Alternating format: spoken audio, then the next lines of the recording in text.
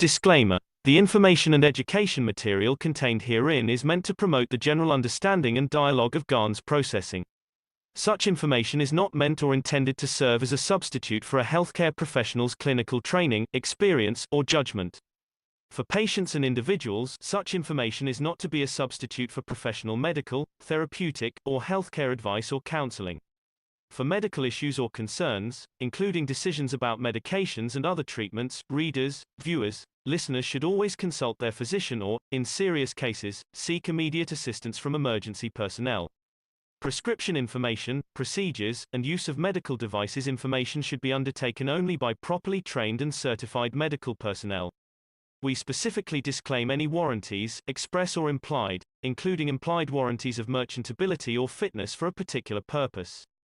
Such information is provided, as is, and is believed to be accurate at the time of its publishing, but it is the viewer's job to evaluate the accuracy of any information found in this presentation. Every case presented is of their own experience, applied by themselves for themselves, and it applies to their case only. Every person experiencing health problems should seek professional medical advice and consult their course of treatment with a doctor. The processes of plasma balancing described herein are a natural process which supports the body but does not replace medical advice or therapies one is already subject to.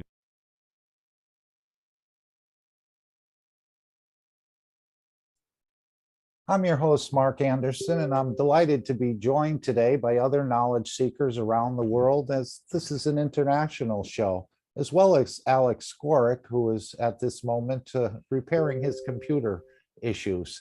So hopefully he'll be joining us within 60 minutes. So this is the Cash Corona Telegram meeting in English for August 1st, 2021. Since we're delayed a bit, let's go right into it, and hopefully everyone in the meeting will be able to contribute today and add to the knowledge. As Mr. Kesh says, we learn from each other as one of the ways. So let's go right into this. Now, many of you have seen this before that have been around the foundation, but maybe some of you haven't. Today is going to be a little bit about space, space travel, space agencies, positions of different countries. We'll review the 390 and what Mr. Kesh, starting with Jalal's question on connections for the Universal Cup. So let's go right into it. And I want to thank you all for being here, attending, and just sharing knowledge and adding field strength to the Kesh Foundation as you choose.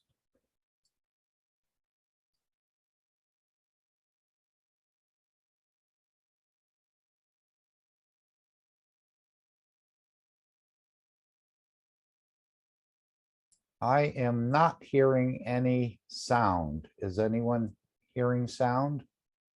Sorry about that. No, Mark. No sound. Where did the sound go?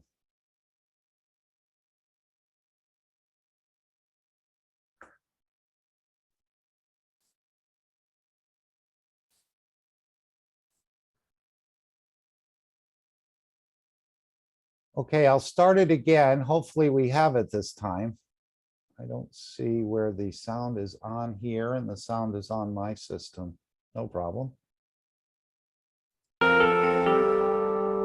That's what I thought was going to happen. Okay. It's okay. Good.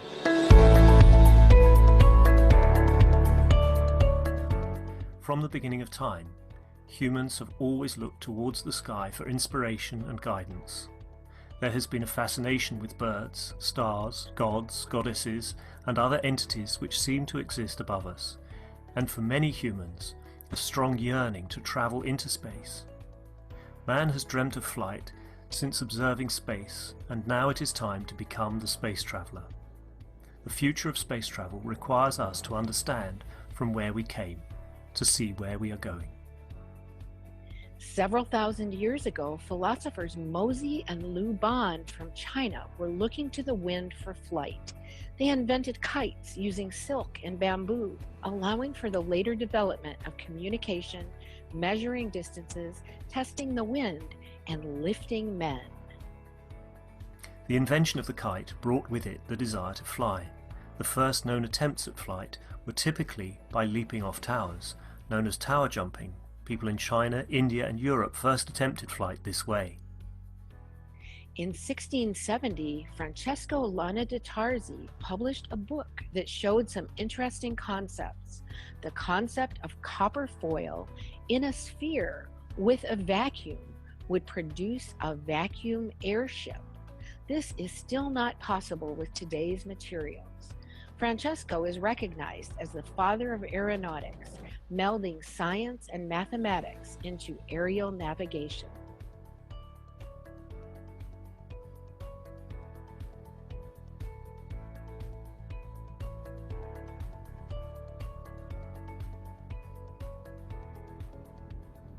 The Chinese are believed to have developed the first hot air device. The Chinese lantern, using hot air from a candle, can take flight and was first used for signaling. The hot air balloon achieved the first human lift and advanced to what we know of as the Zeppelin. The first attempts at flight in a heavier-than-air flying machine were made by more than just the Wright brothers. Most attempts failed. However, they were the stepping stones for what was to come later. The oldest airport, College Park, is still in operation today. Airplanes evolved rapidly through the century, from propeller to helicopter to jet aircraft, and most of that technology is used today. During the Second World War, Germany developed rockets that could go a limited distance. The basic rocket technology used then is still used today. The space race started with the Soviet Union and the USA in 1957 and led to many developments for the next step, the moon. The spacecraft assigned as Apollo 11 was the first spacecraft to have landed on the moon. The space shuttle operated at tremendous cost. Burning the fuel proved to be wasteful and dangerous technology. The International Space Station, ISS, is a habitable artificial satellite that was assembled in low Earth orbit in 1998 with the use of the space shuttle. The ISS can often be seen with the naked eye from Earth. SpaceX, as a private aerospace producer and space transportation services company, was founded in 2002 by Elon Musk with the goal of reducing space transportation costs and enabling the colonization of Mars. SpaceX reuses the first stage of their primary rocket, Falcon 9, by vertical propulsive landings. Although, up to present time, it still uses the rocket fuel burning technology. Mehran Kesh has always said, the time for burning fuels is over, but did we need to start with that technology in the first place? Ancient cultures have suggested the use of an alternative means of transportation. With reference to possible plasma technology, you can go to New York from Brussels within 2 to 5 minutes. And most of this 5 minutes is actually landing and getting up. Mehran Tavakkoli Kesh was born in Iran in 1958. As the son of an X-ray engineer, he was introduced to the world of radiation and nuclear science at a very young age.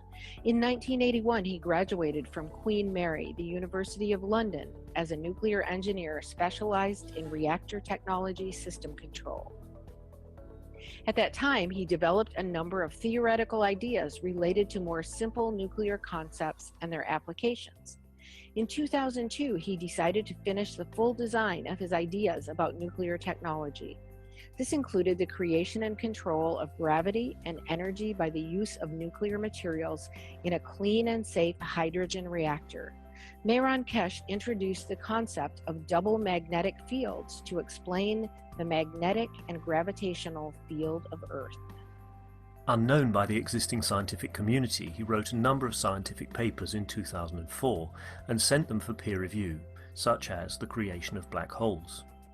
When one of the persons performing the peer review used his information in public, he decided to draw back his papers and to concentrate further on building prototypes. Since the beginning of 2006, several prototypes of dynamic reactors have been built, some specifically designed to create hovering effects, similar to effects seen with magnetic levitation. Basic hovering effects have been achieved. 2007 brought the first flight test with radioactive material, in which the patents describe the process of the field interactions.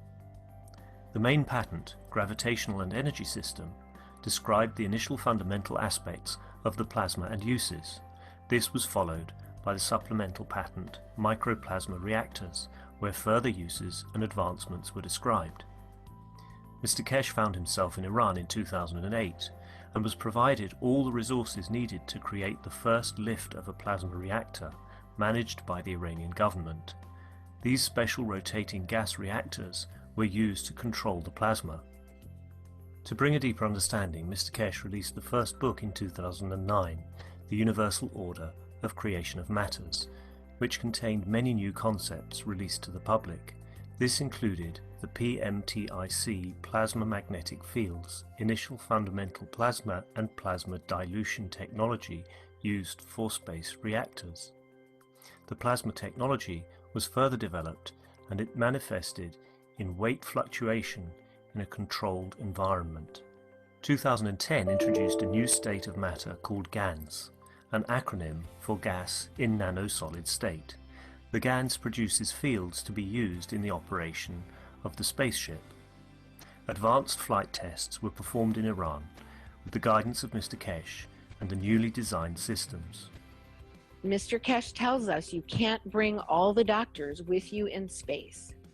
Medical research advanced in 2010 and is still being explored daily all around the world. The Kesh Foundation has provided knowledge for dealing with many medical conditions in space. A great example of plasma technology used for peaceful process is the capturing of the USA drone over Iran in December 2011. This drone was touted as one of the most advanced drones of its day and was caught by Iran using plasma to disrupt the communications. Plasma absorbs fields and the drone uses radio fields for piloting, a natural aspect of the plasma, a barrier of fields. Book 2, The Structure of the Light, was released in 2011. This book brought forward the understanding of the structure of light as a cylindrical plasma where the light is in possession of all magnetic field strengths. Book 3, The Origin of the Universe, was published later in 2011. Mr. Kesh explained the further operation and interaction of different strengths of the same fields, which then leads to the creation of the universe. These 3 books bring forward a much deeper understanding of the plasma science that is applied worldwide by knowledge seekers and scientists in spaceship research and development. There were 2 conferences to release the space technology to governments in 2012. The first international presentation in April, Kesh Foundation invited representatives of every country to the first presentation of the plasma technology. The second international presentation in September, Kesh Foundation invited the nations of the world through their ambassadors and their leaders to attend a gathering at the Kesh Foundation Center in Nenove, Belgium. Space travel requires peace. The implementation of the plasma technology brings greater responsibility. In 2013, Mr. Kesh brought forward the World Peace Treaty. Signing of the peace treaty is a confirmation from yourself to your soul to act correctly in a peaceful manner. In 2014, knowledge seekers came together from around the world to learn from Mr. Kesh, and many different experiments with reactors were performed, including improving the previously developed reactors to fit with the new knowledge, introduction of nano-coated reactors, multi-core GANS systems. The Spaceship Institute lab experiments were streamed live on the internet for all to see. SSI lab tests with reactors showed strong magnetic field pulses up to 129 Tesla and showed significant weight fluctuations. In December, an experiment was performed using reactors built by knowledge seekers from around the world. Italy, Germany, and Canada were involved in field communication tests. The tests showed that fields can interact with each other no matter the distance or time, resulting in instant communication. In 2015, developments for space continued with different aspects of the plasma technology, such as in health, energy, and decontamination. In October of 2015, Mr. Kesh taught a popular week-long course called the Blueprint Teachings about how to build the Magrav power units. People from all over the world participated with building their own Magrav units and teaching others. With the demand of the Kesh Foundation products from all over the world, a new research center and manufacturing opened in Arizona, USA. Many developments of the technology happened in different parts of the world, and Kesh Foundation USA is no exception. John and the team started performing experiments using different sensing tools. These tools allowed the team to visualize the Magrav fields and to show others their interactions. With reactor formations showing positive results, partaking in the knowledge together is easier and more joyful than ever. The fun has just begun, says MT Kesh. Mr. Kesh publicly teaches the space technology through the weekly Knowledge Seekers workshops.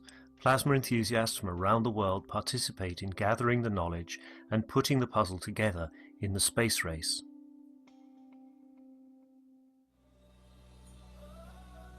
All people, irrespective of race, nation or religion, are invited to participate in the exchange of knowledge, thus assisting humanity to live within the ethos of the universe. It is recognized that international cooperation and peace is a prerequisite for mankind to journey into deep space. Individuals and nations are invited to come together in the spirit of collaboration and unity to enable peaceful application and the use of plasma technology for space travel, food, agriculture, energy, transportation, health and more. We are excited to release the Kesh Foundation Spaceship Blueprint to humanity.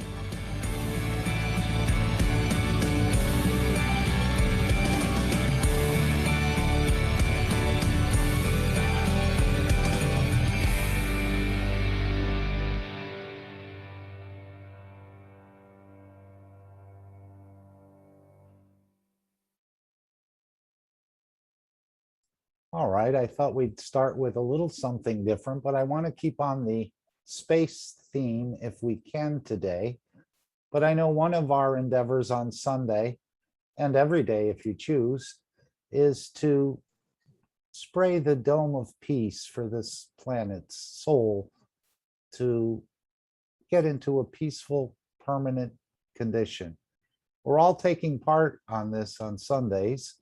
And I know it looks like Marius has a video they'd like to share, but just let me allow Dean to read what actually goes on Sundays, if I can. And then we'll go to Marius.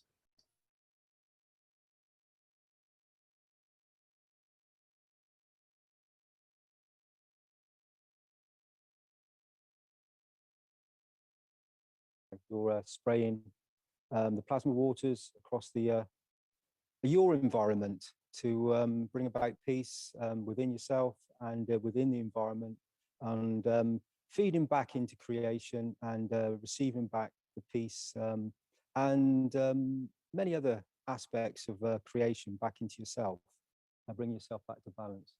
So the Dome of Peace from Mr. Kesh.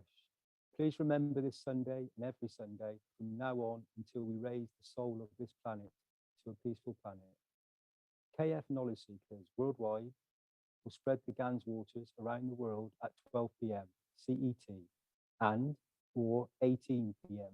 CET every Sunday at the same time as they choose which time to suit them. Thank you for participating in this greatest movement by the soul of the man to bring about the peace on this planet as a permanent feature of the life of this planet. Thank you, Dean, for delivering that.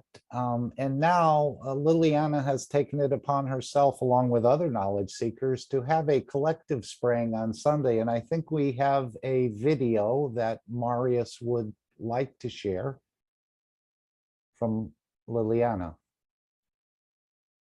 Marius, are you with us? Let's see if he's... Yes, hello everybody. Oh, hello. Welcome, Romania. Thank you. Romania now is in the Northern America continent. I have the video received from Liliana. I will start sharing with the sound a little lower, and I would ask you to please let me know if the sound is too loud or too lower to Very adjust well. it. Very well. Thank you. So I will start my share screen. Take your time. No problem. Alex, we'll do a little housekeeping in maybe 45 minutes, or would you like me to make any changes now? I know you're trying to get some updates squared away there. Okay, so I think we can. Hello, Mark. Yes, sir. I think I've got everything organized here. Can you allow me to record on the second system, please? Okay, not the one you're speaking on now. That's correct. Okay, I thought I did that earlier, and let's see if that goes through before we go to Liliana's video. Did that come through for you? Thank you very much.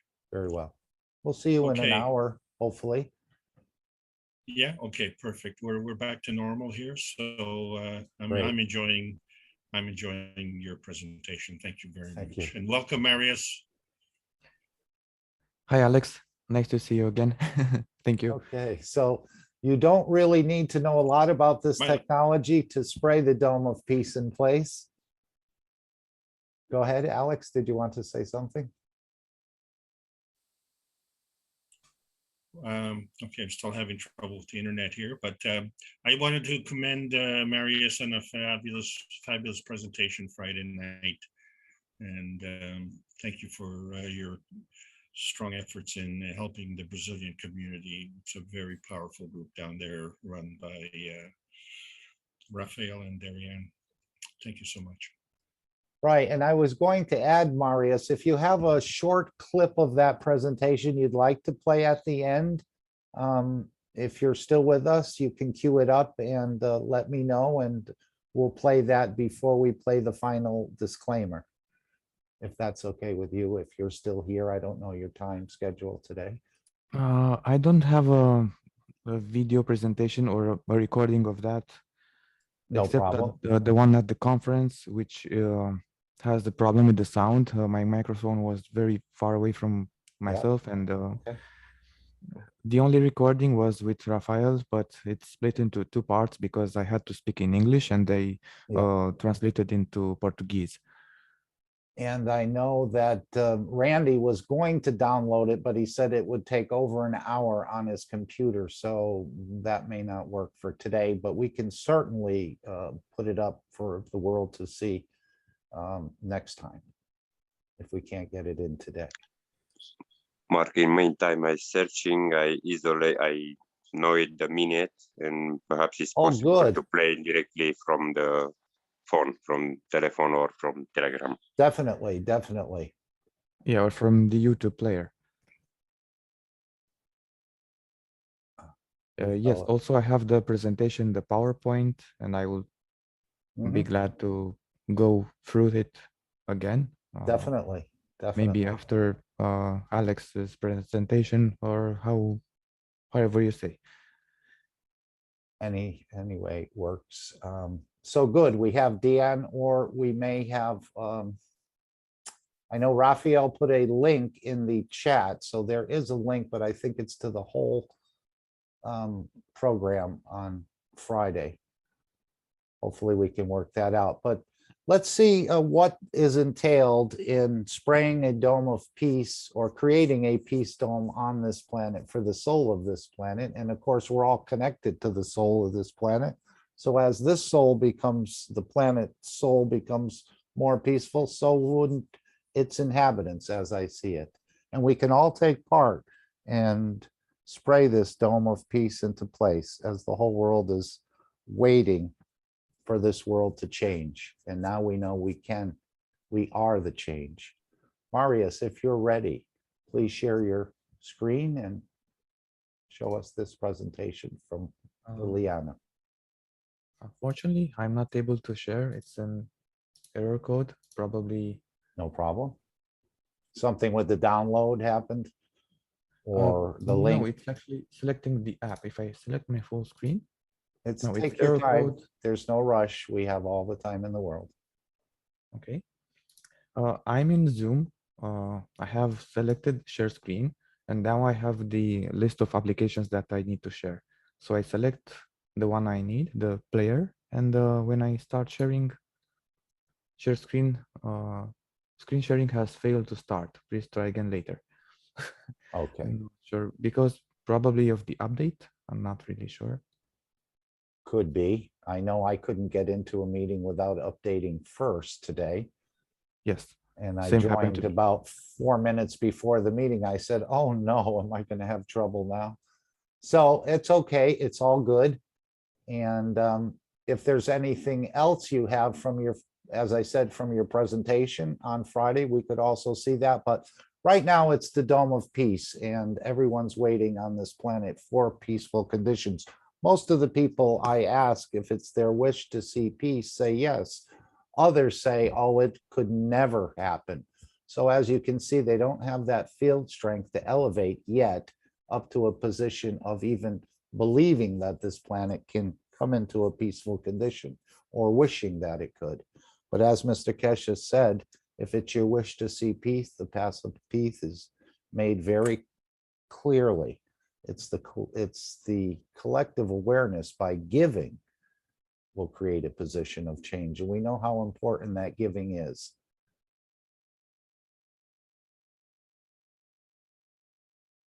Would anyone like to share anything verbally about spraying today or any of their interactions?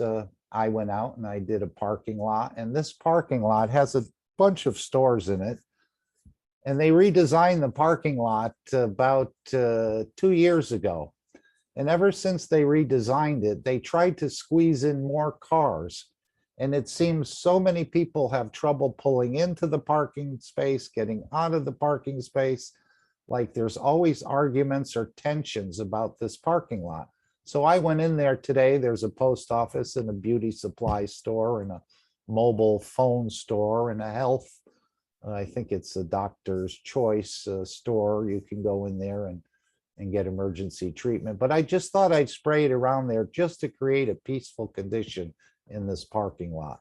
There's a hamburger place and different things, but there's always, and even people I've talked to say, I hate going there because the parking lot, they almost shrunk it to try to fit more cars in there.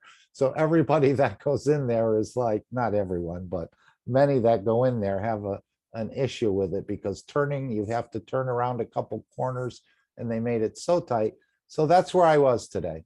I sprayed the entire parking lot, the sidewalks, and what I could do.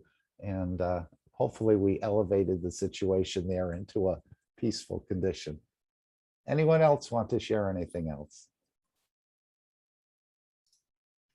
Meanwhile, I was able to start sharing the Oh, screen. perfect. Can you see it, Mark? We do. Yes, Marius? Let's try to play a bit, and if the sound is too loud or too low, you can please let me know. We'll confirm.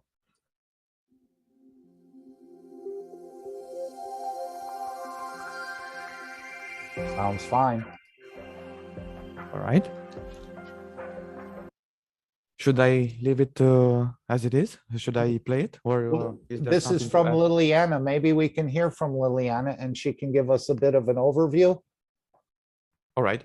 Do we have It's a, the same video from last time, but with reading in the English. Last time it's in Spanish. okay, well, let's take about 10 minutes of it because we are running a bit late. I think it's about what, 20 or 25 minutes? This is 8 minutes, Oh, and then you we, have also in the chat let's say the recording from today's spraying with Liliana. okay, so let's play this 8 minutes so others who are joining for the first time can actually see what's involved in creating a peace dome. As Mr. Kesh said, we'll be creating different domes, dome of life on Mars and some other very interesting abilities that we're going to be developing. And some of them I'm sure are going to come through our emotions and our intentions rather than physically spraying something. And of course, people can add to the fields without even any GANs, as I understand it, and just with your emotions and your intentions to wish for peace, you become part of the collective field strength for peace on this planet. And of course, the GANs knows what to do and where to go to help achieve this balance condition. So Marius, if you'll take us through it, or if Liliana wants to add anything, please feel free. Liliana, are you still with us? Hola, Mark. Hola a Hola, todos. hola, mi amor. Sí, mira, esta es la presentación de Antonio de Veracruz y que nos This is hizo the favor de presentation of Veracruz, Antonio Veracruz, Thank you, Dan. y que nos hizo favor a traducirla en el inglés. and it's already translated, let's say, from Spanish in English. Y bueno, nada más me queda invitarlos a todos, los que gusten participar todos los domingos. Iniciamos un cuarto para las 6 p.m. set para preparar el rociado del domo. Like always, we are spraying every Sunday in 6 p.m. and for preparation to making the spraying. Ok, pondré el enlace de la sala de Zoom en el chat por si quieren guardarla y acompañarnos el próximo domingo. Muchas gracias. And we are always sharing the number Zoom in the chat or in the other place for knowing the people, for coming together to praying for a peace of dome, a dome of peace to the world every Sunday. I put in the chat if Liliana is not putting yet. Thank you. I can see Mexico City is one of the largest cities on the planet with 50 million people, as I understand, in there. That would be so great to start seeing that happening around Mexico City. And I'm sure it will. Are you close to Mexico City, Liliana? Sí, estoy cerca como a 1 hora y media. Estamos acá en el área metropolitana. I'm the metropolitan area from 1 hour and a half distance. Yes, Liliana is from Mexico. I'm sure the fields are starting to touch Mexico City as well. Soy seguro que el campus de la plasma toca a todos en México. Sí, claro que sí. Visualizamos que llegue a todos, a todo el planeta y a todos los seres vivos y pues ahora sí que a todos los, más que nada a los dirigentes, a los policías y todo, que tienen forma de cambiar de alguna manera él. We are touching with the field of plasma every person, every policeman, every let's say the man with the decision for create a peace, for spreading the peace. Okay.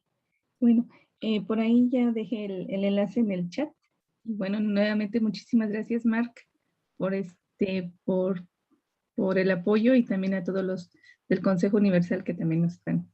Thank you very much for your help, for your let's say for everything you are doing in Universal Council, and I put in the chat the link of the Zoom. Okay, and they will need that code to go with it. That's a private video, I would imagine. Yes. Yes, it's needed. I already learning this code. Thank you, Liliana, and everyone for all your support. Gracias a todos, como por ahí dice Yalal y Jan. Gracias a todos. Thank you very much to all. And as Mr. Kesh says, working in the matter state is hard and it takes a lot of energy. But working in the plasma state is very easy and it doesn't take a lot of energy. So let's go to Marius in the video and see one of the ways a dome of peace is sprayed in place on a planet. In our travels through the universe, we may discover some of these locations similar to our own, which needs to be brought along in a similar way that Mr. Kesh is bringing this planet along and out into space. So I think we're going to be part of that as well, as you choose. Do you want to play it now, Marius? Yes, pushing the play button. Thank you.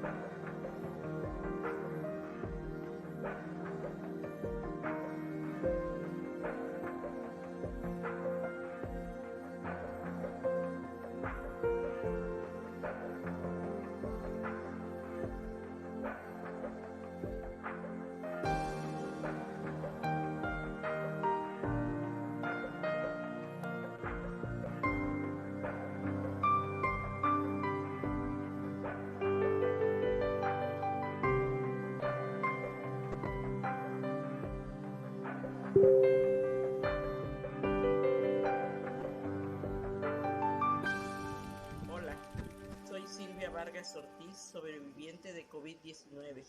Quiero compartir mi testimonio referente a estas aguas que estuve tomando cuando me encontraba muy delicada de salud. Quiero que sepan que no solo la tomaba, también me la aplicaban con un atomizador para que mi cuerpo la absorbiera y yo la respirara. Sé que hubo momentos muy críticos, pero gracias a estas aguas siento que me fortalecía. Prueba de ello es que aquí estoy saliendo adelante. Agua plasmática de la Copa de la Vida, de la Fundación Keshi.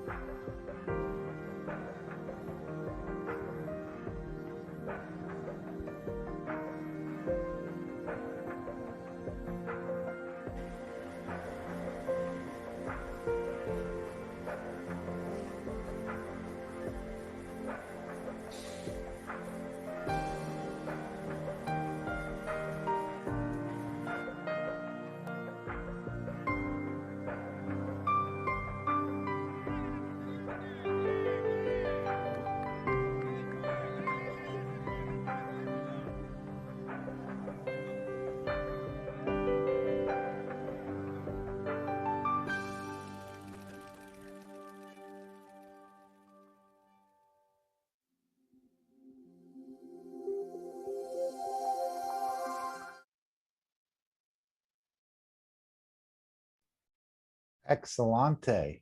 Beautiful video. Stefania wants to know where she can get a link of this so that we can play it in the One Planet, One Nation, One Race for World Peace.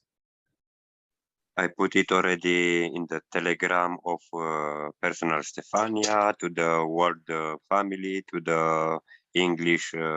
Excellent. And in the, let's say, the other Telegrams.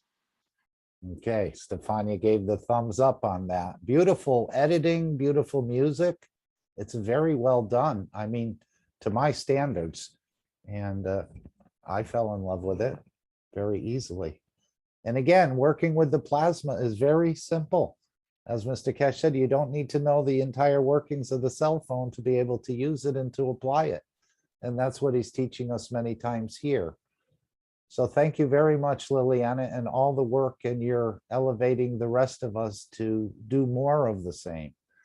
So I want to thank you, and thank you, Dan, for translating, and thank you, Marius, for sharing that video. It'll start to go around the world more and more. My pleasure, Mark. And also, I would like to congratulate Liliana as well, because the video was very well thought, very well planned, also technically very, very nice, very well, has everything, starting to fonts, alignment, colors, and even it has got football, so it's perfect. And Marius would know, as he's, this is one of his specialties, is working and creating many of these images from scratch and doing so many things with the computer work. And thank you for what you've shared with us so far, Marius. And so he's an excellent critic to whether the video is good or bad or up to certain standards that he thinks are acceptable. Yes, if Liliana agrees, I would like to propose her to upload this video to Keshe Foundation TV. I think this is a wonderful presentation, so and we need one more. of the, yeah, one of the, I agree 100%, as long as all of the, well, you can upload it, but I think, and I'm sure Liliana knows that the talent releases must be there, according to Neil, and we send Fields of Love and Care to Neil and elevate his soul as well.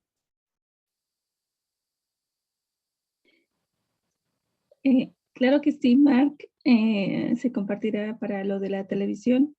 Por ahí, Dan, si me ayudas con la traducción. Yes, Mark, it's better to sharing with the television. ¿Quieres firmar del acuerdo per la... ¿Te recuerdas, Liliana, del acuerdo que tienes cada uno? Y Ok, sí, sí. firmar para dar la posibilidad. Ok, claro que sí, quiero darle las gracias, muchísimas gracias a Antonio, que fue el que realizó este video y que nos va a apoyar con los demás videos para lo del domo. I want to Y thank you to our Antonio, colleague for making the video and helping a lot with our goal purpose. sí, sí, sí. Y hoy, claro que sí, vamos a tener el papel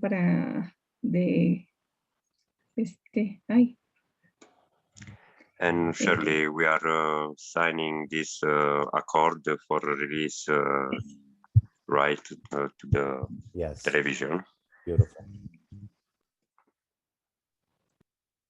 Muchas gracias a todos. Gracias, gracias. Would Thank anyone you like very to? much to that. Yeah.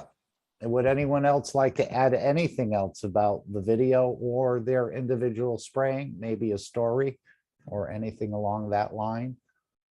This is this is the greatest movement, Mr. Kesh said, of the soul of the man to bring about a peaceful, permanent, peaceful condition on this planet, to the soul of this planet. So you can touch souls, and we're all connected. Hello, everybody. I would like to share about 3rd August, when it will start a new eve, a new era for peace in the world. And I'm suggesting that on 3rd August, we will spray at the international level, if you agree, of course, and to prepare in a Universal Council a special day for this, because Mr. Kesh just asked kindly us to take into account and put this wish, if you remember. Yes, he asked the Universal Council to elevate the new leadership in Iran, that they would see peace in a better way or in a higher level than they understand now, or understand more about it. And he asked the Universal Council. That's why I think Stefania would like to play this in the One Planet, One Nation, One Race for world peace.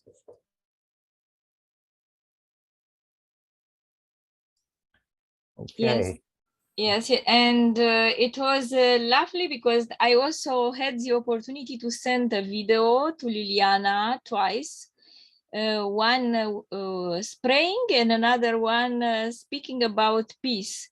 I'll also prepare a video for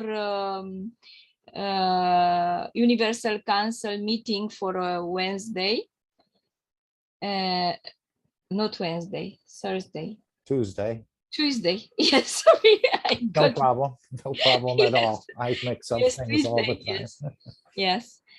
I have to think about the subject because Mitra will inspire me always. She does this. I feel right in the heart of my soul. And I hope from the bottom of my heart that Iranian leadership will make a difference in the world. We have to put this wish, and if we put this wish, will become reality, I'm sure. Okay, very well. Anyone else want to add anything? Thank you, Solomia, which of course we now know means peace. I would like to go to the store for a moment if we can, if no one has anything else they'd like to add. And Alex, if you're listening, I did want to spend some time with Mr. Kesh today from the 390, starting with the question from Jalal about the connection of the cups. He's not with us in the physicality, but he's definitely here on the soul level. And then I think that's a brilliant move. Okay, great. Thank you. Thank you. All right, so we'll do that. And let's go to the store if I can. So this was our Dome of Peace. Remember that you can all participate in this greatest movement by the soul of the man to bring about the peace on this planet as a permanent feature of the life on this planet. So now I would like to go get my cursor proper. And we're going to go over here and we're going to hear something. And I think this product has come out of Romania. It's on Amazon, but there's many other products, and I didn't get a chance to cue them up for part of Mr. Kesh's teaching here out of the store, because he refers to the eyeglasses, the goggles, and so on. But let's hear something about the store, and when we can, and if we can, we should all participate in supporting this store. Some of it's out of reach, and as we'll hear, for some of the countries where it is out of reach, they'll be putting manufacturing in those countries, and they will be able, the citizens or the nationals there will be able to afford, as it will be created with a different price structure because of the levels of income and what's needed there. So it's going to be beautiful that the products will be available to everyone, no matter what your level of income is.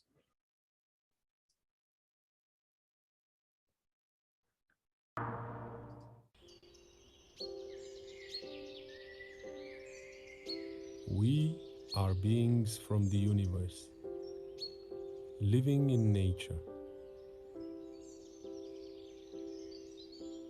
finding our way,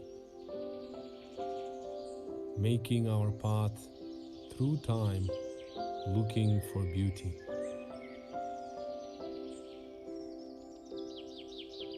That is why we created the Kesh Foundation Gans Mask, to keep your beauty, to rejuvenate the skin and help it stay young through your life.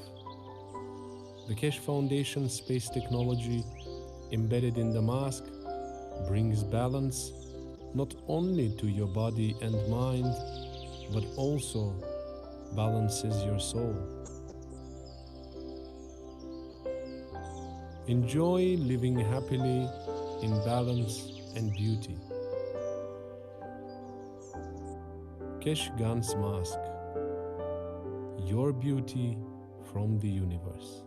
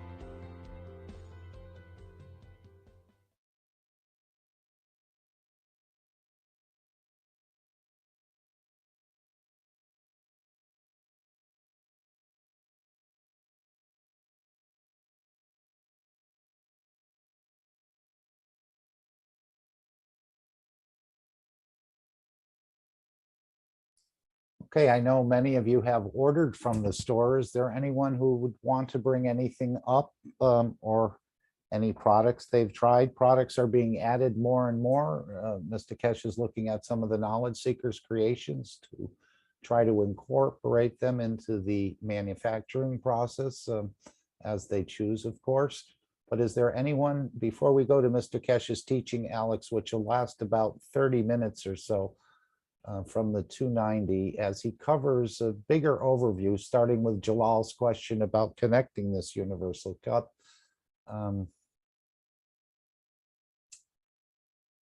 Is there anyone who'd like to share anything about products they've used? I know Misty had a very interesting and quick testimonial.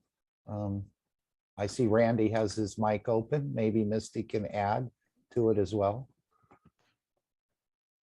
I'll let Misty go first if she's ready. Sure. I was thinking of the pain pad from your canoeing trip or your rowing.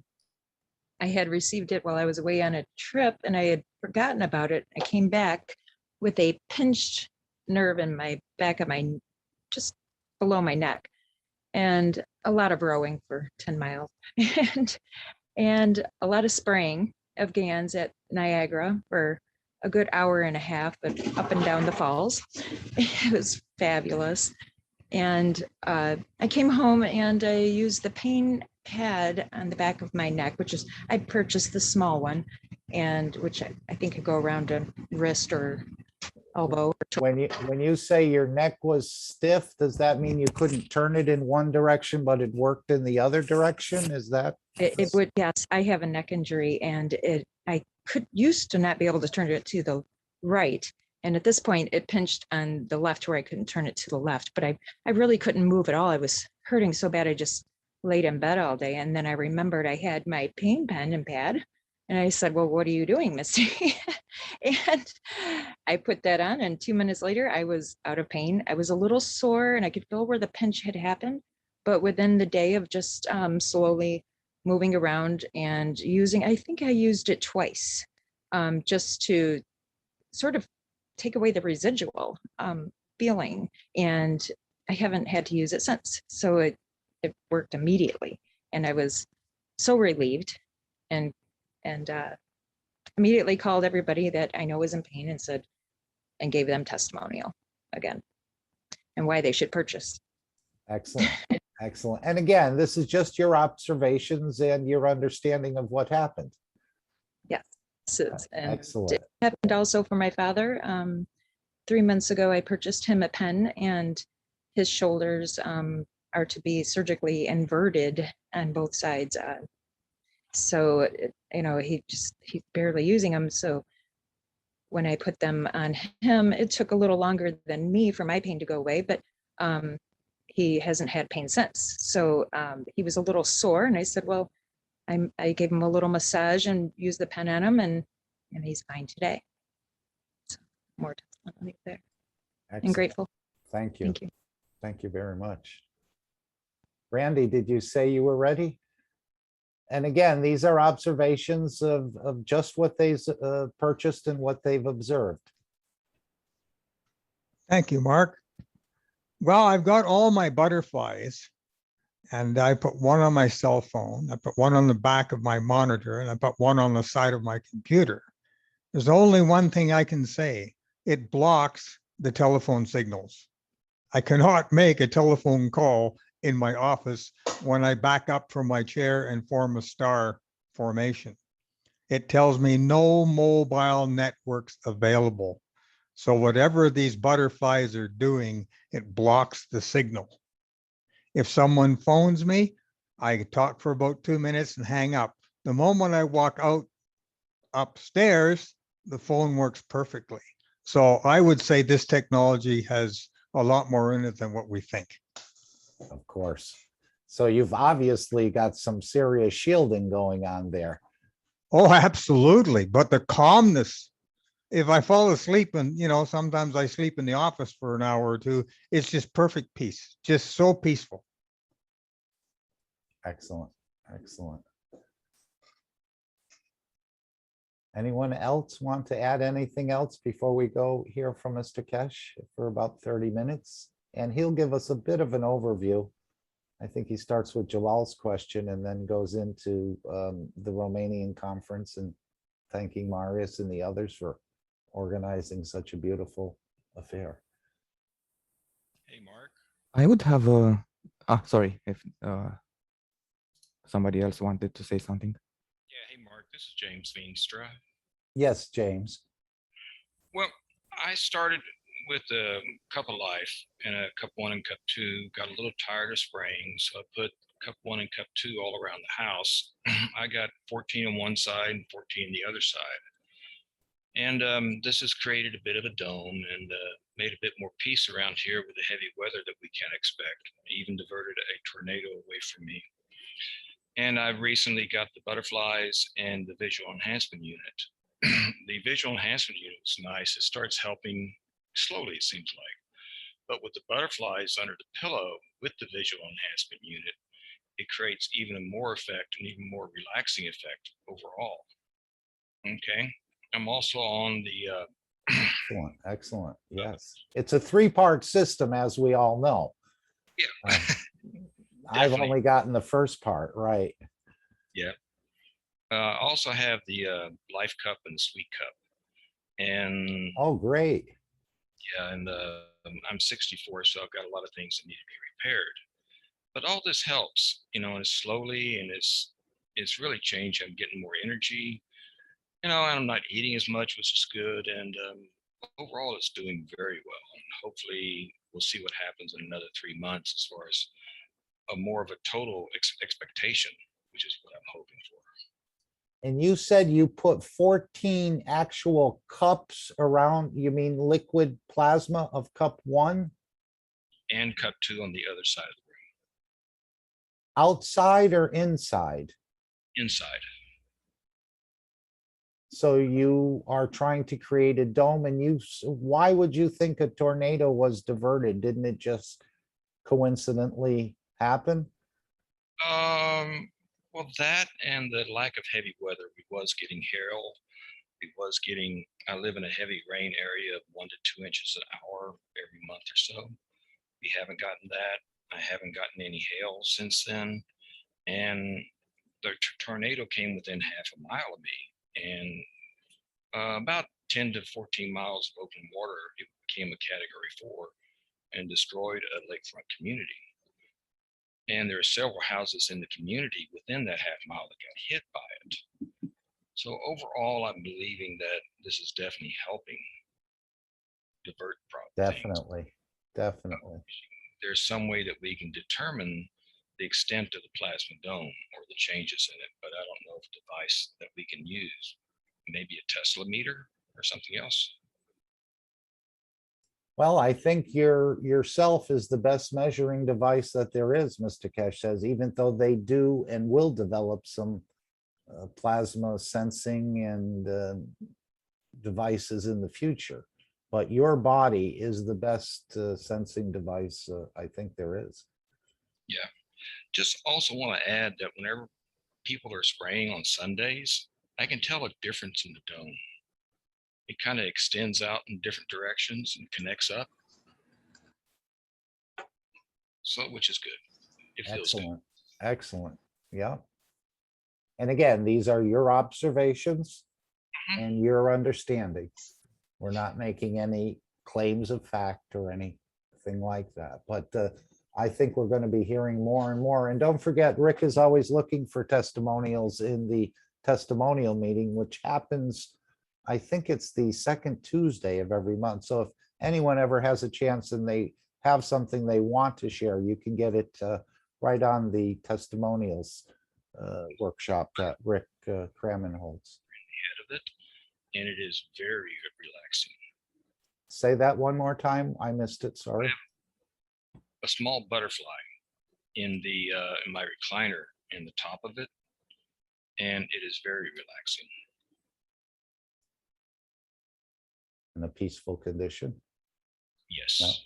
Well, very nice. I noticed that as well. It's actually giving me some time to think more rather than just to jump to what I think I should think and to think a little bit more about it. And also I've gotten some very peaceful night's sleep, those deep sleeps that we periodically get from time to time, but don't know why and find it hard to replicate it again. And you're trying to balance again with the fields in the strap and the fields in the plasmas in the strap and the plasmas in the lenses and so on. But that's one thing I definitely noticed, a much deeper sleep time. Yes, I've got my colors are coming out more distinct, and my hearing has increased as well, especially the low range. So I'm hoping for more of the perceptions with my eyes as well. Yep. And as Mr. Kesh said, what do you expect out of it? What are your wishes to receive? And these things actually manifest as your wish is your command. So even if you go into the universal unit and you don't want to give up something that's been a problem for you, it won't, the universal unit apparently won't even affect you because you're not willing to give it up or believe in it or want to interact and lose whatever that problem is. And there's many reasons for that, as we know and as has been explained.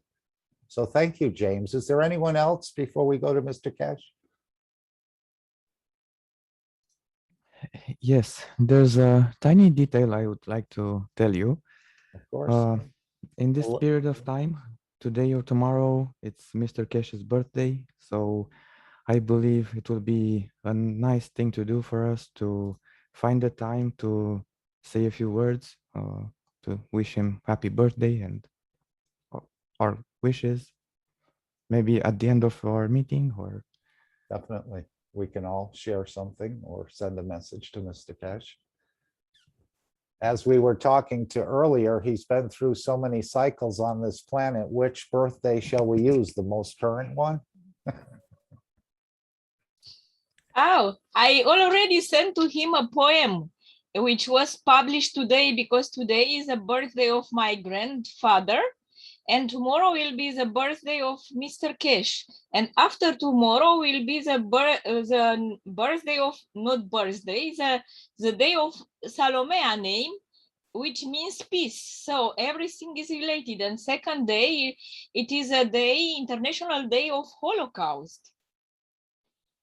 And Mr. Cash was born on the same day. My ex-friend, who was a French diplomat and passed away, he was born on 2nd August, and he dedicated all his life for racism and discrimination and all these topics which was against Roma population.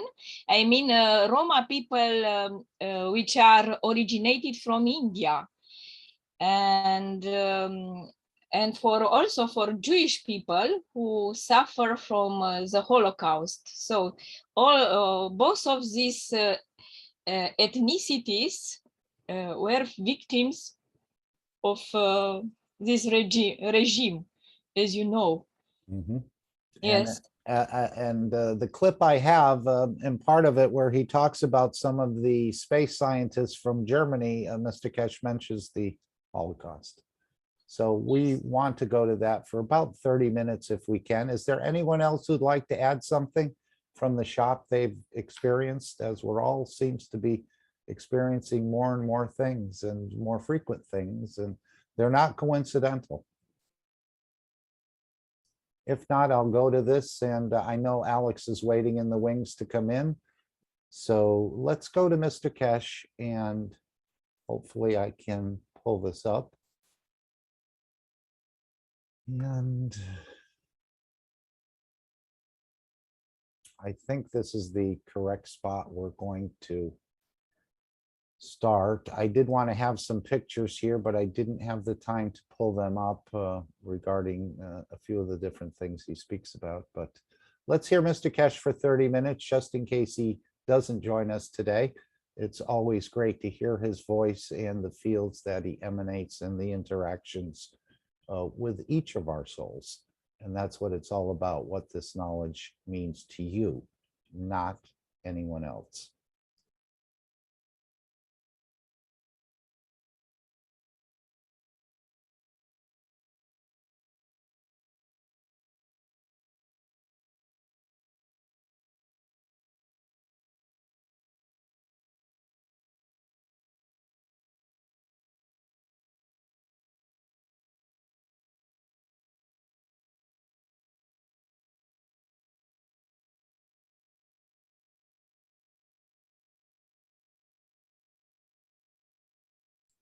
Sorry, again, it looks like the sound is not coming through here for some reason. We will start it one more time.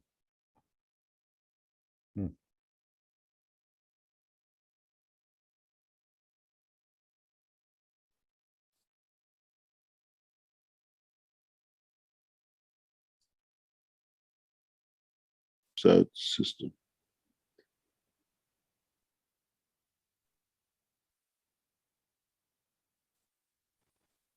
Okay, Mr. Cash. Last question. You asked, you're adding it up. It used to be 2 questions. Now I am tritium. Okay. We know from the reactors which is the dominator, about if I use nano-coated or un-nano-coated. So in this case, what you showed us here, I can choose which is the dictator due to the need. Because Yeah, you well, left it open. fine. You see, you left it open. We connect how we see it. You connect how you see it, but I'll tell you one thing. It has only one way to connect it correct.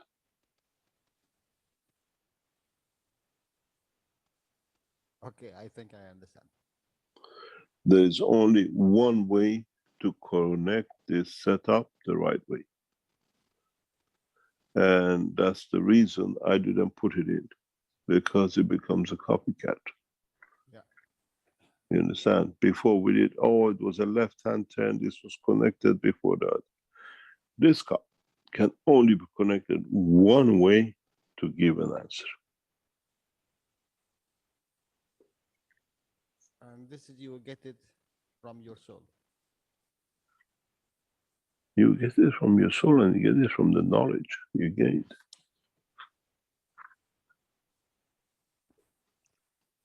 Okay, Mr. Cash. This system can only be connected in one way, the correct way. And that is? But this drum is going to go a long, long time. First of all, does not have a physical connection in one position, but is controlling the whole structure.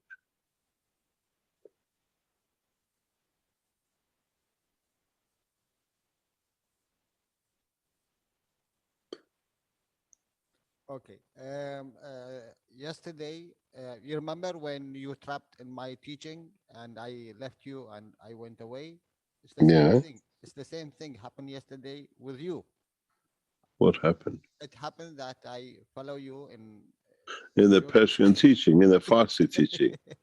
Yes. I heard that you got there. And I got trapped there. You got trapped there. No, I understand. Thank you very much. Thank you, Mr. Yeah, I've seen the notes coming up. They got you. It's not easy going to these classes and thinking you're going to walk away with it. Yesterday was for me a very long teaching time, from 7 o'clock with Rick until 1 o'clock in the night with the thank you very much for all your support. Yesterday, thank you very much. Yesterday was the launch of Iran, what we call website, the Farsi website, which carries its own shop, its own Wikipedia and everything else. And this become the cornerstones of the Keshe Foundation worldwide. what we call network, internet work. As we said, Iran will become the cornerstones of the Keshe Foundation operation for all our ITs as the enhancement units are about to come online and will be controlled through Tehran. The operation of the space program, flight systems, all will go through Tehran.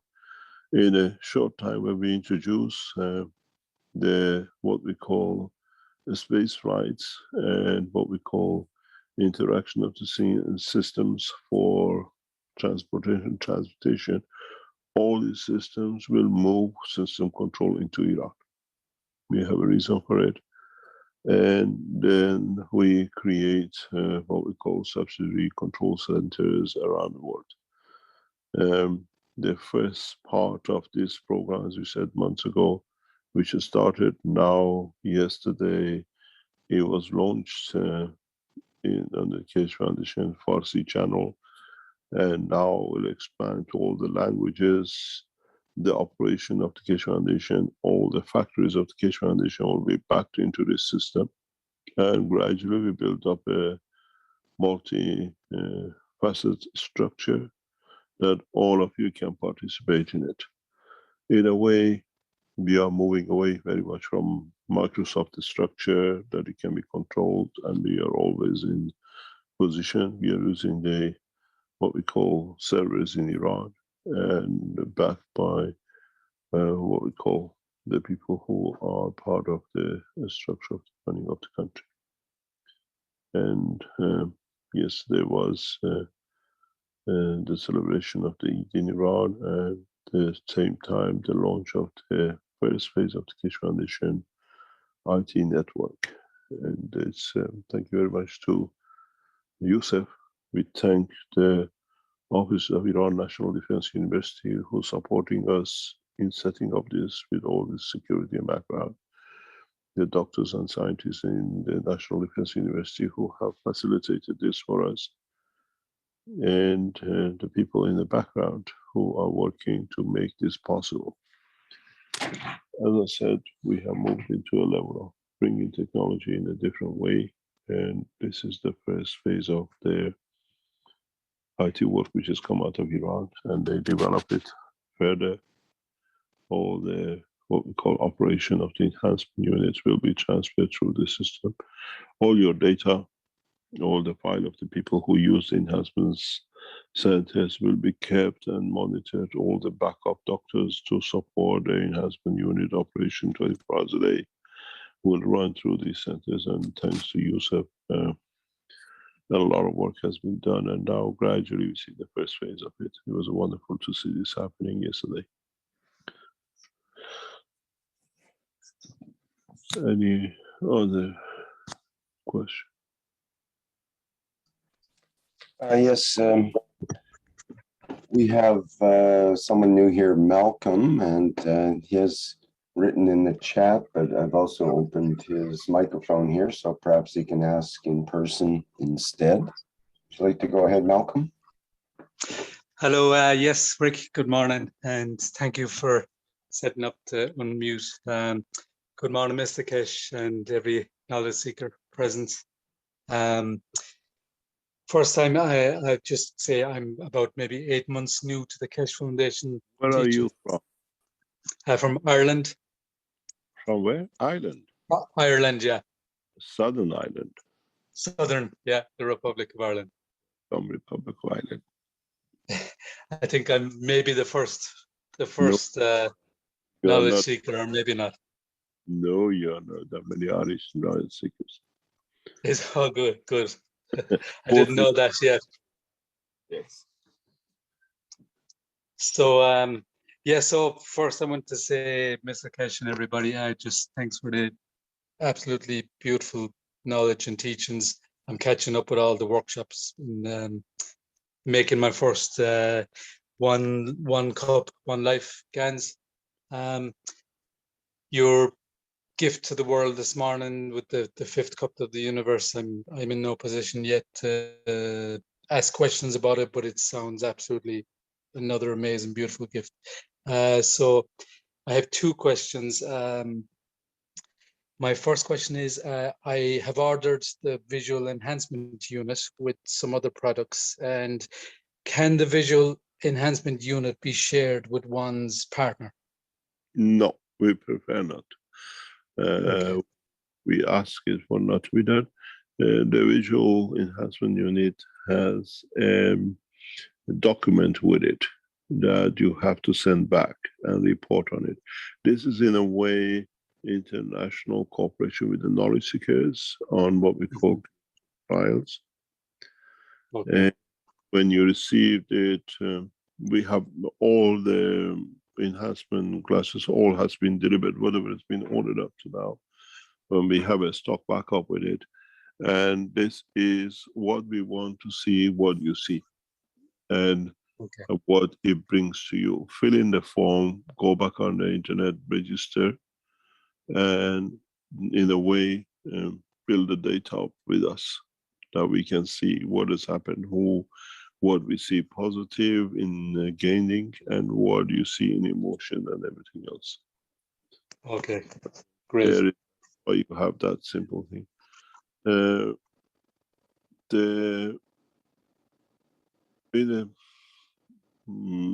a very near future, Keshe Foundation will deliver a specific enhancement units, like for vision, like for what we call brain. We will deliver a specific enhancement unit to the medical teams, not for private use.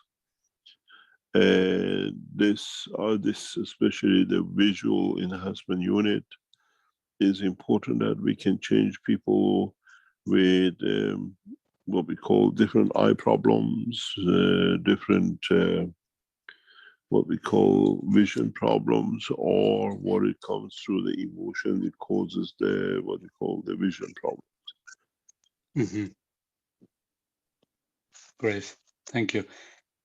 And my second question is, I'm an emerging fiction writer, and I'm currently writing, maybe the past year, a novel based on where the earth cleanses herself, but the people that survive are the new earth keepers, and their goal is to basically elevate their soul so they can reach the fifth dimensions and the other dimensions. Would you support if I was using some of your concepts in the novel? No, as long as you mention us in it, no problem. Wow, super. Thank you very much. Thank you very much, Mitch. Many blessings. Thank you. Thank you, Rick, and everybody.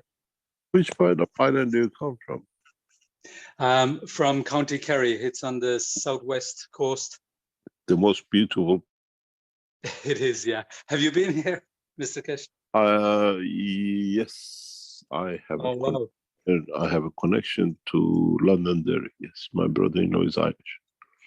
Oh, yeah. Kerry is beautiful. We live by the ocean, so it's we're blessed. It's very beautiful, and that's the most beautiful part of Ireland. Thank you very much. Is, yeah. Thank you very much. Thank you. The what we call the new structure in work of many knowledge brings them to use the papers or knowledges of the Keshe Foundation, as long as you mention the Keshe Foundation in it, because we know a couple of universities, if you mention Keshe Foundation in your index, they refuse it, they want it to be removed. This is policy by a number of governments in the university. But other ones, if you do it, there's no problem. And as we have seen, the Keshe Foundation Corona report in Iran has become #2 bestseller in Amazon last week, and we expect it to move to #1 bestseller this week. The report has been put in for 199 euro, and our promoters informed us yesterday that we reached #2 position as a bestseller in certain categories, and expected to be #1 this week. And these reports gradually you can refer to because these are published papers and sold on Amazon and other places.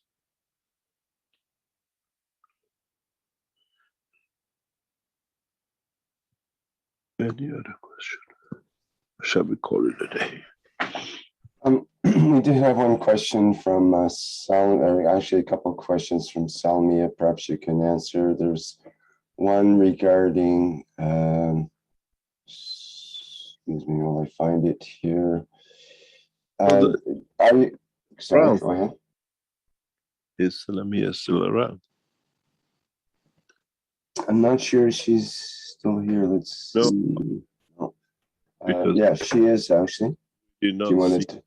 No, we didn't see her in the Bucharest conference. I just wondered. No problem. Can you read? Well, she was saying that, are you going to teach us about the cup of the Creator as well?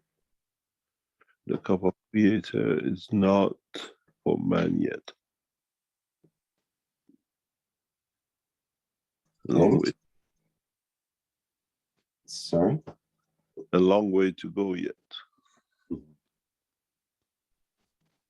Okay, she also asks, do you think that the astronauts from all the space agencies could use this cup of life in the universe? Would NASA will accept it, or only the knowledge seekers? The knowledge is open to everyone, and it depends on what they want to do with it. Don't forget that in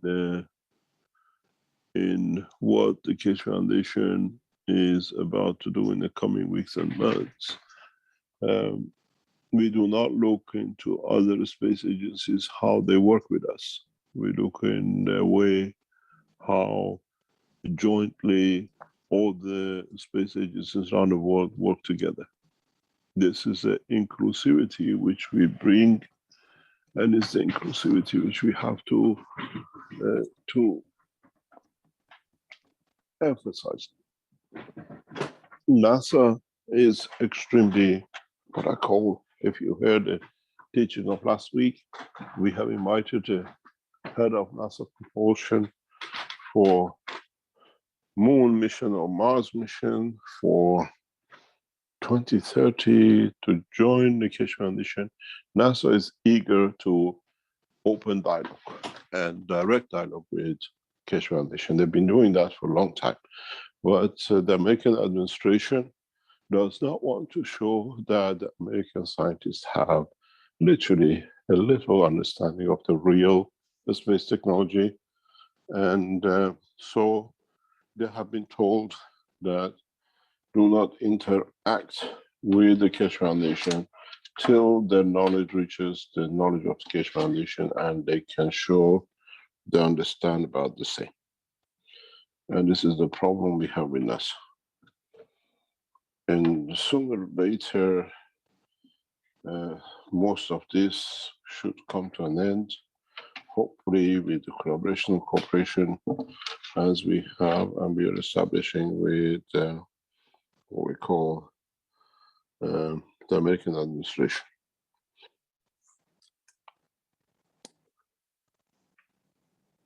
Peace talks has dividends, and one of these dividends is collaboration between the Keshe Foundation and many of the what we call space agencies.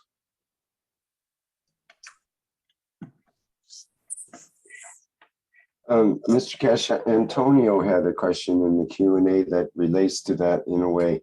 And he says it's from last week's teaching, which to me, he says, should be welcomed by all governments around the world. His question is, in space, are there points which should not be disturbed, especially by nuclear of any kind? Yes, planet Earth and its leaders, yeah. Okay. And In reality, we do not have a problem in space. In reality, we have a problem with our leaderships or leaders, which have a problem with themselves with the new technologies. Our governments are too arrogant or too, what I call, self-centered to see that they can stay elite and they are who they are and what they are. And once we cross this barrier, a lot of things will change. A lot of things will change for a lot of us. Our governments have a problem. We went to, we were talking to what we call NASA scientists, and they said, "Do you know what has happened with NASA with Keshe Foundation?" I said, "No."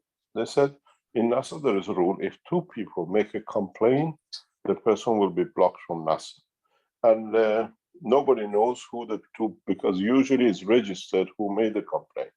He says, "In your case, we looked everywhere. We don't know who are the two people." And this is a problem NASA hasn't managed to sort out with Keshe Foundation for some times.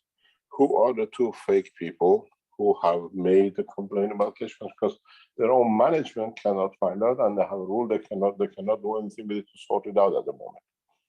Otherwise, there are many scientists in NASA who want and try to work in different names and ways with Keshe Foundation.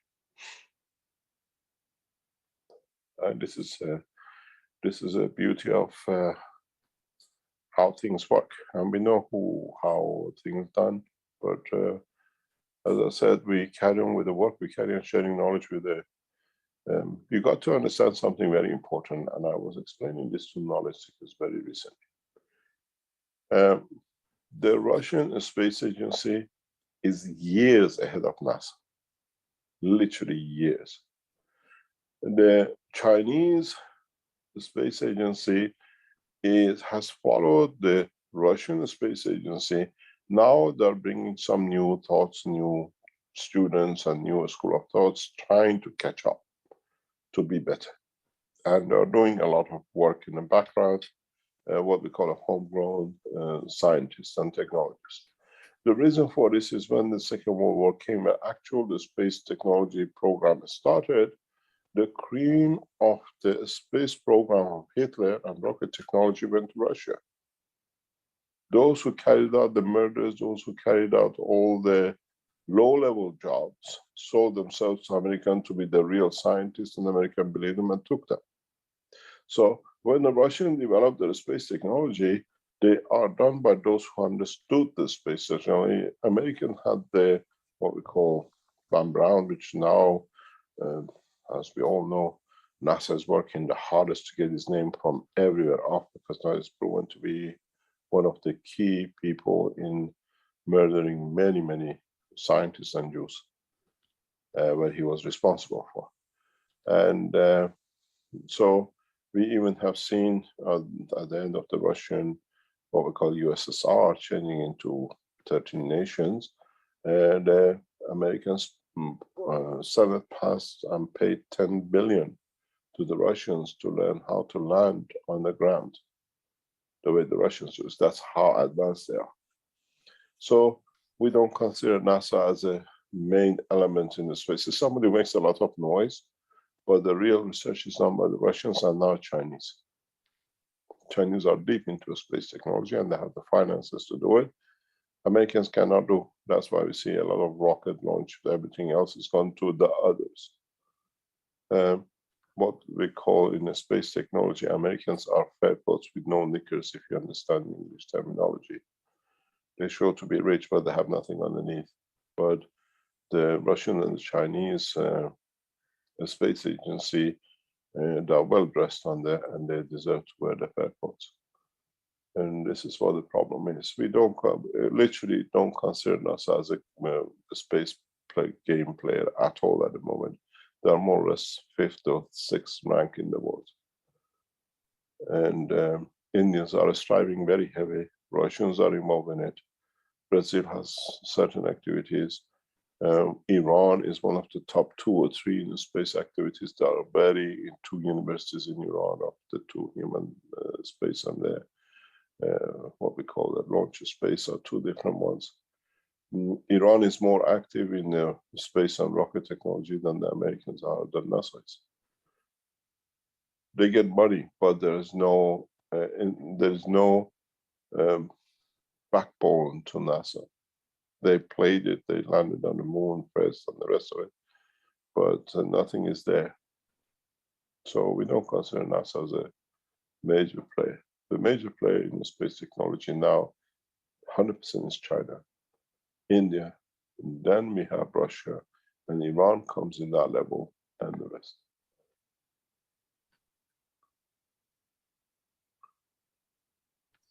Hello, Mr. Kesh. It's Salomea. Can you hear me? I'm sure you feel it because I participated in the conference at the soul level. For the moment, I'm not able to travel with the physicality. And when I can use the physicality, so I can use my soul. I think you understand at the soul level what I mean. And I put the wish to achieve all your objectives and even more. And I will support you from the background. I don't want to be any head of anything. I don't have any financial or professional interest.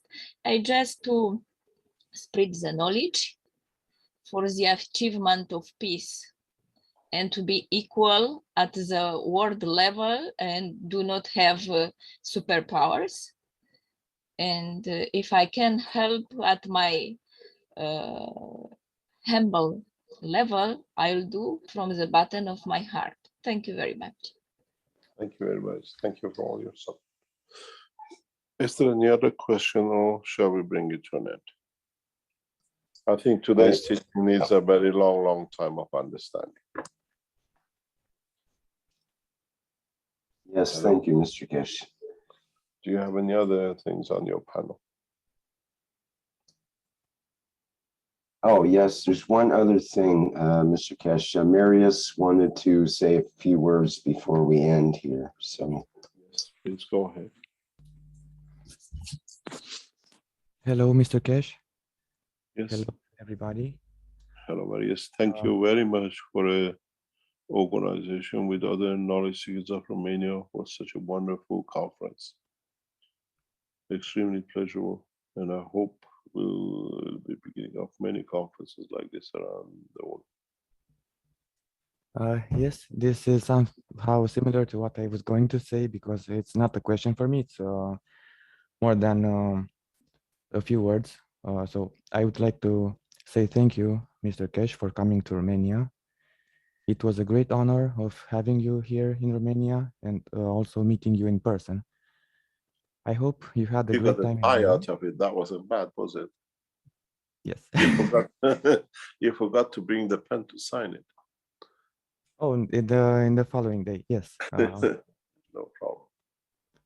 Maybe next time when you come to Romania. And I also hope you had a great time in Romania. Thank you very much, the Kesh Foundation team. We had a very successful meeting with what we call Eastern European group, the Russians and the Moldavians and the Bulgarians.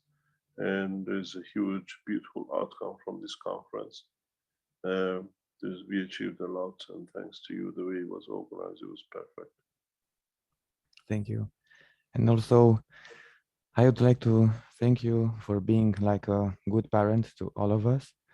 People were very happy to meet you and chat with you for a few words. I remember you had hardly had the time to take a sip of coffee. But everyone enjoyed the friendly manner of interaction and the little jokes and laughter that made everyone become a great, made everything become a great experience and an unforgettable memory. And to the Kesh Foundation Bulgaria, Romania, and I'm sure we'll have more meetings around the world. We announced in the Kesh Foundation Romania that the Kesh Foundation has committed itself to building of the first factory in what used to be called Eastern Bloc. And we have started looking for location, and we explained the reason why we have taken this decision. This is mainly by advice and decision of the head of the Keshe Foundation, that Keshe Foundation has products which is mainly usable by and can afford by the Western society. We cannot support the what we call Eastern communities of Keshe Foundation, and people want to use because of our prices. So with her decision, we have moved the production, or we moved production of the Keshe Foundation products into Romania by setting up the same as scale manufacturing in Romania in the coming months, that we can produce goods that is affordable by the Western Europe, by Eastern Europe, with the wages and everything else. And at the same time, we can introduce and produce materials that can be sold totally in different brackets and brought the technology home. And so we gave the news in the conference, Keshe Foundation's commitment to setting up this first factory in Eastern Bloc, or what we call East Europe, which in Romania in the coming months will, I'm sure we'll find a location that we can start the process. Thank you very much for all your support. I think your job has just started with the conference. Yes, and it's a pretty exciting moment and unexpected outcome. I honestly did not expect things to work as good as they were in these days, and I'm pretty happy about it. And I would also like to say it was a real pleasure of meeting knowledge seekers from other communities as well. Greetings to our visitors from Moldova, Bulgaria, Russia, Brazil, Iran. You are all beautiful people, and I hope we will meet again soon and more often here in Romania or in other places in the world with the occasion of various conferences and maybe, you know, who knows, not only. So I would like to thank you so much for everything. You're welcome. Thank you very much to the Keshe Foundation Association of the Romania. And I'm sure will be more interaction and work for us here in Romania. Thank you very much.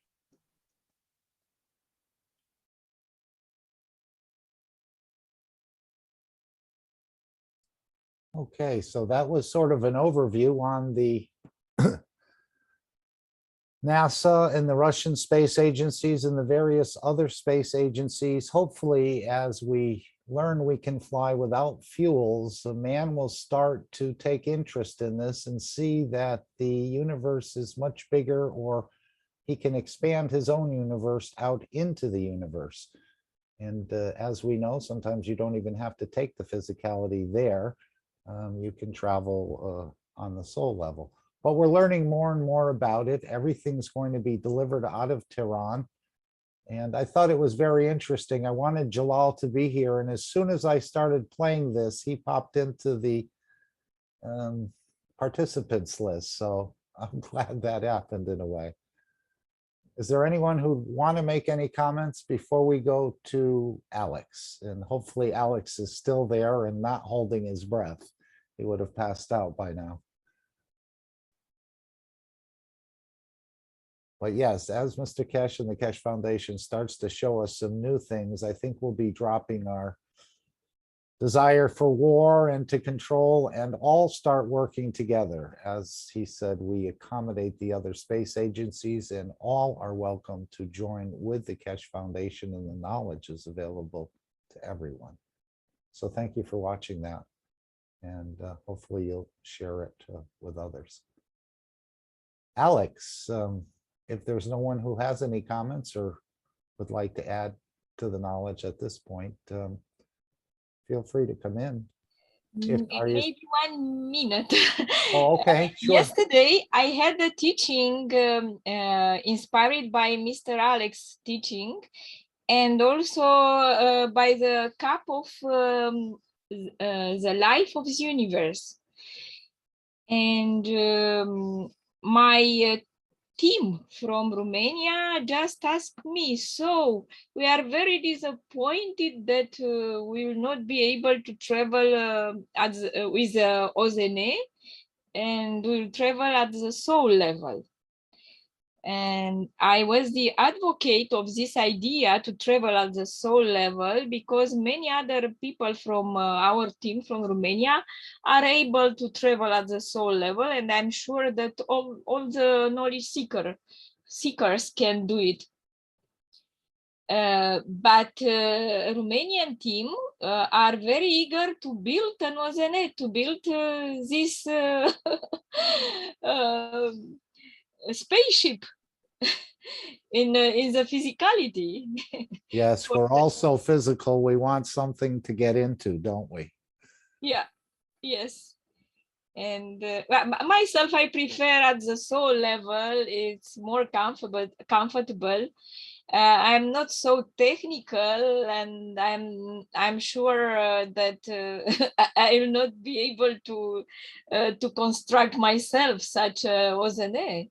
But at the soul level, I always try, and I did this many times. And it's a pleasure because you come with a lot of energy from there. This is our aim, to recharge our batteries with this good energy from the plasma, from the universe. It's just lovely. You heal yourself. Thank you very much. Good. And as we know, even if you're traveling in the UFO, you're still flying and you're basically still in the matter state. So there's a lot to learn, but if you want to go the path of the UFO, and I think that's the way Mr. Kesh is going to be directing, if we get our way, to go to the moon, and we also have these magnetical gravitational positioning systems for the planet as well. But for deep space travel, and maybe I'm wrong because he did say you need the nuclear plasma technology to really go into deep space. But again, I'm not understanding the entire picture yet, but we will as time goes on. Anyone else before we go to Alex? And Misty, if you could you close your camera just in case there's anything you don't want anyone to see? If you're hearing me, thank you, dear. I sent you a message to that. There we go, great. As a small joke, when Mr. Kish announced this travel by to moon next year, me and my friend from the Romanian Association, Kish Association, raised our hands, and Mr. Kish said he doesn't accept volunteers, so we will have to find another way. And as we know, there's another conference coming up in September 4th and 5th. I don't know how many seats are left available, but you can always go there from wherever you are, or you can sponsor a scientist to attend, as there's many scientists in many different countries that don't have the ability financially to attend, but they would love to be there. So thank you so much to the Romanian team and Marius. As Mr. Kesh said, it was a very successful conference, and there'll be much more coming out of this that we haven't seen yet.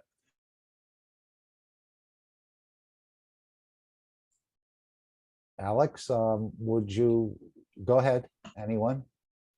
Oh, great. It's you, Alex. Okay. Thank you. I was hoping you didn't fall asleep or anything, but I'm glad you're here, and we're ready for your presentation. Oh, you've been doing a great job so far. I'm having a great time here. Thank you. Do you want to do the disclaimer? I will. Can you? Yes, I can. Okay, let's make sure we're sharing it properly. And we need to just back it up, back to where it was. And here we go. Disclaimer. The information and education material contained herein is meant to promote the general understanding and dialogue of GANs processing. Such information is not meant to Disclaimer. The information and education material contained herein is meant to promote the general understanding and dialogue of GAN's processing. Such information is not meant or intended to serve as a substitute for a healthcare professional's clinical training, experience, or judgment. For patients and individuals, such information is not to be a substitute for professional medical, therapeutic, or healthcare advice or counseling. For medical issues or concerns, including decisions about medications and other treatments, readers, viewers, listeners should always consult their physician or, in serious cases, seek immediate assistance from emergency personnel. Prescription information, procedures, and use of medical devices information should be undertaken only by properly trained and certified medical personnel. We specifically disclaim any warranties, express or implied, including implied warranties of merchantability or fitness for a particular purpose. Such information is provided, as is, and is believed to be accurate at the time of its publishing, but it is the viewer's job to evaluate the accuracy of any information found in this presentation. Every case presented is of their own experience, applied by themselves for themselves, and it applies to their case only. Every person experiencing health problems should seek professional medical advice and consult their course of treatment with a doctor. The processes of plasma balancing described herein are a natural process which supports the body but does not replace medical advice or therapies one is already subject to.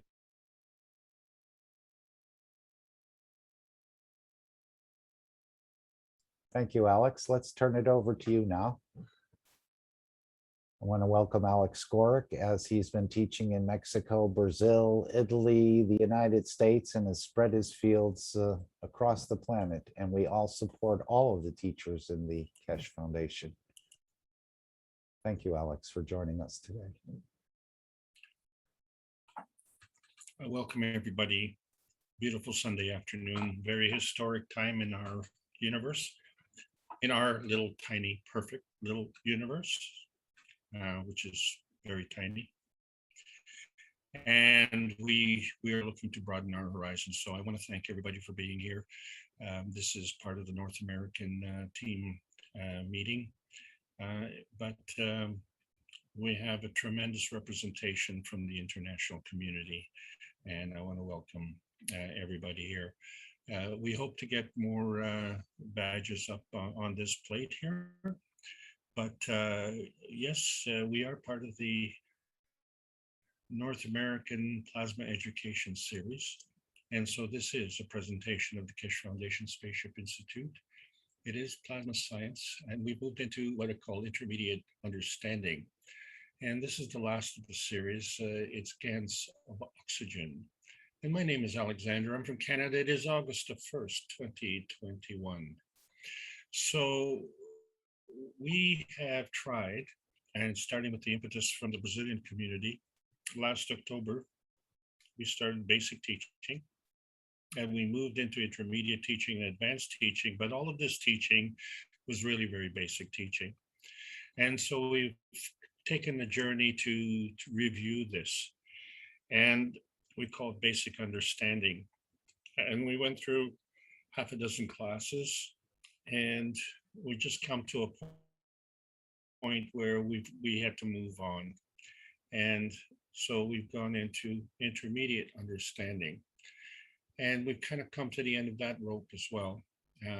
But we've had a lot of intense discussions, and mainly because the Knowledge Seekers workshops are going into further knowledge. So how can we as knowledge seekers and teachers of other knowledge seekers, how can we bridge this phenomenal workload where we have over 3,000 hours of teachings in the archives, and we're moving ahead at such a rapid pace? How can we bridge this to the new knowledge seekers? And I want to welcome, there are new faces in the audience, and I want to welcome these new knowledge seekers, because this is what's going to be happening in a much larger scale, because knowledge seekers become truth seekers, and as truth seekers become aware, then they become teachers, and we need more teachers, and this is the point.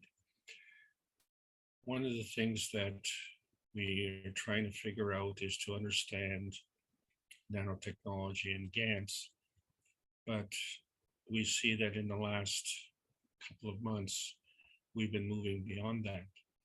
And so what I like to do is to try and figure out where some of the terminology has been deficient. If we don't have the proper terminology, it's very difficult to communicate, isn't it? And still to this day, we are still using the wrong words in the wrong context. So we have to repeat and review, and there's nothing wrong with that. That's all part of the learning experience. But what we need to do is to really be a little bit more diligent in the use of our words. And the part of the problem is that we have two sciences. One science is the science of science, which we call physics, which is just one of the many different sciences. But we have used words and we've carried forward these words. And we know we've had a problem with the word matter, for instance. But then we have spiritual science, and we have a tremendous amount of confusion there as well. And so this deficiency between the two sciences has really magnified itself. And we have a few other terminologies that are a real problem. So what I would really like to do is to review GAN state, because we've kind of exposed a very serious problem.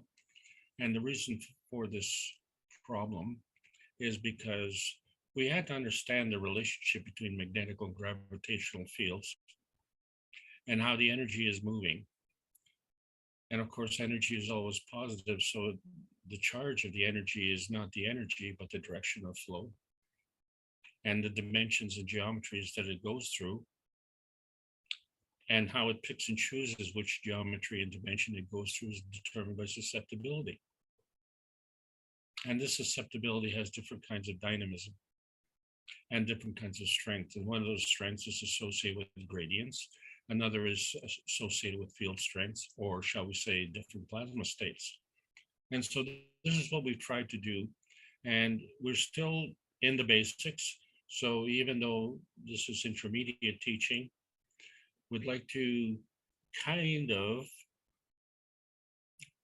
shall we say, close the loop on this, because that's how matters are created. It's created with a rotating field. And to maintain this field, you have to close the loop. And so in book number 1, we see the universal order of creation. And I try and divide that into two titles, because it's also the universal order of matter. And so we have the creation of matter and the universal order of creation. And this is all plasma science. And when we say plasma, it refers to all the energy states. And when we say to matter, it refers to all the energy states. So plasma matter is generic, just like if I say car. And this is the problem. When I say car, everyone in the audience will have a different vision in their mind. So how do we clarify that? And so the point is, we have to know where we are. We have to know where we're going, and we have to connect somehow. And so this has been outlined in the structure of the light as outlined in book number 2. And we're still talking about plasma science. And it's not so much what we're talking about as what we're not talking about. And what we're not talking about is the manifestation. Because what we want to talk about is, how is the universe created? And so fundamentally, the universe exists from energy. And as this energy is always in motion, and it has a direction and it has a field strength, so it has a charge. And so not only when we discuss the basic energy, where we see the creation of 3 matters, matter, antimatter, and dark matter, but we also have the interaction of matters. And each of these plasma matters is a function and a collective of matter, antimatter, and dark matter. Both are the same, and both interact. And it is this interaction and our understanding of this interaction which is kind of keeping us away from going into the advanced science. So to understand principal matter, the energy is flowing through the universe, and we call that PM ticks. This is energy that is flowing without really a direction, but it's looking for a force field to interact. And once it finds that, and it can create a balance, we call that a maggraph, and that's the essence of creation. Now, what is our point of view with respect to this? And so we're finding that we have many different points of view. And which one is the correct point of view? Well, it all depends on the scheme. It all depends on your point of view. It all depends on your intention. And it all depends on your soul motivation. So let's just go back to the creation. And so the fundamental model of nuclear decay is the neutron. And in the decay process, the neutron becomes a proton in the atom. And for the new knowledge seekers, I want to apologize. We're using some terms that we've already discussed and may not be known to you, maybe new words, because it just doesn't matter for your environment that you're in. But please understand that when we're doing these discussions, there are relationships. That's what we're trying to do. We're trying to set up relationships and try and set up comparisons, and to understand that regardless of which dimension we're talking about, the energy flow follows a set of rules. And so we have something that is created into something else, and in the process, there's a cost. And this cost is a release of PM ticks. So these PM ticks are the fundamental particles. They are energy packs. And as they go through the universe, they are looking for partners. And when they find a partner that is compatible, they start to interact and they form a little dance. And that is the beginning of creation.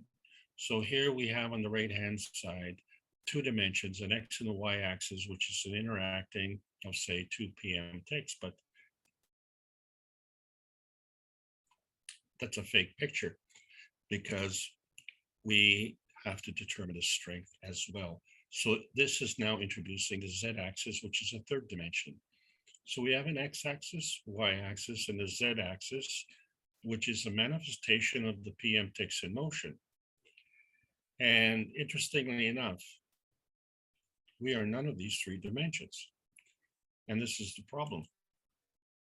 So if we look at energy in motion and we see that it's everywhere, so what is this motion representing? It is representing the currency of the universe. So we understand in our society that money is the currency. So you buy something, it costs money. So you pay the money, that's the transaction currency. But in the universe, energy is the transaction currency. But you see, the energy is bountiful, the energy is everywhere. And so the energy is not only the transaction currency, but also the plasma fuel of energy in motion. And so fortunately, it wasn't left up to us, because if it was, I don't think we'd have such a tiny perfect world. You see, because the world, and this is a representation of our world, just representing the field. So we have an equator, we have the North and South Pole, and we have the fields that go around it. And this is our representing of our plasma state. And now we know that we can also do a nano and a GAN state, which are higher energy states, and do this on this planet. We don't have to leave this planet to do this. And as we find our planet is a balanced position, and thank God for that, because of the mess we're creating. So the Earth is taking care of business, and then it is a maggraph. But we find that the creation of the nanostate is a maggraph, the creation of the GAN state is a maggraph, and then we find that the PM ticks, which are coming in all different directions, are also individual maggraphs. But here's the scene. If we say car, what is the mental construct that you have of a car? And so the same problem applies to PM ticks. What is the mental construct that you have of the PM tick? So the answer is that they're not all the same. They're all in different flavors. They're all in different field strengths. And then not only in different field strengths and in unique field strengths, but they come and they keep coming. So there's not just two PM ticks, but the two forces that come together have supporting forces. And it is these supporting forces that come and build this substructure. So when we build it up, not only are supporting forces coming in and following the path that we've outlined, but other supporting forces are joining in. And so you could say that this is a party. And as this party starts to develop, and it takes a life of its own, and this is the beginning of plasma. And many of us have ideas. And what the idea is the seed for another plasma. And so this is how dynamic plasma is created. When we create a dynamic field, and then we interact with another plasma field, and there is an interaction point, and it is from these points that we interact. So this is kind of the same representation as the previous neutron model. And we could say that we have this neutron model here in this star formation that we're seeing. This is a representation of a star formation, and except that it's in a pyramidal form. And it is interacting with a basic, shall we say, proton and electron type of configuration. And there's an interaction point. And so that is the attraction point. So when we're looking at plasma science, we have to understand that it has magnetical forces. And those magnetical forces, so we created this field, this dance, and inside this field, we attracted more energy, and therefore gives us a structure where we have, from that structure, the ability to give and take energy. And then the question becomes, give to where and take from where? Because if we only give and take from ourselves, then we're just like a dog chasing its tail. And that is pretty funny. And it's pretty funny when a dog does that. But is it funny when humans do that? Yeah, to a certain extent. But, you know, we're in August, and it's been 20 months since we've had a pandemic, and the people who are paid to look after business are failing. And it's because they don't understand the magnetical aspect of the electron, which is a combination of matter, antimatter, and dark matter. And then we look at the neutron, and we say it's gravitational, and it is a construct of matter, antimatter, and dark matter. And for some people, a lot of people can't see the difference. And I just don't understand that. You see, because one is magnetical and one is gravitational. So I put them together here so you can see the difference. And we have other similarities in life, let's say round magnets. And so here we have two magnets. We don't know which charge they have, but we can guess. And these are attached together. So they must be opposite charges. So I decided to scrunch up the towel that they sit on and hold them together forcibly, and then release them, and look what happens. They pop apart. Well, where did that energy come from? I swear to God, I didn't do this. So they did this. And so there are energies at work here that we can't see. These energy forces we call repulsion. How far did they repel? The towel is relaxed a bit, but it isn't flat because something stopped this repulsion from working. And that's attraction. So there are two field forces here. So this is what happens when we build dimensions. We have a point, we add a second point and we connect it. The distance between these 2 points is determined not only by repulsion, but also by attraction. And to maintain this field, because energy is always in motion, we have to send it through a rotating field. That's our x-axis. And that is only the one aspect we find. We also have a y-axis, which goes through the poles. But does it just go through the poles? We're going to discuss that more today. And then we have the z-axis, which tells us how big this is. Okay, but that's only half the picture. So we have to bring in another half. And if these halves are the same, then they will repel. So we have to flip things over so that we have an attraction. And so what we have here is an action we call attraction, which is complementing the repulsion. And so both of these fields are working together. Where are they working? So in other words, let's review this terminology. So we said the x-axis is rotation, so that involves transmission. The y-axis involves polarity, so that involves transition. Okay, so we have those two things. So now we're going to develop a field strength, and that's the z-axis. And we call that transmutation. Transmutation of what? So I say transmutation, and so one thought gets into your mind.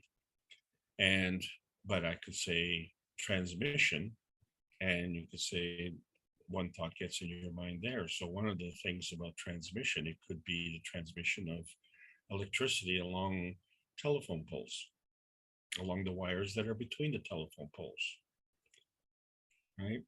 So the word is generic. So let's be a little bit more specific. So when we say transmutation, we have two types of transmutation that we want to focus on. One is transformation and the other is transportation. And why is that? Well, because this field strength is a plasma core and it has a position. And in order to maintain that position or to have a reposition, it has to interact with another dynamic plasma. Or shall we say, interact with another plasma core. It is the interaction of these two plasmas which creates a dynamic plasma.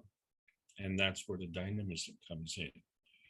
So there has to be some kind of movement. There has to be some kind of positioning. And so there has to be some kind of vehicle to facilitate this positioning. And so this vehicle is represented by a field.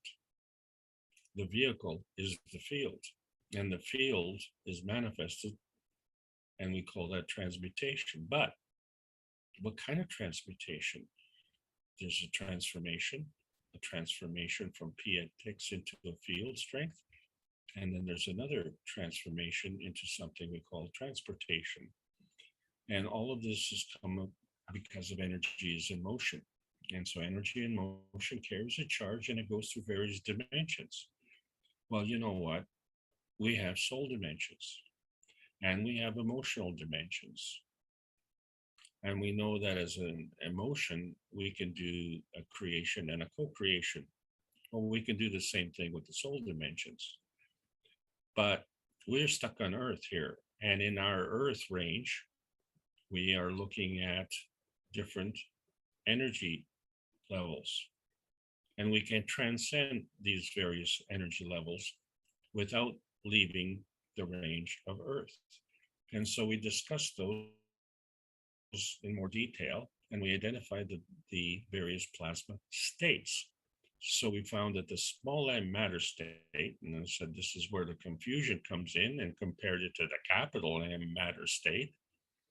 But we find that the small m matter state is the lowest energy, and it is physical, and this capital M matter state is not physical. But we have other things like nanostate and Gans state, and today we're talking about the Gans of oxygen. And then we have plasma states. And then in between, we have these other transfer states. Okay, so that's a good way to organize the states, because as we progress, each state is of a higher field strength. But which point of view are we talking about? So the conclusion that we've come to is that we're upside down. We have to understand that the plasma state is the higher state. And as such, the higher state is the gravitational state.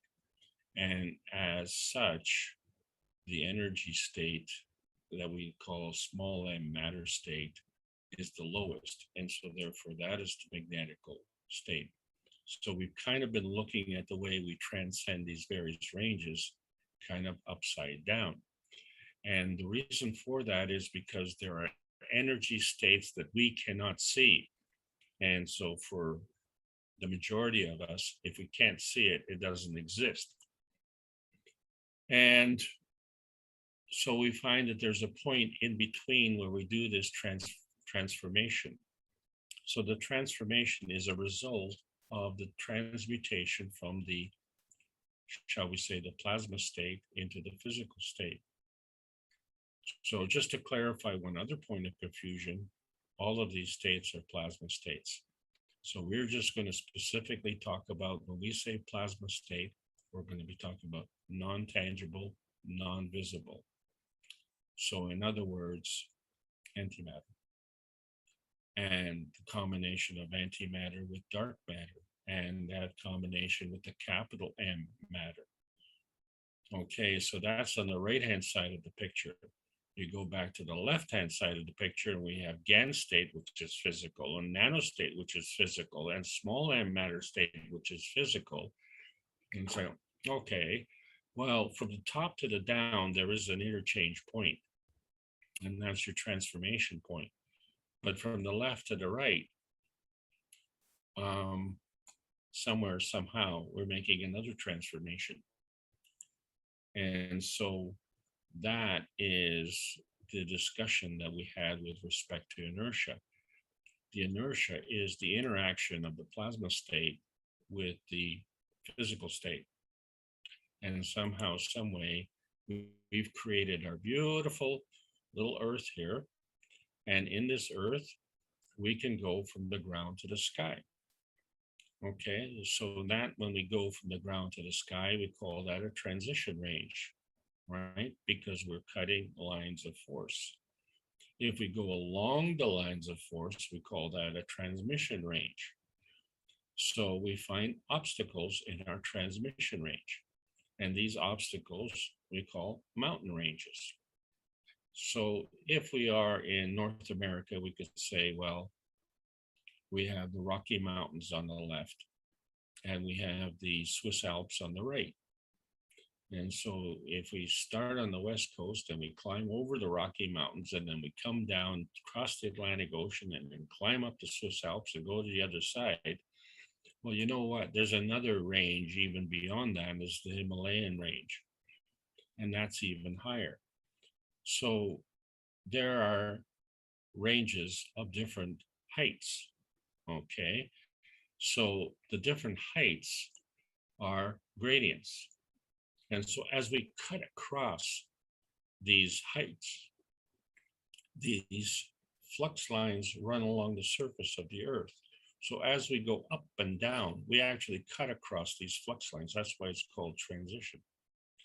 And so how rapid is the cutting is determined by the steepness. So the steeper the slope, the higher or the faster, shall we say, is the transition. And the transition in plasma science, the higher energy goes to the lower energy, or we say the positive feeds the negative, and then the negative goes somewhere, and we don't know where it goes. And the point is that the energy flows, and as it cuts lines, it's transition. As it goes along the lines, it's transmission. Okay, so that's your X and Y axis right there. And why this is important is because a long time ago, we talked about Gans motion, and a lot of people still don't understand this. And the point is here is that we understand that going to the bottom is going towards gravity. Okay, well, we're looking at Gans in motion, and we have here a representation of a Gans particle inside a cup that is filled with water. And so all we have is two things here. I'm not saying which Gans, I'm just saying there's a Gans that is filled with water. We shake the water up and the Gans is all over the place. The Gans starts to move and it gradually moves down. And so there's a reason for that, but it doesn't just drop like a stone. It moves slowly. And what it's doing, because Gans is exchanging energy, in other words, it's giving and taking. So in order to move, it has to drop an energy and pick up an energy. It has to do this systematically so that it maintains its Magravs condition. It is, in fact, a catalytic converter because it's non-consuming. It is giving and taking an energy. And the environment that is giving and taking the energy in is the water. So in some cases, we actually see Gans kind of rising. And in other cases, it's settling down. But given over enough time, we find that eventually it sorts itself out. And so the speed of the motion is determined by the gradient. So that motion is a gradient transition. And the steepness and how fast it comes down is the transition gradient. Sounds like double talk. Well, we should be used to double talk by now, shouldn't we? The point is that Gans has an affinity. And fundamentally, Gans is highly reactive, right? We know that Gans is a superconductor at room temperature. So in order to be a superconductor, it has to be highly reactive. And it reacts to emission spectra. So there's energy that is being emitted from somewhere, and the Gans reacts to that energy. It reacts to that energy by absorbing it. Gans facilitates absorption. What energy is it absorbing? It's not absorbing physical energy. It's absorbing plasma energy. Gans is a natural lie detector. Gans is a natural love detector. So by extension, Gans is a natural communicator. And plants have learned this lesson very, very well. So they understand surface to volume ratios. They understand how from a seed, they can grow into a plant. The plant has a flower and the flower transmutates into these particles, energy packs, which the wind can carry so that they can start a new plant and grow and create, or create and grow. So create, co-create, and procreate. And these plants, of course, are on Earth. This is a dandelion, and it is made of protein. Where did that protein come from? So then we got into amino acids, and we found that the fundamental amino acid is made from carbon, oxygen, hydrogen, and nitrogen. Now, what's interesting about this, first of all, it's put in this sequence so we can remember it as a name. So Mr. Kesh likes to call it Mr. Cohn, C-O-H-N. So you remember the four components of the amino acids. But what's interesting is that they're all gases. Carbon, oxygen, hydrogen, and nitrogen. These are in a gaseous state. and what kind of gaseous state. So we look at the periodic table of elements, and we see that each of these elements, carbon, nitrogen, oxygen, and hydrogen, have a corresponding number. And so because energy is always in motion, these elements are made from energy. And so the fundamental energy that we've seen from the decay of the neutron is hydrogen. And so the combination of all of these elements is actually hydrogen. They're all hydrogen. So we find that carbon, for instance, is hydrogen 6, and nitrogen is hydrogen 7, and oxygen is hydrogen 8. And this is really handy because it's kind of like an arithmetic sequencing, very, very easy, but you know, it gets kind of unwieldy to name them all hydrogen and a number. So we give them unique names like carbon, nitrogen, and oxygen. So it makes it kind of a little bit more interesting. But the combination of these 4 elements together create an amino acid. And then these amino acids combine. And when we have 3 amino acids, they fold over. And when they fold over, they create protein. So how do we get to that point? You know, so let's go back and see where we're starting from. And so we say, well, there's a changing of the elements, and this changing of the elements is coming from transmutation. And where does this start from? And so there's a transmutation from the plasma, which is non-physical, to the physical, which is visible. And so there's a transmutation to get into the Earth's domain. And the Earth's domain is working in conjunction with the domain of the sun. So the domain of the sun is the plasma field. The domain of the Earth is the plasma field. And the interaction of those 2 fields creates the focal point. So it is as this focal point that we see the beginning of life on this planet. So when we look at the individual components of the amino acid, and we talked about this before, but we're reviewing it again today.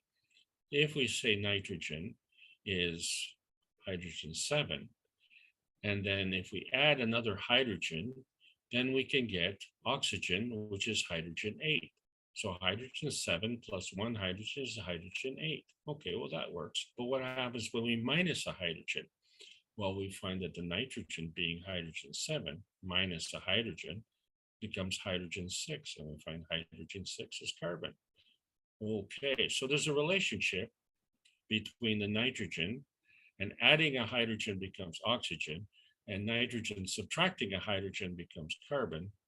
And so now we understand why nitrogen is 81% of the atmosphere, and the atmosphere is full of air. And it is this air that we breathe. And so we say that we breathe in oxygen. And oxygen always comes in pairs. So we say oxygen is O2. And so we breathe oxygen, but we exhale carbon dioxide, which is CO2. Well, something's wrong here because hydrogen is missing. Where's the hydrogen? It's gone. So something's happened in the air. And so we find that way up in the magnetosphere, we have a plasmatic nitrogen. Is the plasmatic nitrogen different from the nitrogen that we see in the periodic table of elements? Well, yes, it is, because the periodic table of elements are the physical elements. And there's a difference between the physical manifestation and the plasmatic manifestation. So we're talking about the plasma nitrogen, and it interacts and has been created from hydrogen. And so we have a construct of NH4, which interestingly enough, no carbon and no oxygen. And then somehow we create an amino acid which has all four. So the suspect here is the nitrogen. It looks like the nitrogen is changing into oxygen and carbon. And so we have all four. So this is the beginning of the creation of energy packs on this planet. So we have a plasmatic nitrogen and we have a plasmatic hydrogen, and it comes together as a plasmatic amino acid. And so this is the essence of protein building. So forward down the line, we see that the proteins form a star formation. So this is another part of the basic teaching that we talked about, the star formation and how that works. But what was wrong with this picture is that they were all the same field strength. So we have to change this picture around to have a representation of the different field strengths. And so by the plasma rules, the higher strength feeds the weaker strength. So in this case, the oxygen is the biggest. It's oxygen 8, so it feeds the other 3. And then, of course, the next one is nitrogen 7, so it feeds the remaining 2. And then, of course, there's the third one, which is carbon, and it only has one that's weaker, so it feeds the hydrogen. So the hydrogen is laughing all the way to the bank here because it's getting fed by the other 3. And so there's the interaction of all these fields. And so we have the building of the amino star. It is from the amino acid, which is the precursor to the DNA. So we understand the sequence. And there's a condition here where we have actually 2 NAs. One's a DNA, one's the RNA. And so we find that the DNA is kind of a physical representation of this hardwiring, whereas the RNA is a non-physical representation. So it, in fact, is an unprinted circuit board. So one's printed, one is unprinted. And how does this happen? And what is the interaction with it? And how can you have one physical, one non-physical interacting? And are we only talking about the physical aspect? Are we assuming that when we look at the RNA, that there is no plasmatic RNA, and are we doing the same thing with the DNA and assuming that there's no plasmatic DNA? So what are we saying? That it's only physical? Well, this is the problem, you see, because in the plasma science, the higher feeds the weaker. And so we've seen the pattern where we feed 3, then we feed 2, then we feed 1, and we go through this, and then we find that there's an affinity for each of the components within the amino acid.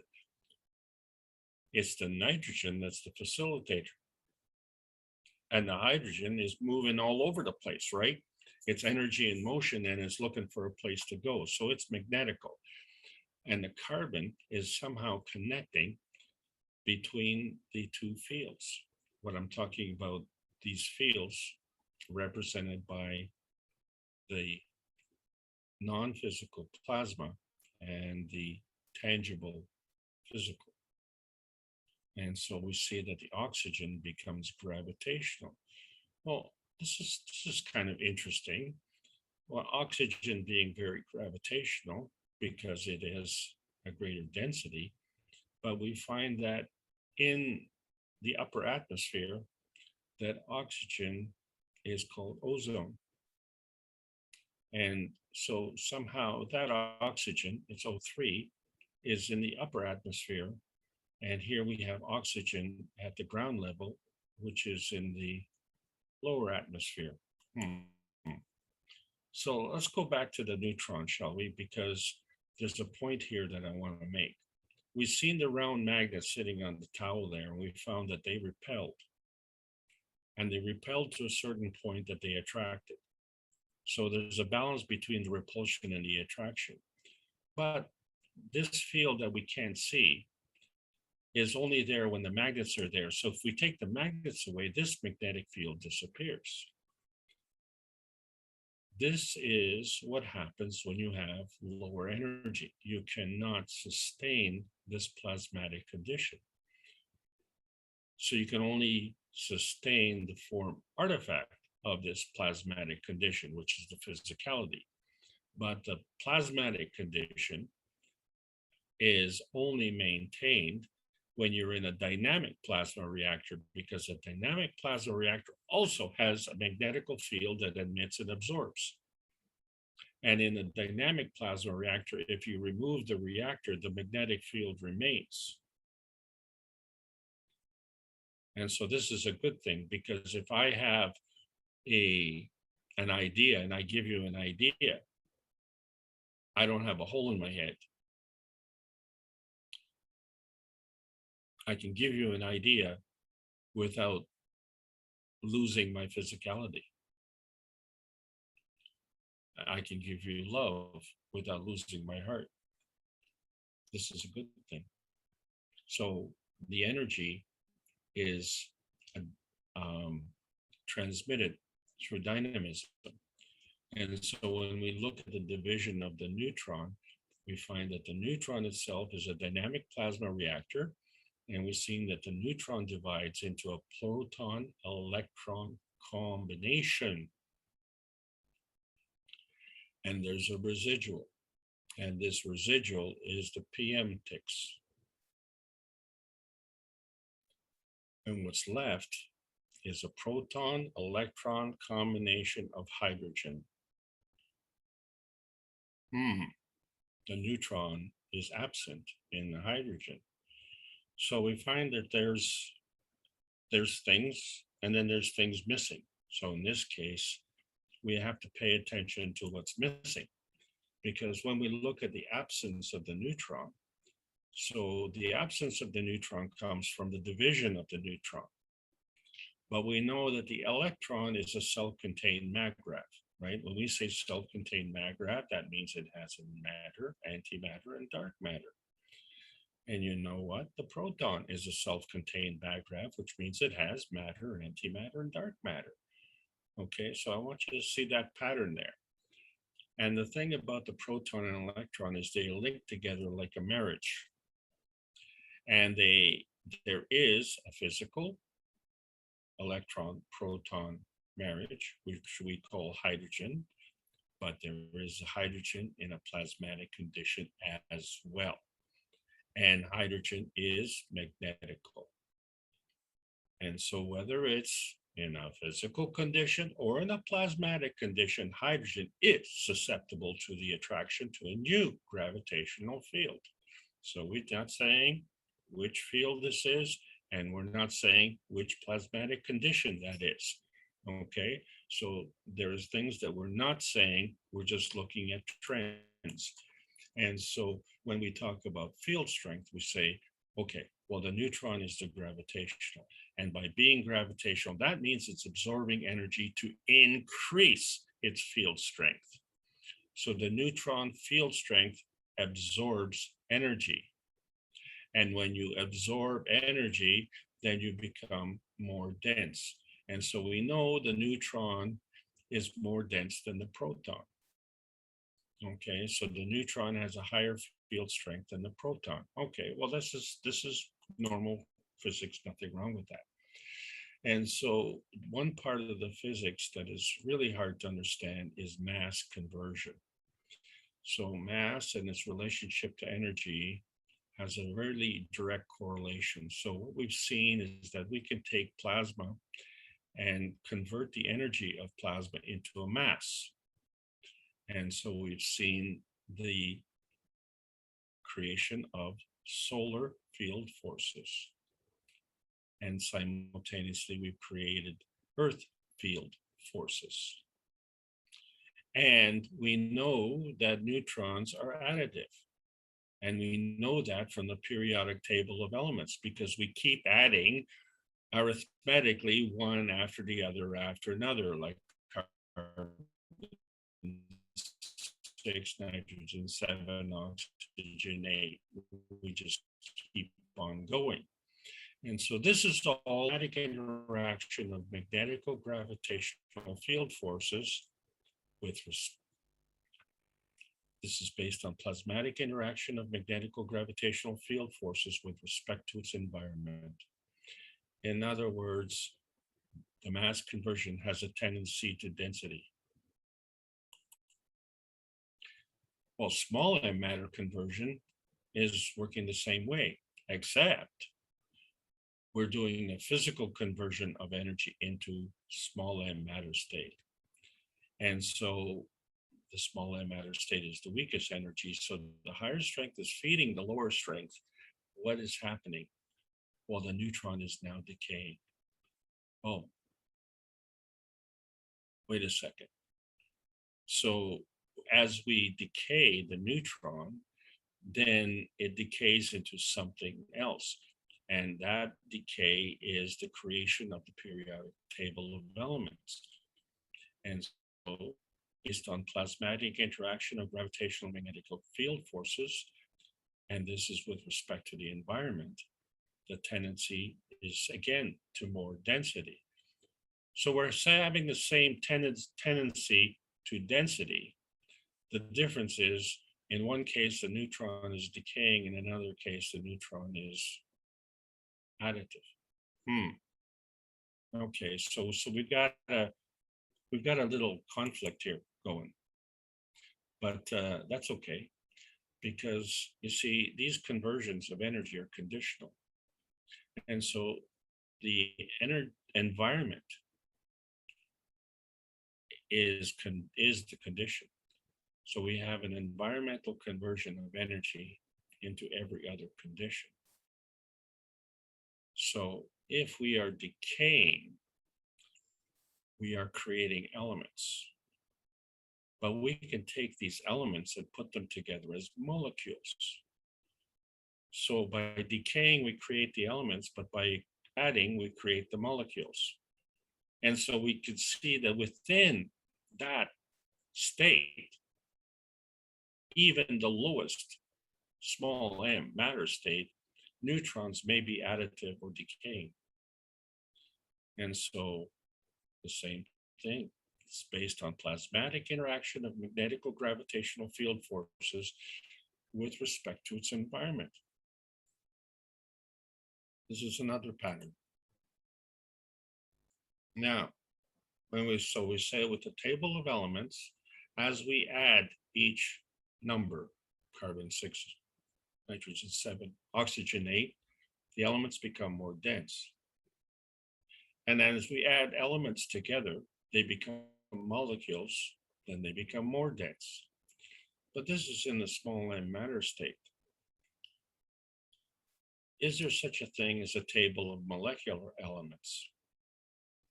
Because that could be both in the small m matter state or the capital M matter state.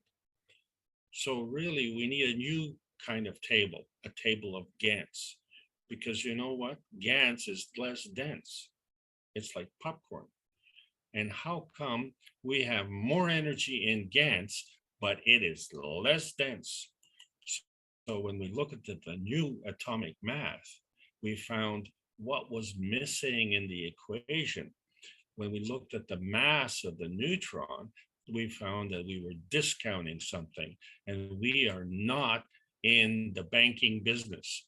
We are in the plasma science business. So the mass of the neutron equals the mass of the proton and the electron. But we know that there was some loss of energy, and those were the PM ticks. And as these PM ticks are moving, we have a MAGRAV condition. And that MAGRAV condition is the combination of the matter, antimatter, and dark matter.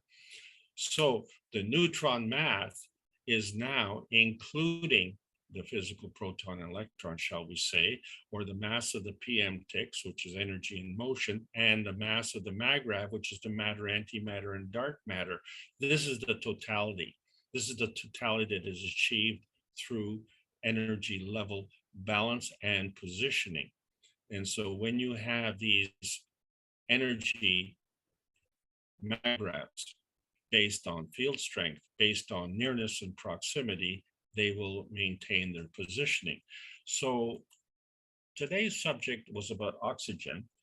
And so we said that oxygen is kind of like hydrogen 8. So when we say hydrogen 8, hydrogen itself is an electron proton. But the thing about the hydrogen is it doesn't have a neutron.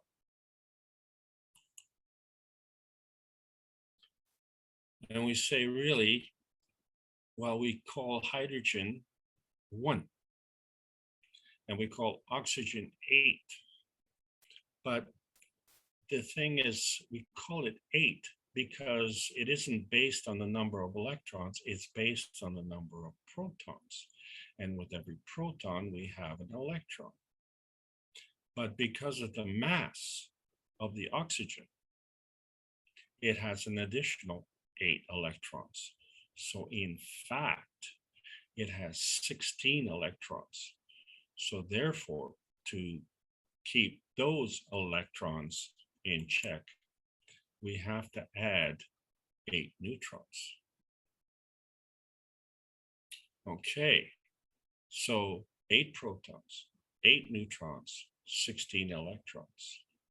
And so this is oxygen, and it comes in pairs, always comes in pairs. So it's oxygen 2. So take another form artifact that you see here, put it beside another form artifact, and see the link up between those two, but they are of the same size. So interestingly enough, if they're of the same size, then the charge is neutral. Oh, well, so all you have is energy coming and flowing, and energy going around to maintain its neutral position. So the energy coming in and the energy going out is equal. It's a balanced Margraaf condition. But what happens if we split this oxygen apart? Well, one of the things that happens, we know, is we can create an amino acid. And the amino acid is a precursor to the creating of the DNA. And then from the DNA, we create the fatty acid. And so we understand that then we keep building and building that chain. When we exceed 3 and get into 4 plus 4, it folds over and forms an amino star, which is the building block of protein. And then we know that when we build protein, well, something funny happens. And that is, we create water. And this is what happens in the plasma science. It's a two-way street. You don't create something and then the other side you create garbage. That's not the way plasma works. You create something on one side, you create something on the other side, and there has to be a balance. So interestingly enough, to this picture, we add 2 hydrogens, but these hydrogens do not have a neutron, and so they are not very dense. And this is a Margraaf. How is it possible that 2 hydrogens, tiny as they are, so if we say these 2 hydrogens are 1 plus 1, so that's 2, and then we say that oxygen is hydrogen 8, okay, so, but it's actually more than that because oxygen has 8 neutrons, and because it has 8 neutrons, it also has another 8 electrons. So it's even more dense. So this big fat oxygen is balanced off with 2 tiny little hydrogens. And we call this water. And this is the universal solvent, and it is why life on this planet is possible. And it has some characteristics. So I'm putting forward and saying the GANs of oxygen is water. And the reason for that is because water is physical. So we know that water being a universal solvent, being a Margraaf, it's like an energy parceling unit, except it's a combination of H2O. So we said that's H, 2 H's and 1 oxygen. And one of those hydrogens gets sheared off in the process. It just gets knocked right off because water has an affinity for being a universal solvent. So that hydrogen is gone. I don't know where it's gone, but now we're short one hydrogen. So that becomes the negatively charged hydroxyl. And the hydroxyl is still a mag-Rav. So it was confounding that two hydrogens can balance off one oxygen. Well, guess what? One hydrogen can balance off one oxygen. But this is an energy pack looking for action, and energy is always in motion. And so one of the things that we like to do is we like to wash things. And so when we wash things, we balance things out. So we take clean water and we make dirty water. And we do it in so many different ways. We wash the dishes, we wash our cars, we wash ourselves, you know, and then we want to drink this water and water our plants and create life, and we've created quite a mess. So the reason I've gone down this path is because there is a Gantt sequence, and so now we have, because of the past 20 months, we've stayed away from this subject, but the time is coming now to introduce the subject again, because CH3 is a Gantt and CO2 is a Gantt. And these are like molecules, because what molecules are is a combination of elements, except the mass is different. Well, excuse me, not the mass. The element atomic weight is different. Let's be specific. The atomic weight is different. So just like the atomic weight between carbon, which is 6, and nitrogen, which is 7. So we look at the atomic weight of the CO2 in the plasmatic is different from the atomic weight of CO2 in the physical. And so we've identified plasmatic elements, if you will, but they're not elements, because elements need to be elementary. And molecules are a combination of elements.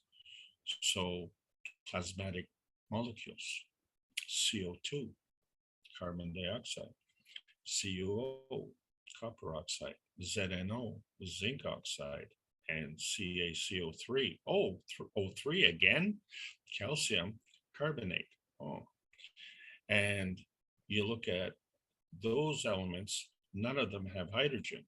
But you look at the CH3 and it doesn't have oxygen.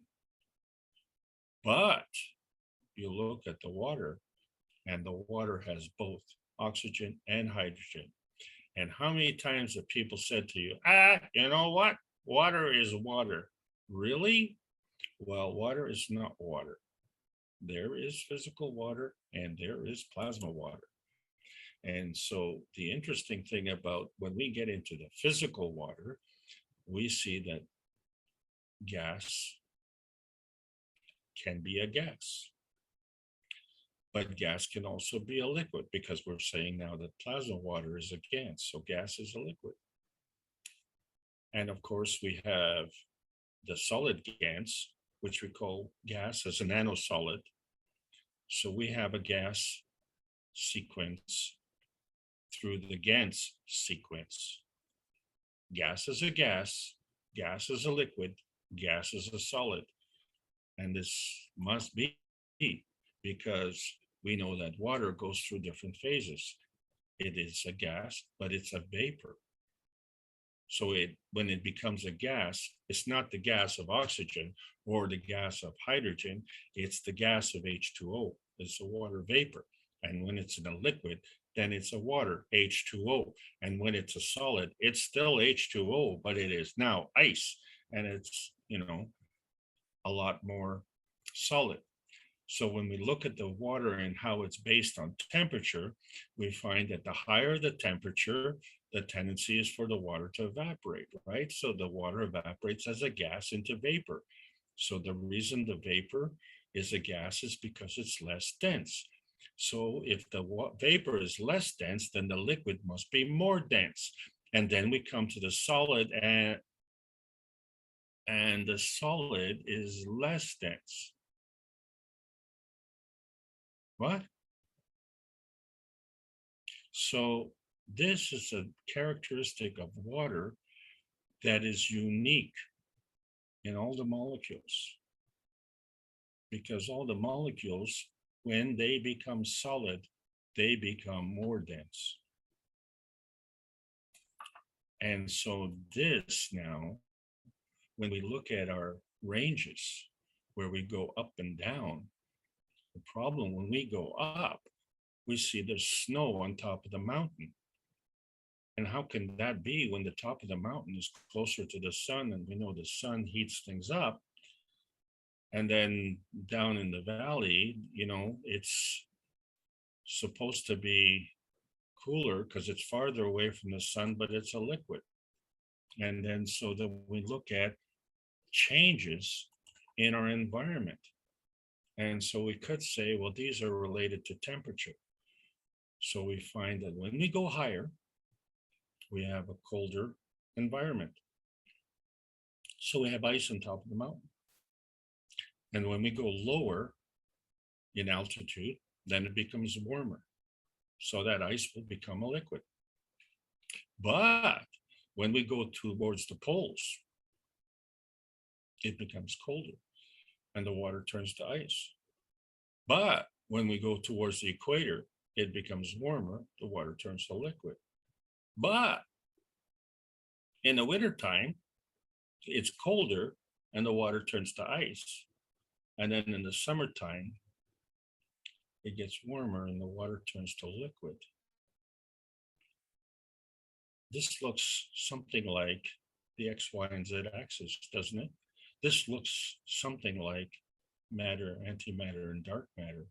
This looks something like your three dimensions: transmission, transition, and transmutation.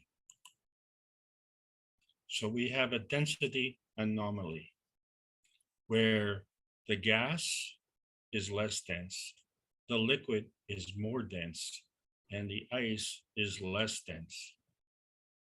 And so this is kind of different from the way we see the Earth. And so this is a good thing because this puts a big smile on our face, you see, because this is why life is possible on this planet. This characteristic of the GANs of oxygen is what makes life possible on this planet. And so we said a long time ago how GANs flows in water. So we find that water can exchange energy. Water can give and take. Well, GANs gives and takes energy.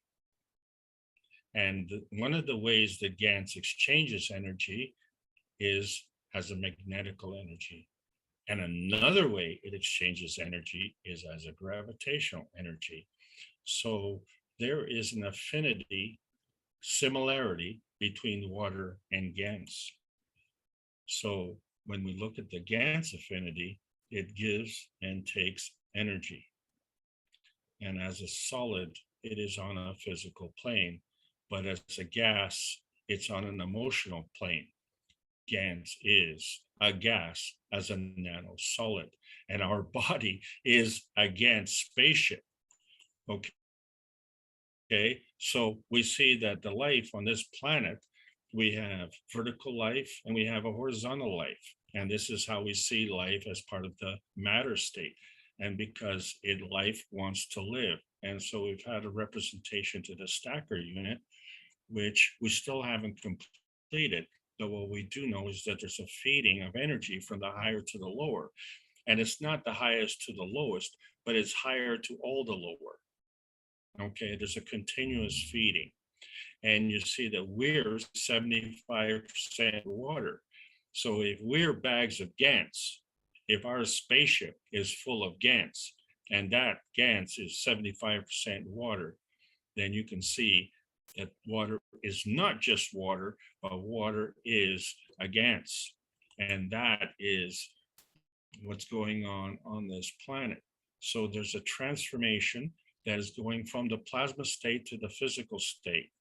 And so we see there's a comparative viewpoint with respect to the stacker units as if it was our spine.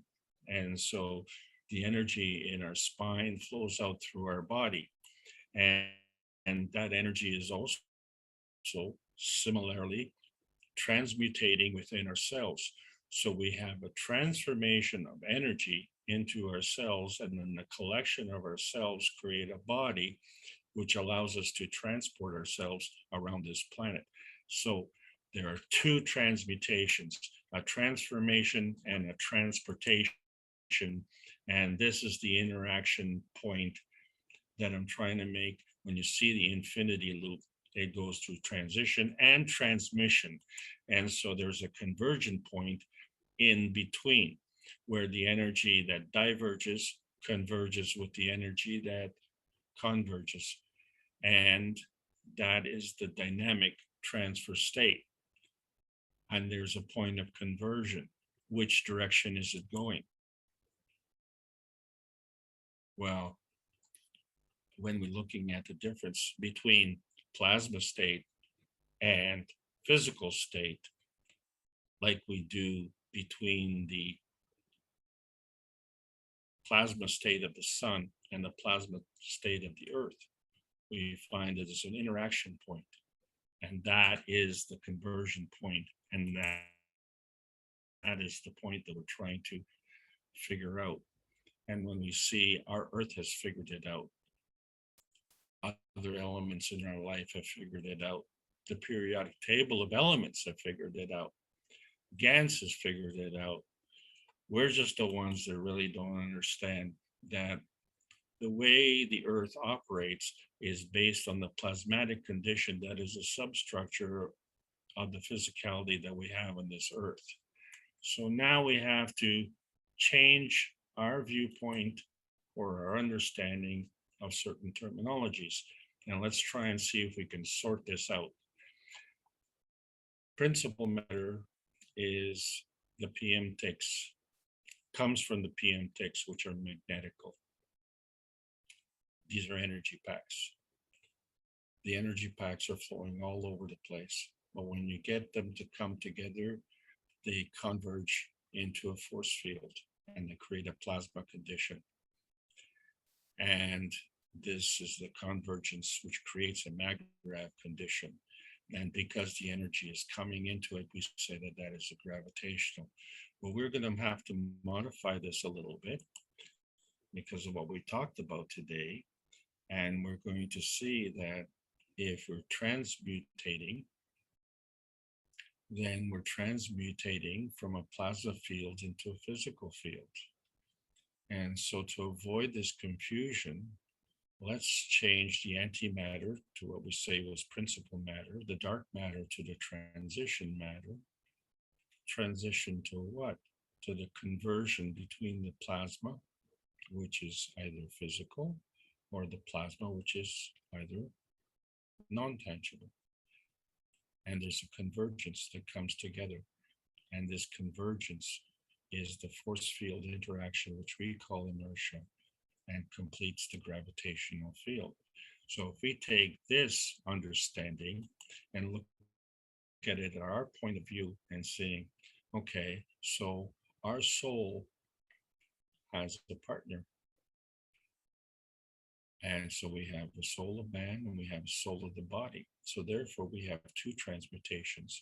One is the transformation and one is the transportation. But we have an anomaly between the Gans state, which is physical, and its emotional affinity, which is non-physical. So we have some skills to learn. And so let's just change this picture around a little bit. And so we see that the plasmatic transmutation is transformation. And we can still create an energy state, a plasmatic energy state within our range on this planet that is of a higher energy state than the physical state. So there's another transmutation down to our physical state. So in other words, let me repeat. There's a transmutation from the soul to the emotion, and there's a transmutation from the emotion to the physical. And these are skills that we have to learn. And that's why I said, if I give an idea, I don't have a hole in my head. And if I give love, I don't have a hole in my heart. And so these are energies in motion. We all have this capability. And now we're on the verge. We are on the verge of a breakthrough finally, because we have found that there's a problem in understanding what is physical and what is plasmatic and what is energy in motion and how that works. And so in our little two-dimensional world, as we're trying to convert things, I need to go through this review, because after 20 months, we haven't solved the problem yet on a world scale. Magnetical energy is attraction and repulsion. And when you have a creation of a field, that is a maggraph. And to retain that field, energy comes and goes. And if more energy goes, that's magnetical. And if more energy comes, that's gravitational. So that's where you have the attraction and repulsion. And this is the energy that is going on in the cups of life. And we need these cups of life because we are still having problems on this planet. Understand that we have in the one cup, the zinc plate and the copper coil and a nano-coated copper coil, and there are fields. One field is magnetical, one field is gravitational. So there's an interaction between these three components in the cups, and we've introduced another field, GANS. This GANS comes from the, shall we say, the fat air, not the thin air, the fat air. We call it GANS. We have zinc GANS, copper GANS. From those two, we produce the CO2 GANS. And we've said, so we produce the amino acid. When we produce the amino acid, we produce the GANS of oxygen, which is water. And in the second cup, we introduced calcium carbonate. Forgot about that one. So there's a whole lot going on here. Very, very busy. And in the second cup, we only change one thing. We change the copper plate. And what does that do? Same reaction, magnetical field, gravitational field. So these two cups kind of look the same, but because of the density, one is emotional, one is physical.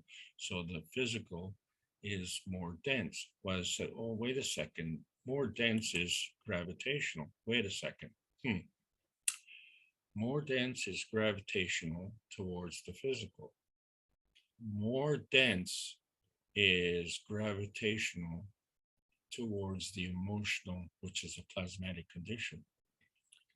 So the density of the plasmatic condition is different from the density of the physical condition.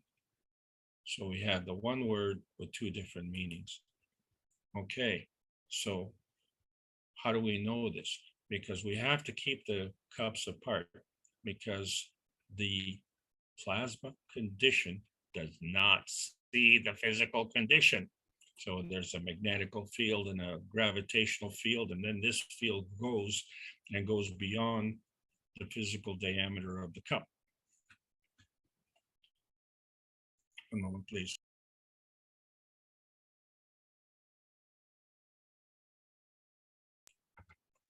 Hang in there, folks. We're coming to the punchline.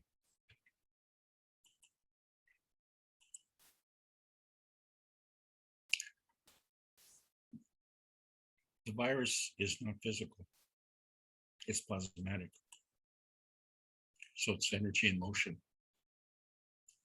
And we can do two things. We can deplete the energy, or we can convert the energy to food. This is a skill that we have to understand. There's always a relationship. It's a mag-grav relationship, which is the balance between the magnetical and gravitational fields. And we're trying to do the same thing with the scientific and the spiritual world. If we can add the two together, discount whatever is missing, and just change the terminology so we understand what it means to manifest. We understand that our cells are manifested. We understand that the plasma is manifested. there's a conversion between our souls and our physicality, and the light is the carrier. So we see there's a relationship in the cups of man. The emotional is the gravitational taker, the physical is the magnetical giver, and they create a maggrav condition, and therefore they create a balance between the magnetical and gravitational fields. And this is a representation of us, humans who have a soul. And so we introduced the cup of soul. So we have the third dimension, X, Y, and Z, a low magnetic field in each one, gravitational field in each one, soul in each one. The combination of the three create a star formation with an interaction of fields, magnetical, gravitational fields, and a soul. And then that's us. Where are we? We're in an environment and we interact. Before we get into that environment, we have the cup of inertia, and that involves a nano-coated copper coil, another nano-coated copper coil, and a nano-coated copper plate. Slightly different components, same reaction, magnetical field, gravitational field, and we add that to our stacker unit, right? And of course, we increase the strength of our star formation and make it into a pyramid. We're still missing one cup of life from this sequence, and we'll talk about that next week. In the meantime, someone asks you, well, what is plasma? Tell them straight up. Plasma is a kind of energy state, okay? And it's pretty important. And why? Because look at what's happening on this planet. You see, all things are in combination, and all things are facing the same magnetical pushing and pulling, and there's a corresponding gravitational pulling and pushing. And so we're trying to seek a balance in our maggrav condition. And it doesn't matter if you're in Europe or you're in North America or you're in Asia, we are affected by this thing. It's a worldwide problem. And so the worldwide problems involves a certain kind of ethics. And the reason for this is because the universal energy is bound to the ethics of the universe. It involves morality, it involves compassion and courage. These are the essences of creation. And so we have a unique structure, a universal body enhancement spaceship unit, which is now introducing plasma conversion. Conversion of what? The conversion and the restoration of our emotional and physical vitality. And so we understand that we're breaking a lot of barriers. And today, one of the things that I like to add to the pile is a little bit of history. And I mean a very little bit of history, because it affects our reality. You see, our reality is really a perception, and that perception is the manifestation of the reality. So the manifestation of reality is when two fields come together, they form another. And this formation of any fields is what we call manifestation. So it's the plasma feeding which leads to this manifestation. But this manifestation may be non-tangible or tangible, non-visible or visible, plasmatic or physical. And so we have a dark matter, we must have a light matter. And so there's a plasmatic reality and a physical reality. Whichever reality it is, that is a form artifact. So the manifestation is the form artifact. And one of the form artifacts of energy in motion is the emotion of presence, but we can't see that. So this is where archaeologists have problems. So as we excavate our ruins, humanity's ruins of many societies, which, you know, it's interesting, in Babylon, they've gone through 9 different layers of ruins, right? And in the bottom layer, the farthest one down, they've discovered nuclear residue. Something wrong with that picture. Now, if you look at these ceramics,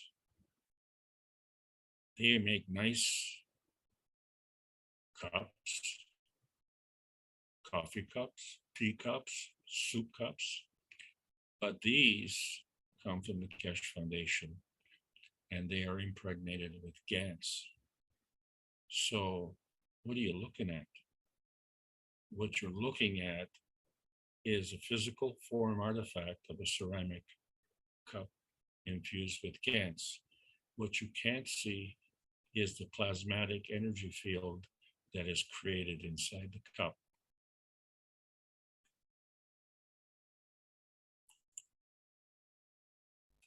So we find that the plasma feeding is coming to a certain point. And so that is the physical destination state. But at some point, there has to be a transfer state. And we talked about that last week, the dynamic transfer state. So that's why we have a transmutation between the plasma state and the physical state, which we call the transformation inertia. But, you know, we also have, we have a relationship here to the transportation of the plasma physics. The transportation of our plasma physics is our body. And so when we look at the cups of life, we see that really, when we get into the physicality, it's the bottom two cups which are really focusing on that. It's the top three cups in the stacker unit, which are concentrating on our plasma essence. And this is something that we have to understand as we look at the cups of life as a physical manifestation. We have to understand that the soul transmutation is involving transformation to our brain and the body transportation, and both involve inertia, and both have a similar construct, similar interaction as the sun to the earth. So we found that our vision, our soul vision, is the focal point between the physical, what we see physically with our eyes, which is then interpreted at our focal point, which is the soul in our brain, and then it is transformed by our eyes into our physicality. And from our physicality, it goes from the medulla to the rest of the body. There's a problem. There's a problem. We seem to have a disconnect where what we see is what we believe. So our soul of man sees with his eyes, processes with his brain, but the brain is a transmutation from the soul to the brain. And so there we have a transformation into a physical brain. And then we have the soul of the body, which takes the context of our environment as interpreted by the medulla and creates our body, which is our transport mechanism. And somehow our soul of our body is not connected to the soul of the man. And the extreme cases we call a coma. And so there can be a physical reason for having a coma, because that causes a kind of disconnect. But we have a plasmatic coma, which is causing another kind of disconnect, because we have supplanted man-made law for universal law. And so this is our vision. We have a transformation which creates our brain, and a transportation which creates our body, and this is created from the inertia. But what is going on here? There is a feedback loop. So we come from the gravitational, we go to the magnetical. In between is the conversion. So therefore, the feedback loop is coming from the gravitational portion of the environment, coming to the magnetical, which is interacting with our soul. And so we find that there are different levels of energy here. One is the transformation of our soul vision, and the other is the transportation of our body. And there's an in between. And somehow it's not connected. Well, it doesn't appear to be connected, but it actually is connected. And this is where the advanced teaching is going, to understand this connection and the reaction between. And so bear in mind, there's a giving and taking. But when we do energy binding, which is self-serving at the other people's expense, the reason we can do this is because we take these two energies and we double talk, we double cross, we deceive. And so this becomes the question.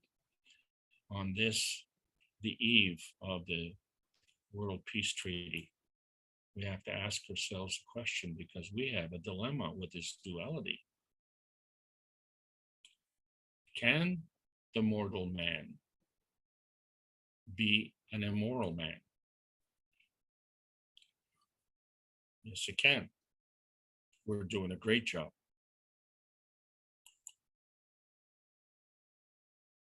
Can an immoral man be an immortal man?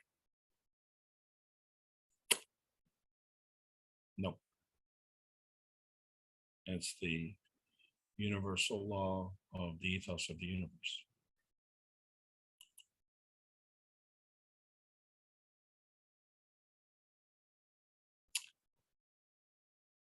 Oh, just a moment. Which way did we go? Oh, of course. Can a mortal man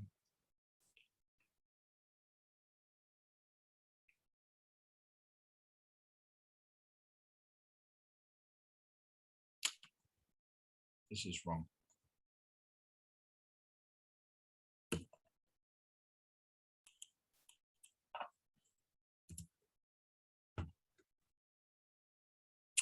Can a moral man be an immortal man? The new science says yes. The universal law says yes.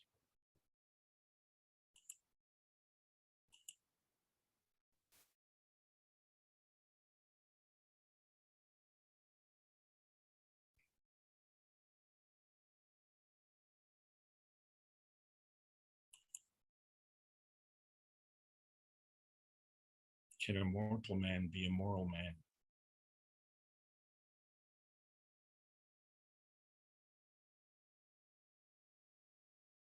We need to sign the World Peace Treaty. That is the mandate of the Universal Council. And we are just messengers of peace and friendship. That's what we have to do. This is the Keshe Foundation Spaceship Institute. We put this plasma science in public domain. And to understand that the World Peace Treaty is mandatory if we want to participate with the rest of the universe, if we are looking for physical and emotional harmony and vitality.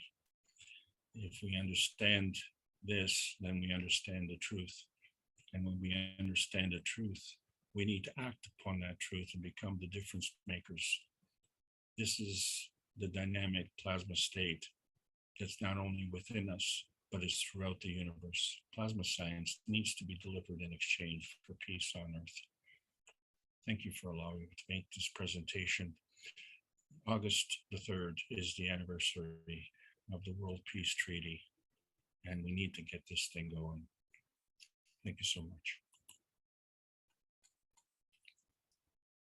Thank you, Alex. And as Mr. Keshe said, this table of elements is going to get opened up to 3 digits or perhaps 4 digits, he said. That means we're in the thousands of elements. Many, of course, have not been, man is not aware of at this point. Would someone like to ask a question or open it up or get things started? Yes, today I need to talk with Mr. Alex. First of all, I'm so glad that he still has the energy to teach us and to give from his soul. And I kindly ask him if he would like to collaborate with the Romanian team because we are waiting for him. If he feel like this, Mr. Kesh just encourage Mr. Alex to come and join our team and help our team to elevate.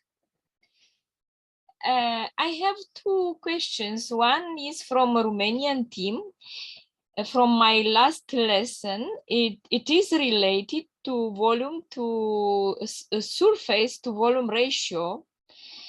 And they didn't understand why the smallest is strongest than the bigger. And to give an example with hydrogen and oxygen, maybe you can explain and I can show next time to Romanian team if you are not able to come, and if you are able to come, you will be more than welcome. And the second is not a question, is a proposal.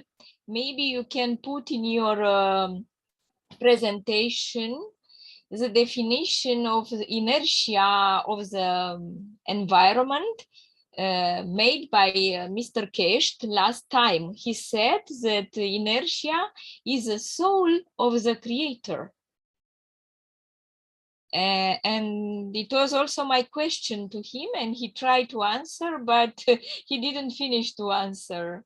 Maybe another time he will elaborate more on this. He just suggests me to listen, and I will understand that inertia of the environment is the soul of the creator. So the soul of the creator transform, convert, transmute energy in mass. It's like the particle of God, boson Higgs, something like this. Anyway, thank you very much, and I am waiting for your answer. Maybe Adrian would like Thank you very much for your question. Maybe Adrian would like to comment on that. And of course, if Alex does do any teaching, he'll have to receive the same fee as he receives in the other nations for teaching. Isn't that true, Alex? Your fee is pretty stable. So let me answer one of the direct questions with respect to understanding. This is a scientific rule. The hydrogen is just negative, and the higher the negative charge, the higher the energy. That's a plasmatic rule. It's by convention, and it's just something that has to be done because of the confusion between science, electronics, and the automotive industry. So people get confused, with respect to which way the fields are flowing. So there has to be a convention of understanding. And because energy is always positive, so the energy has to be given before it can be taken. And so it's not the energy that's positive, or the positive is the taker.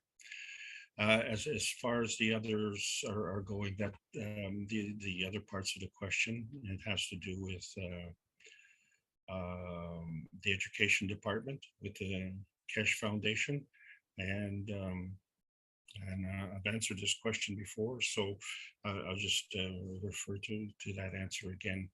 if the classes are organized by the educational department.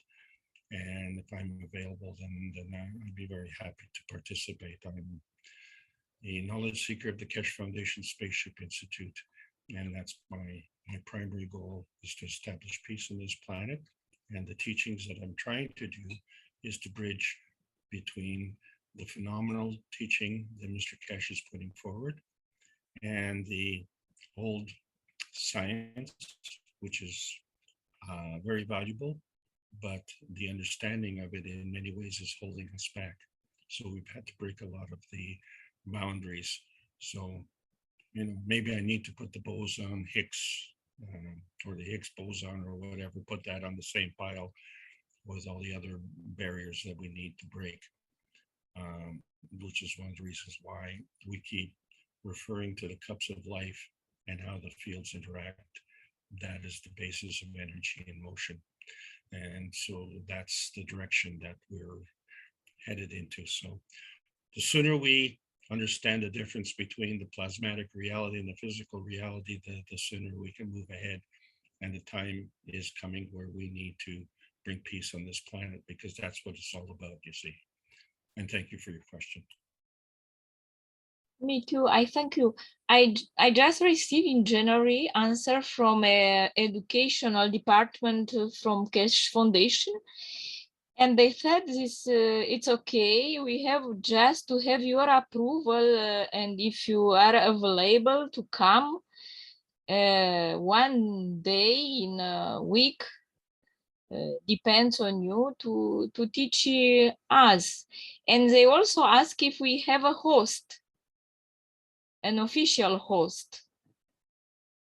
Well, yes, that's exactly it. And you have been participating with the Spanish community as well. And I'm in the middle of classes with that. So it's, there's only so many hours in the day. So I'm a little bit overloaded with that. However, we are going through the process of getting the transcripts organized, and all the classes have been redone in terms of the basic classes, the first 21 classes. And so that'll be something that the Romanian community can coordinate with the educational department. And I hope to have that actually this week. I hope to have parts of that available so that the Romanian community, if they wish to proceed with that, they have that capability. So I'm working on it. It's been very time consuming, but we see a light at the end of the tunnel. Thank you.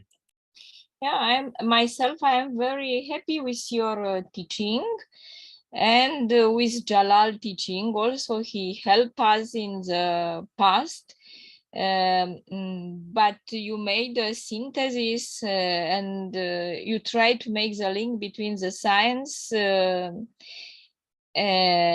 this old science and new science. And this is interesting from my point of view.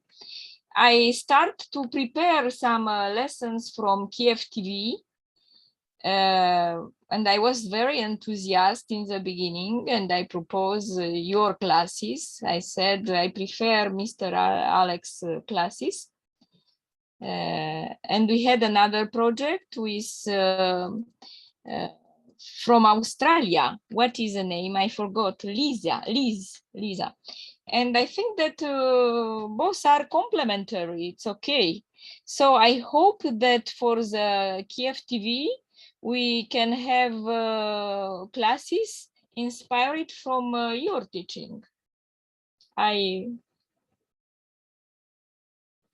am a professor myself, and I can tell you that I like your method of teaching, your curriculum, and your kindness and softness. And you have a lot of time and passion to explain to everybody. And I appreciate very much, Vex. Thank you very much. Very kind words. Thank you very much. Must reiterate that I'm not part of the Universal Council. I'm actually too old, but as I say, these teachings are part of the Keshe Foundation Spaceship Institute. And so it's through the Universal Council members that these get organized through the various Keshe Foundation organizations. And also please understand that the teachings that are coming from Australia are coming from the Earth Council. And so these are also quite sophisticated classes. So each one has his own desire and his own style, but please understand that I make a lot of mistakes, and sometimes these mistakes are done on purpose, because if you don't catch the mistake, that means you don't understand what I'm talking about. And I found in the conventional science and whether it's in a university or especially on social media, there's no checks and balances there. In the universal fields, we have checks and balances. It's just that in the physicality, we have a delay in consequences, so we don't see the immediate results of these checks and balances. And so what I'm trying to do is to, and especially today, is to show that when we look at certain conventions and how things work in physics, we are assuming certain things, and we're only taking into consideration maybe one or two dimensions. So when we're looking at the plasmatic construct and we see that it's say in 3 dimensions, and because we are the observers and we are the participants, so we can be part of the 3 dimensions, but we also have to be part of another dimension, and that's not to necessarily specify a 4th dimension. We haven't specified how many dimensions. We haven't specified the speed of light. We haven't specified the mass, and we haven't specified the environment. So all of these things need to be taken into account.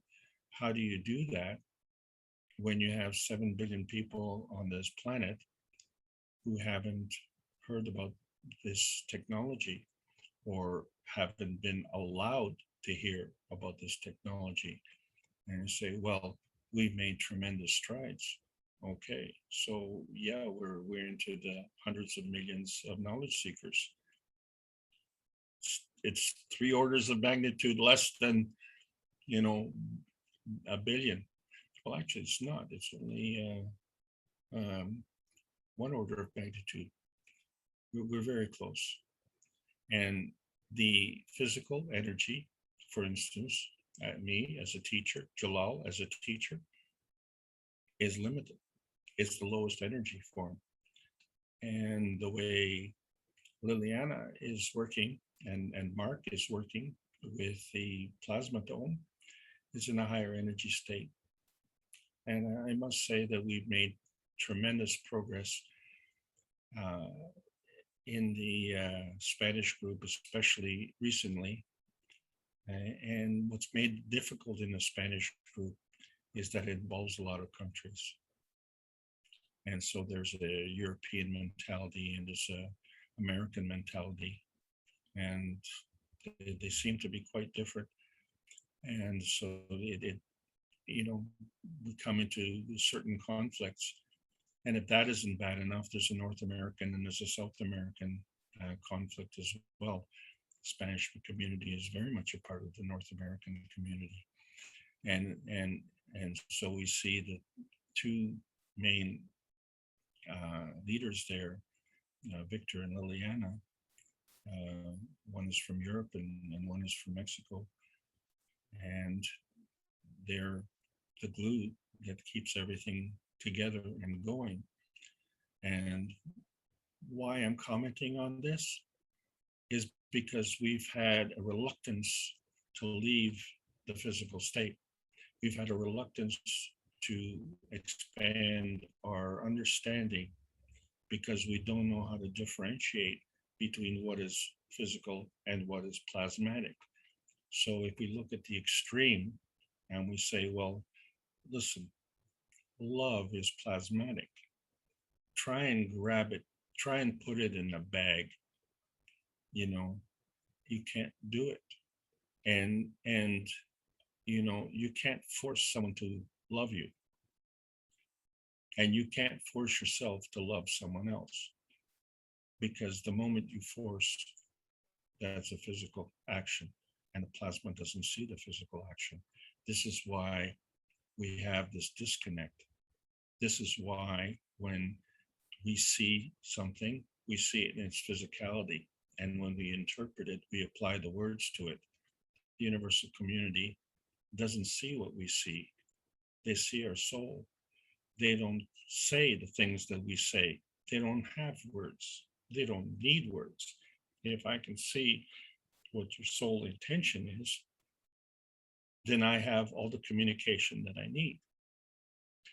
And we are not skillful enough to do this.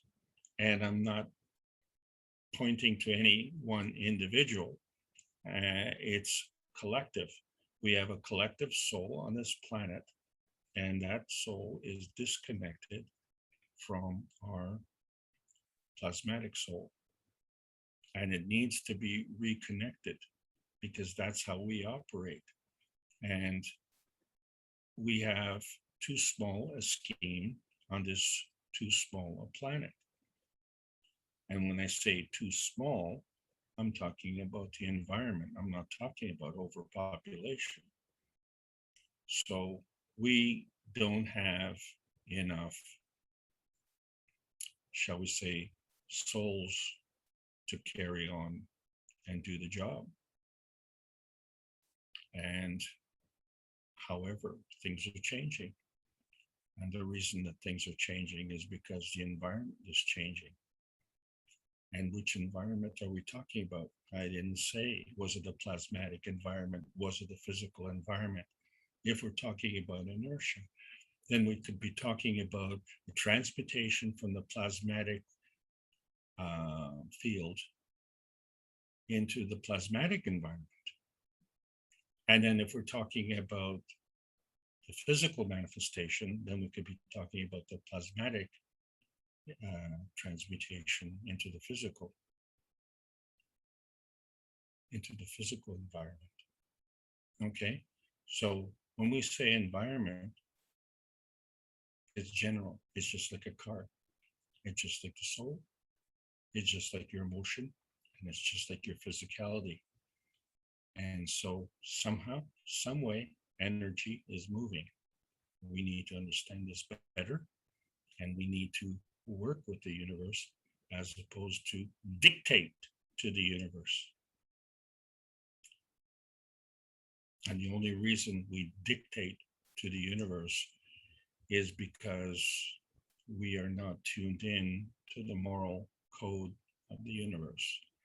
We have an immorality on this planet, and this immorality is limiting our mortality. Thank you.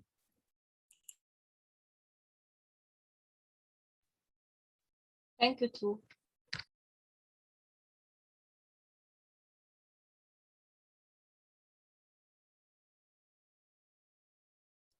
Anyone else would like to come in here? I was just making a funny, Alex.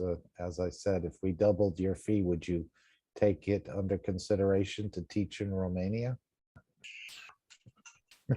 What I might consider is sharing it with Jalal. Excellent, excellent. And that way I could go to sleep. Gonna spread the wealth. But if we double the fee, 2 times 0 is, if it's neutron math, it's still 0, right? That's it. You got her. Well, thank you so much for all you're doing, as well as Jalal and all the other teachers. As Mr. Kesh said, we're all students and we're all teachers. Some can teach more in depth and some teach just what they think they understand. So no one should be afraid to teach or share. I like to refer to it as sharing. That way it's a little bit more disarming. for someone to receive rather than say, I'm going to teach you.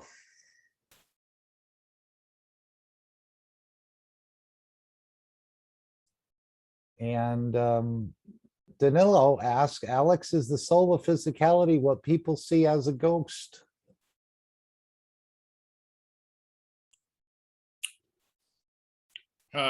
Danilo,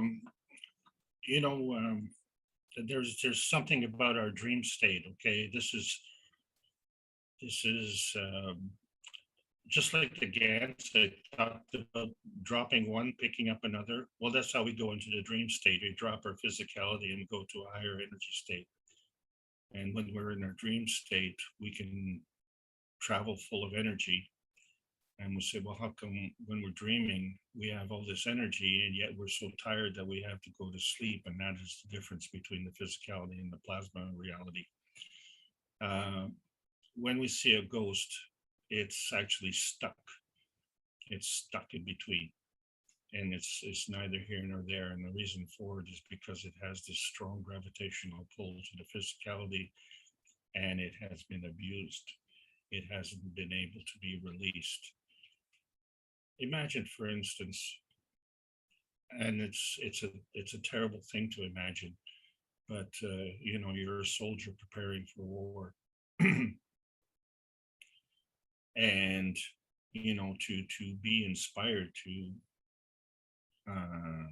fight, you have to build up your emotion, and so now you're all set. You have plans on how to be destructive. As I say in one of the video games, your assignment is to destroy the other. Well, is that the only option?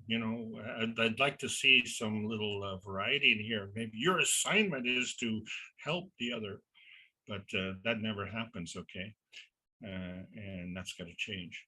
And so as you go into the battle, and then bullet hits you in the forehead, and you haven't even fired your gun, and you're already in your dream state, but you have all this energy pent up to fulfill your mission. And so away you go with the rest of the soldiers, but you don't have a physical body to go with you. It becomes very confusing. And this is, a lot of problems for a lot of souls, because they haven't understood how the physicality works. And so they have operated in violation of their soul. And the universal rule is that life wants to live. If life wants to live and you are opposing that, then you're opposing the universal law. And this creates a real problem with the soul.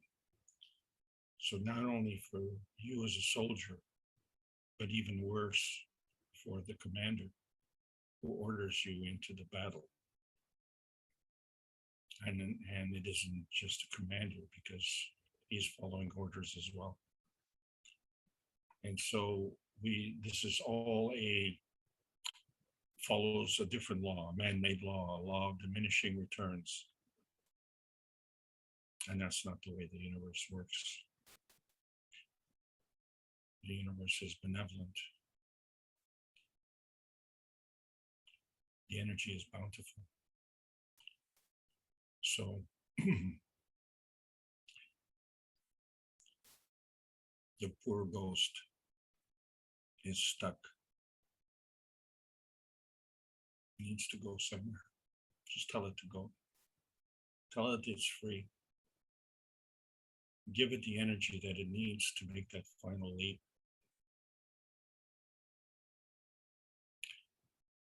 One of the reasons that many are coming back, and I can't even vouch if this is factual, I don't know. I am, like my classes, putting all the pieces together to try and come up with a mental construct that makes sense. And the way I do it is to take away things that don't make sense. And then you look at what's left over, and then you can ask the right questions. So we see that the way we've been conducting ourselves is violating universal principles because it's not working.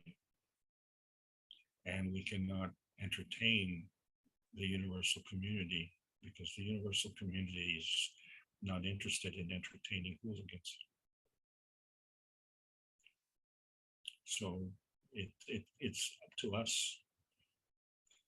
And there is a change.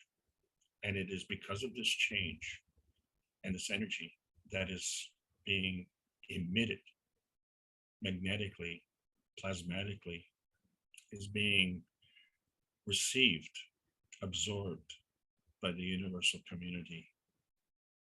And the reserves are coming. And the reason the reserves are coming is because we're not the only ones that have this problem. And, you know, the thing is, we're all created equal. So this hierarchy of a command structure, like let's say in a military or in a religion or in a caste system or in a socioeconomic system, this hierarchy, you know, how can you have a hierarchy if we're all created equal? So that's a false construct. So it's just another thing to throw on the pile of barriers and eliminate these barriers and get the energy flowing. And that's what we need to do. And we can do this by bringing peace on this planet.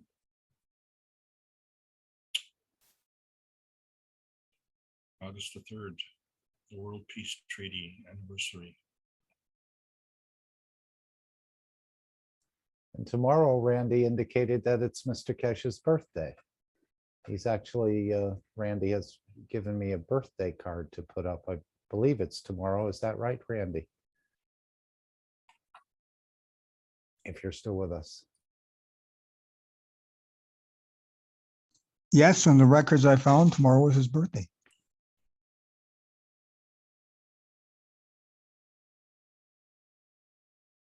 Excellent. What a birthday present to start off with the new administration in Iran and all the work that's being put in. And he said it's very fit for this type of knowledge to be delivered.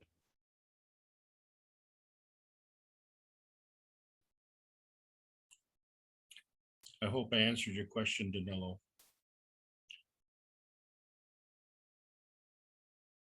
And thank you very much for allowing me to make this presentation today. It's taken a lot of energy, but there's more where that came from.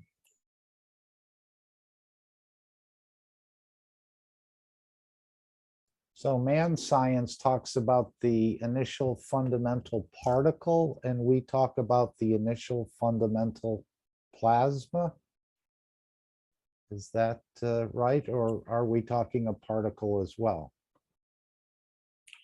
When the PM ticks come together and create this initial fundamental plasma. No, Mark, you were right. So the Higgs boson is the atom, or is that what they're talking as the initial fundamental particle? Where we're talking the fields around the atom? As the point of creation?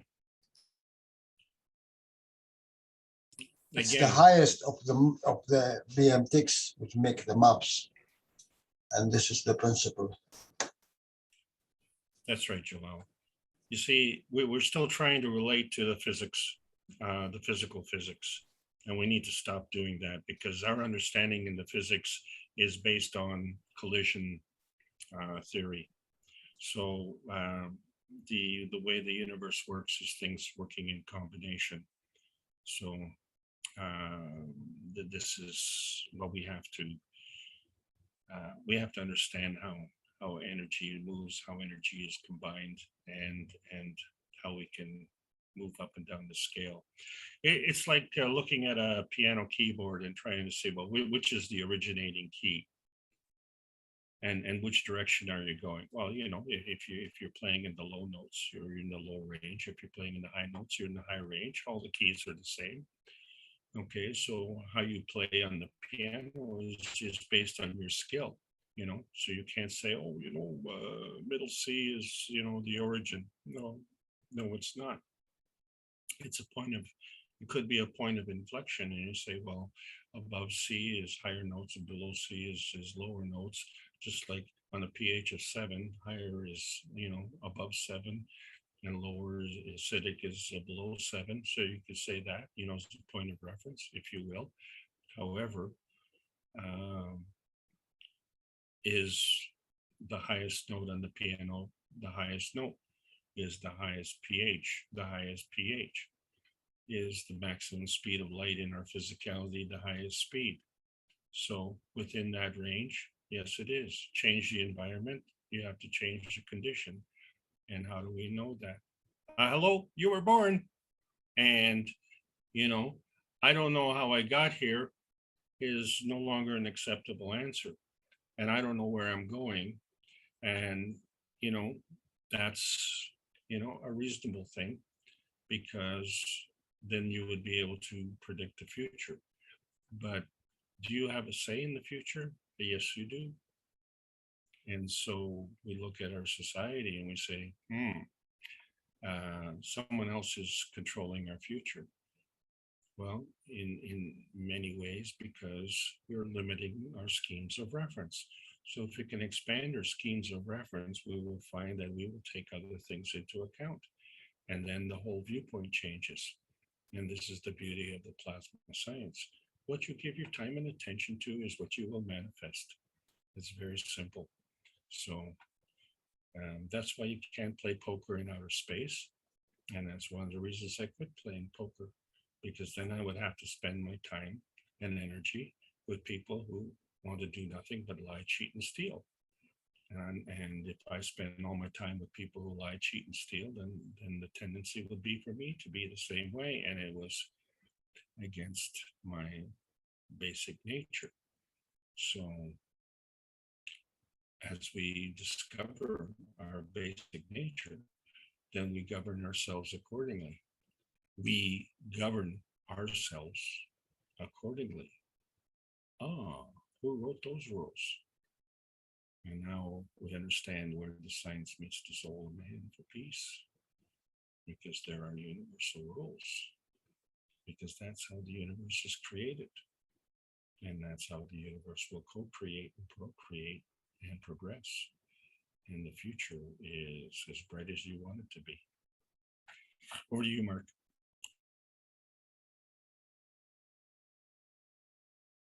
Is there anyone else who would like to ask a question or add to the knowledge today?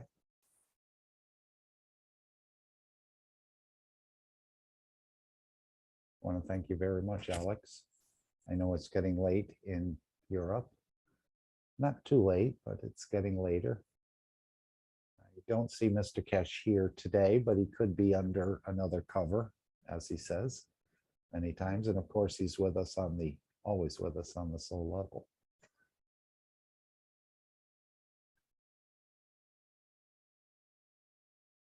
I have found the, which Randy provided me, the a bit of an excerpt from the Portuguese public teaching, where Marius did make a presentation. Dan has asked me to start it at minute 55. But before we go to that and end the meeting, followed by the final disclaimer, does anyone else want to add something or share something they've come up with? Or a question for Alex? I know he's talked for over an hour steadily, but he's willing to serve more. Hi. Hello, Selena.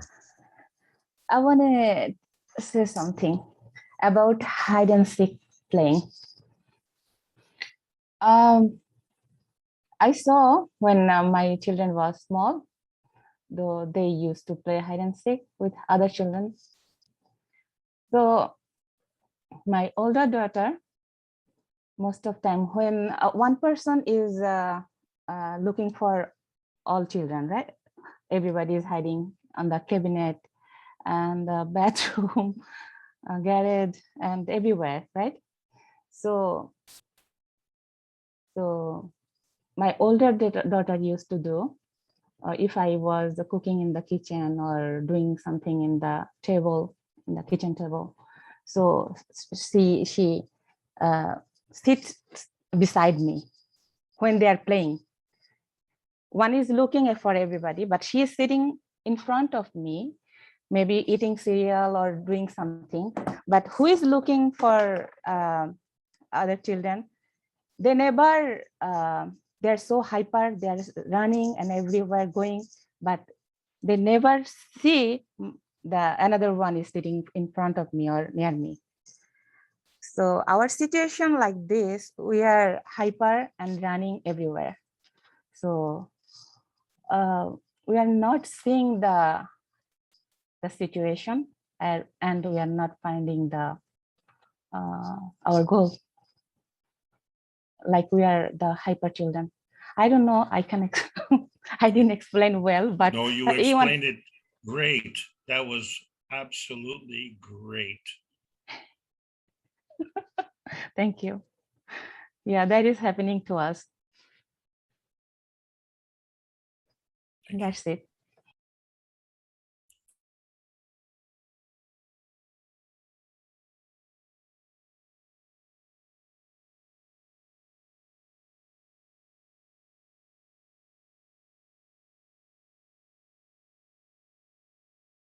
Anyone else? Feel free to open your mic. We're all equal in this meeting. So if you'd like to say something or add something, please feel free.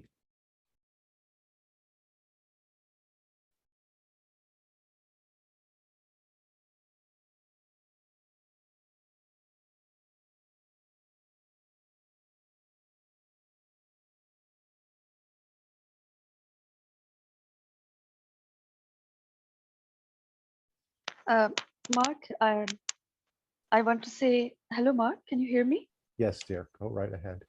Hello? Yes, you put a beautiful comment, a couple comments in there for Alex. I wanted to say, Alex, Alex, you are a beautiful soul. And these are gifts you have given to us.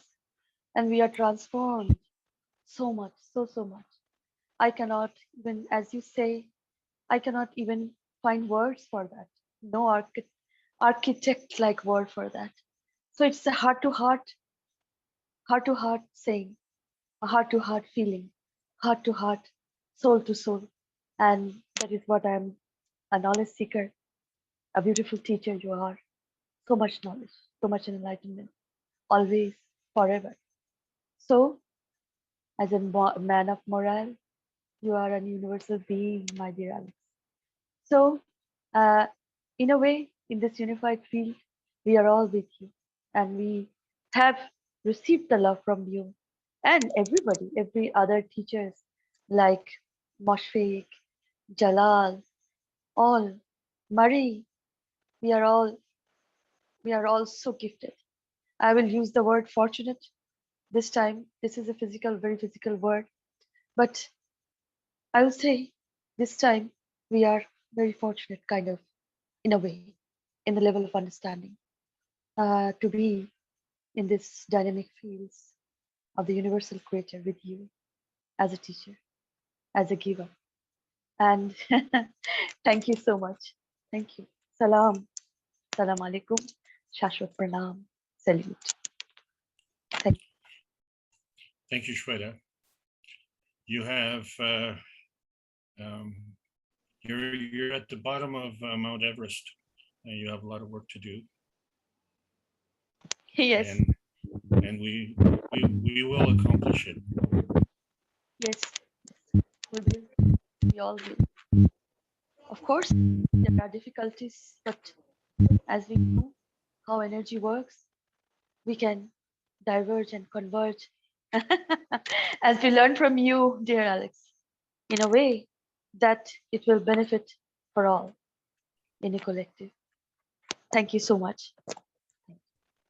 And Lissy had put in the chat earlier, please remember, Azerbaijan, everybody should be present this Tuesday for the One Planet, One Nation, One Race for world peace.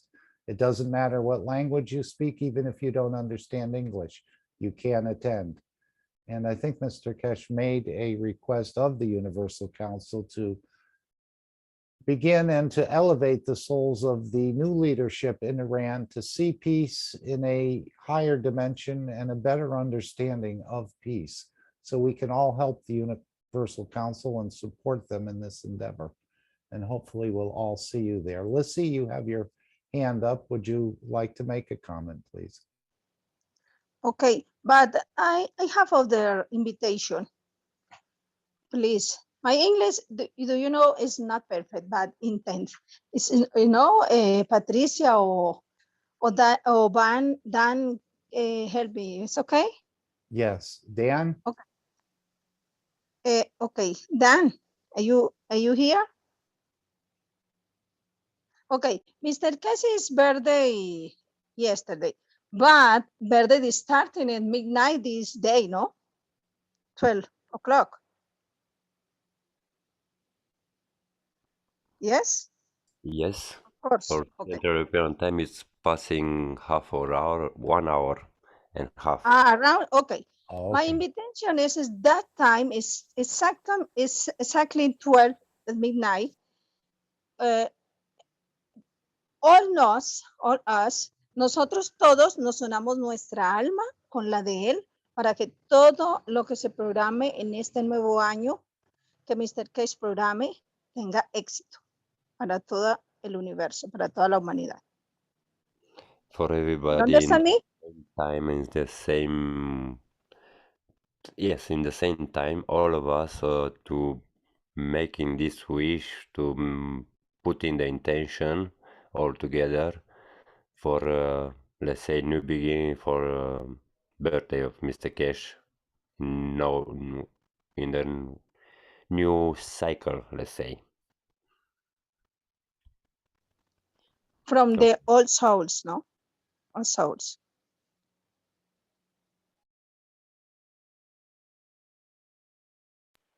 Yes, Lizzie. Thank you. I am. Thank you so much. Thank you. Great time is coming. And tomorrow is my Masaya Shriman and Takesh's birthday. Or we can say an enlightened soul in a way appeared for us, for the upliftment of humanity and the great transformation on as an administration and the whole world, all the governments has to follow under the World Peace Treaty, and they want or they don't want. This is about now about the transition of humanity into the beauty and totality in a way. Thank you, Lizzie. I am present and we are present. Thank you so much. Thank you everybody for coming today, and thank you so much for your souls. Thank you, dearest Lizzie. We are always in resonance. Much love to you. Thank you. Thank you, Lizzie. I just wanted to mention one thing. You can find a number of the transcripts for Alex's teachings on a site on YouTube called Plasma Time. I have downloaded a number of them as I'm keeping a copy. Maybe Elias, is that Elias's site?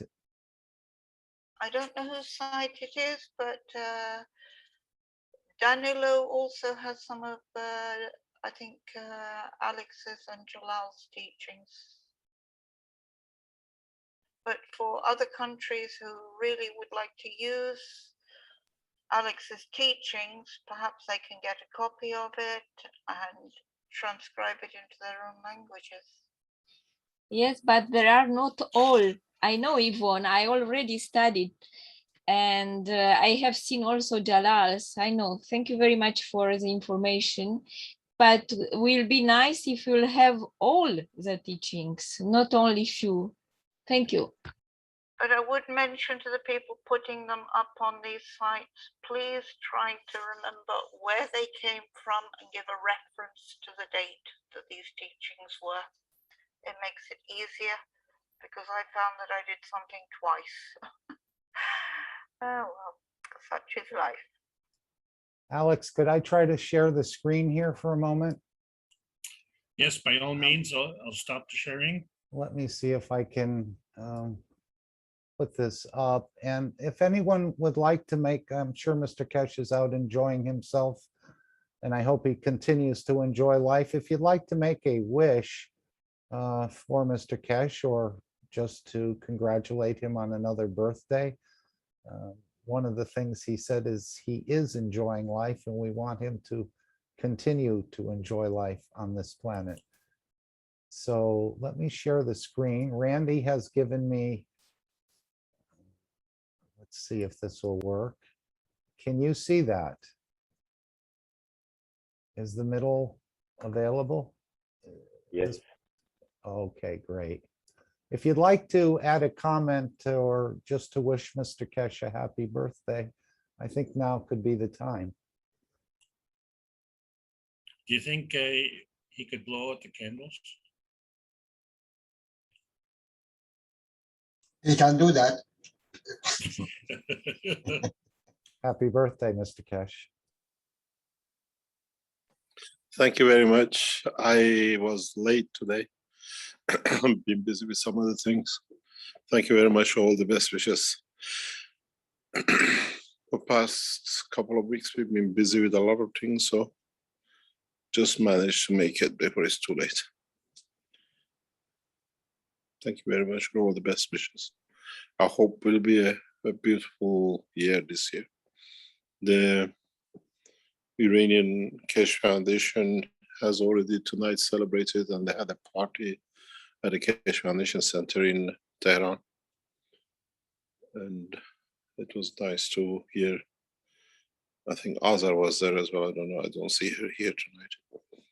And thank you very much for everything. And in a way, it's a birthday for all of us.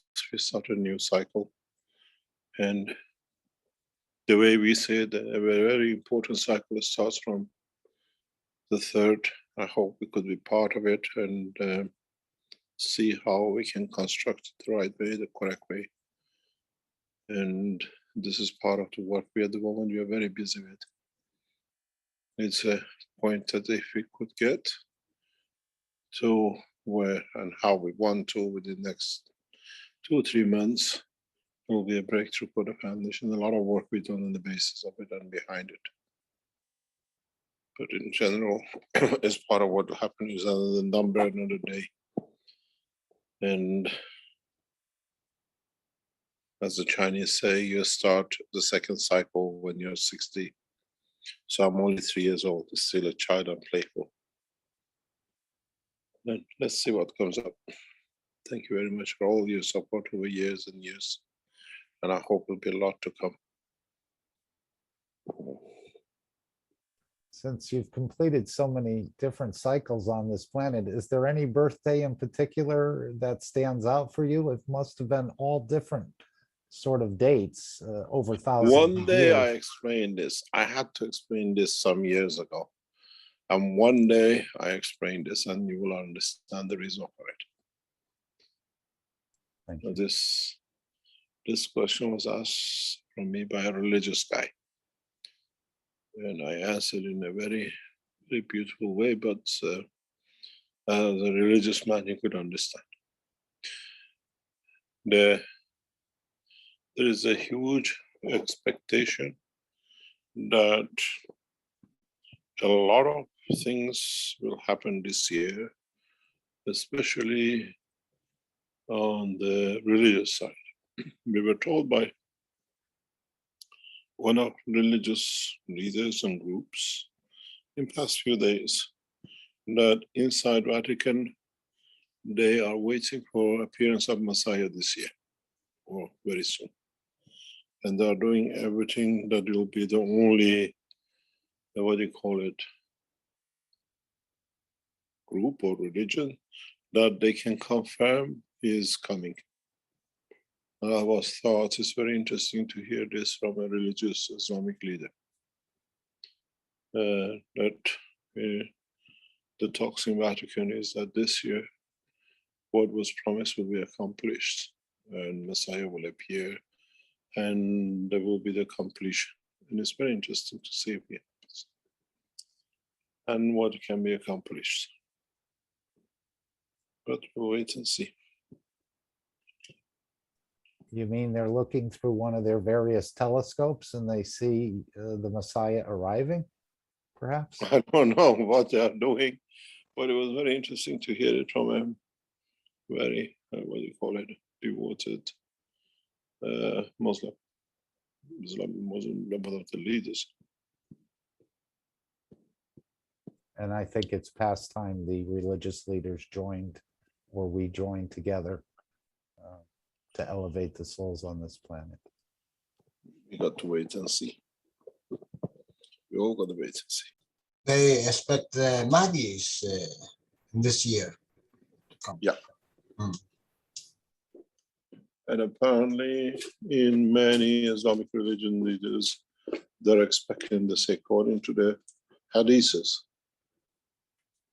who they are aware of, whatever, because they were talking about the same and they said the Vatican is moving very fast. We know the Jewish religious leaders have already predicted 2021, 2022 to be the completion of the cycle, according to theirs. But we have to wait and see.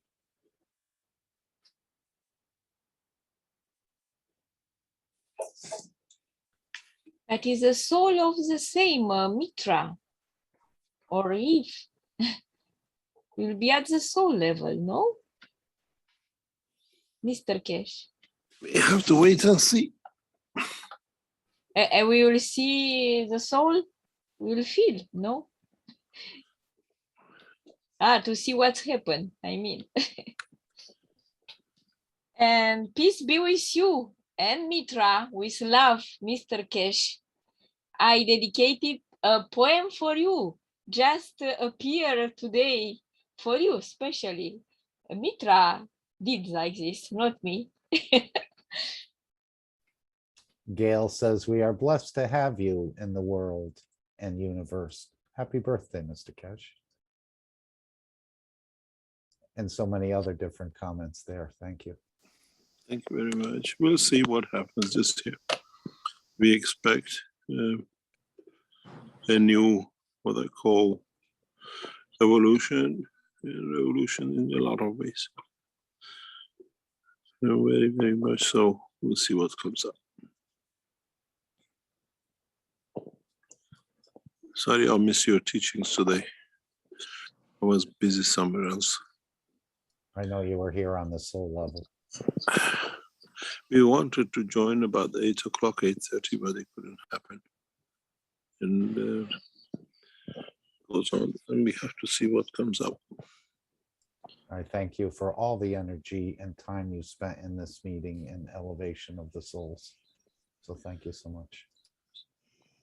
I think we all start a new journey in the past 3-4 weeks. Okay. Pardon? I think all of us as a humanity started a new cycle, a new journey, which will bring us a lot of peace and a lot of positive moves. And then it'll be interesting to see how humanity changes from 2021. We've seen the pressures of the 20 and the year of uncertainty brought us, but it brought us a lot of understanding that we can do a lot of things we were not, or we thought we couldn't do. We saw mass self imprisonments and the rest. And we just got to see to what happens to all of us from what we learned. and it'll be an interesting cycle. We learned a lot of what I call world leaders learned a lot, and we're going through the next phase. But most probably in the next few weeks, we'll see a bigger change. There are a lot of us we didn't expect. We hope that way, and it looks that way at the moment. But we'll see. We'll see what brings out and what will bring the change. For sure, we're not going back on the old track, and the new ways, the new sciences is very much on the verge of changing things. We are part of the change. We are not all the change. We are always not exclusive, but with it, we are part of that big change which is to come. So will we see the doors of peace opening through the religious leaders first, as you had indicated, out of Iran first, and others will follow? Is that still on the card? We will know this by most probably second weekend, not this week. I mean, we don't consider the first, by the second weekend of August, third weekend. We hopefully we'll see where we are and how things take shape.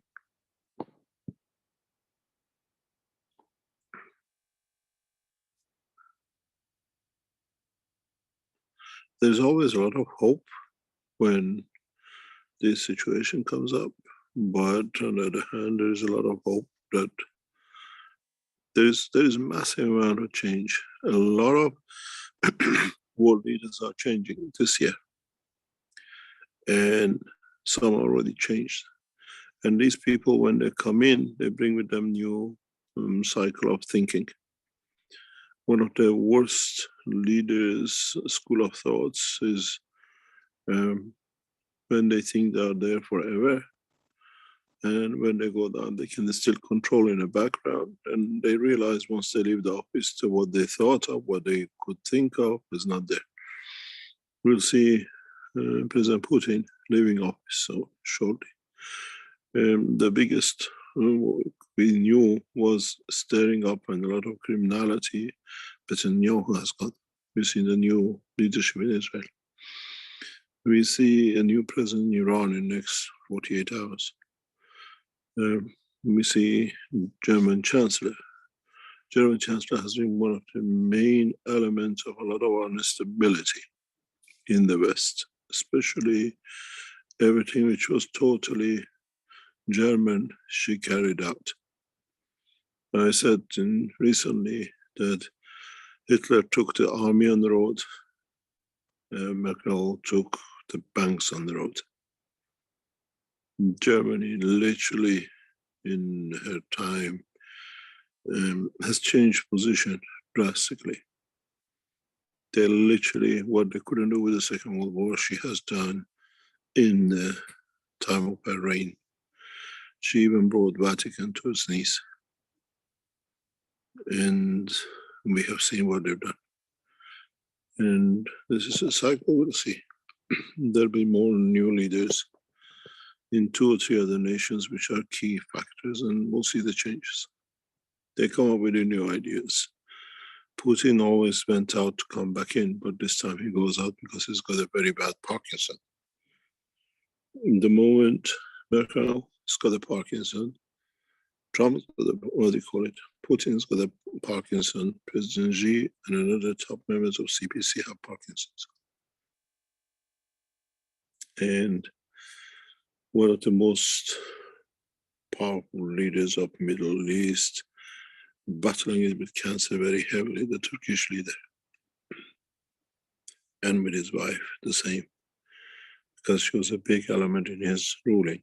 She was at the hub of the power in the background. Both husband and wife are battling cancer very heavily. And we will see the changes in that direction too.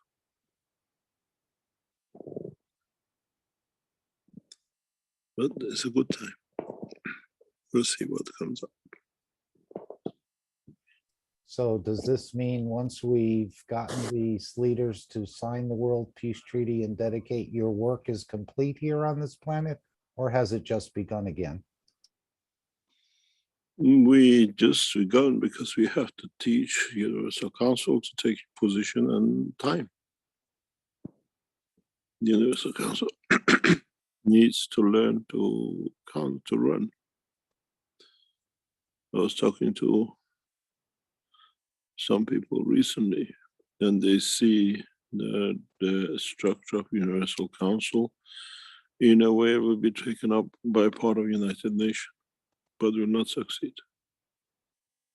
The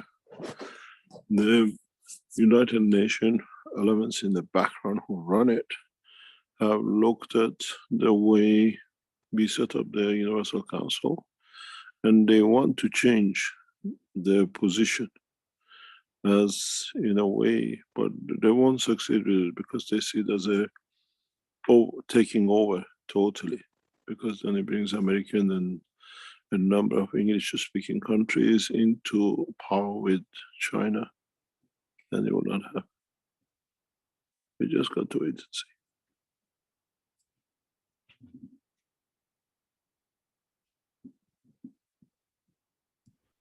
So when you said in, I don't know if it was the last workshop, that you said we operate on the soul level, and if it takes us 500 or 1,000 years to make the complete change, it's only a few seconds for us. So it's not going to be like the snap of a finger where everything just changes overnight. It's going to be a process as well. It has to be a process. Otherwise, we could have done this centuries ago. It has to be a process because it's in the nature of the man and the beast. We always look at the human piece, but we gotta bring the piece from lions to ants and the rest. And man has to change the condition of this planet.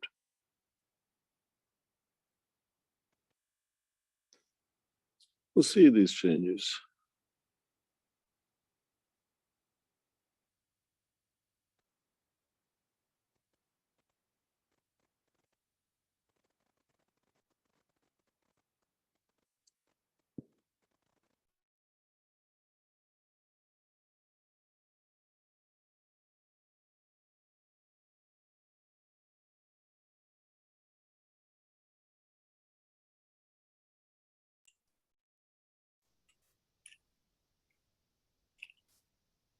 Go ahead, Alex. Hello, Mr. Kesh.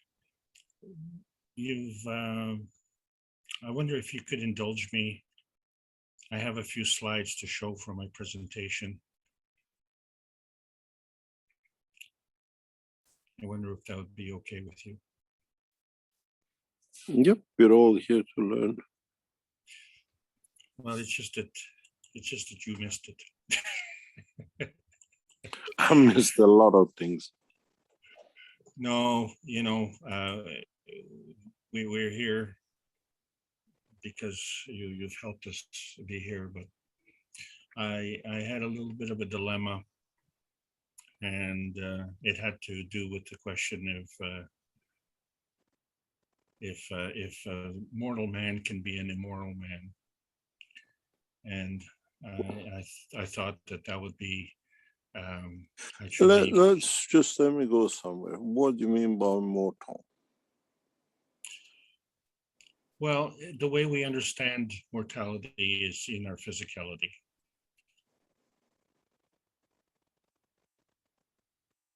It's a limiting factor. The mortal man being a limiting factor. You mean and dying you're talking about? Yes, exactly. So the point being is that the mortal man, and he wants to be an immoral man, and have we succeeded in that? I think we've been famously successful with that.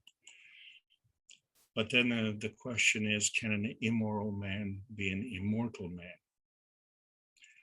And I personally don't think that that's possible. You see, you're playing with words. Yes. more, and then it makes a mindset. Mortality does not bring morality. Well, that's exactly what I wanted to say. And morality and mortality always been read back to front. And that was Immortal my people, conclusion. you see, immortal people has always been immoral.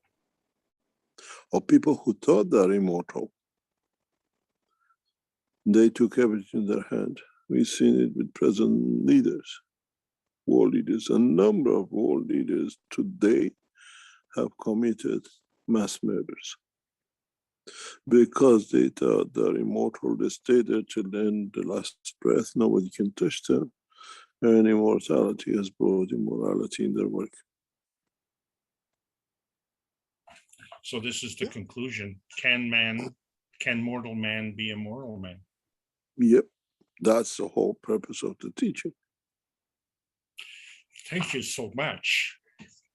But the thing is, but you have to look at it. I split your mortality in two ways.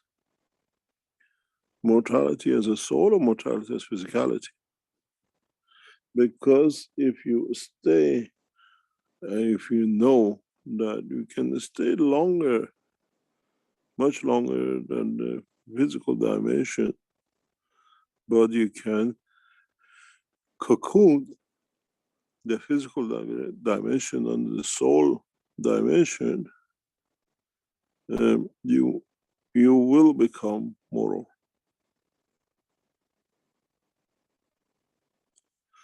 If you do wrong in physicality and jump into the soul and think you got away with it,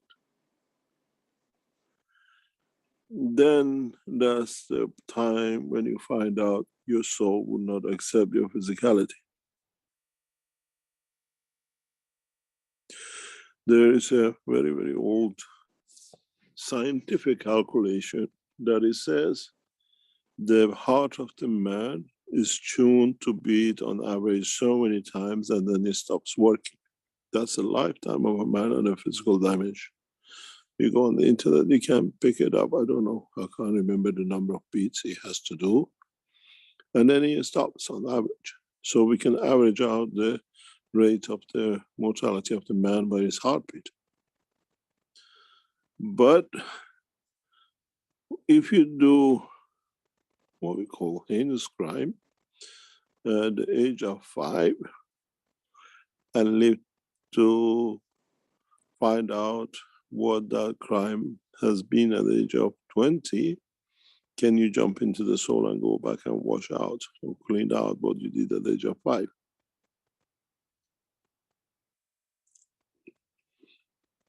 And it comes to how many heartbeats does our soul have to come to its end and demise? And can that heartbeat change the heartbeat of the physicality? We start teaching these in the teachings to come. We have a heartbeat of a man. We have a heartbeat of a soul. We have a heartbeat of the soul of the planet. The principle doesn't change. But if the heartbeat of physicality is 1,000,000, the heartbeat of the soul is by order of magnitude much longer. But in a way, the dimension of universe is very small. Because in its dimension is a long time. When you look at the heartbeat of the man, we say 60 per second. Then when you go to the heartbeat of the soul, is how many per second?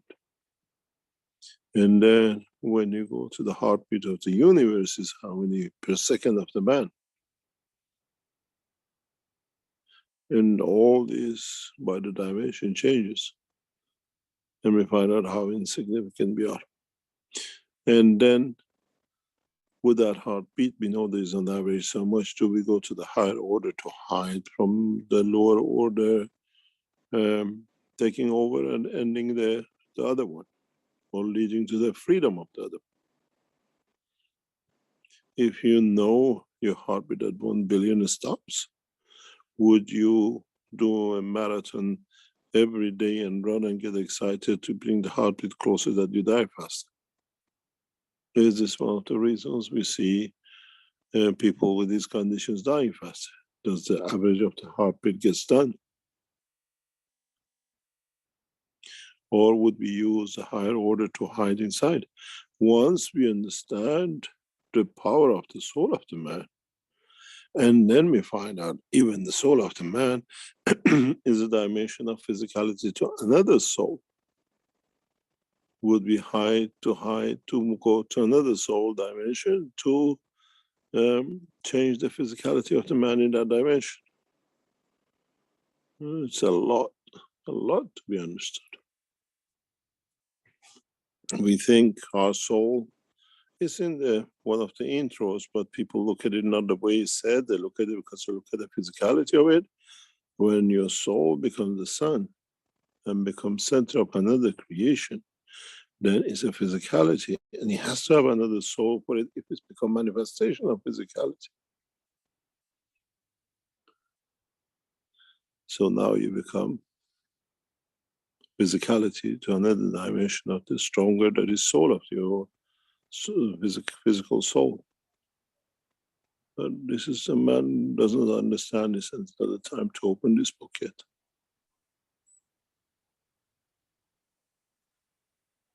We always think that, as I said in the intros,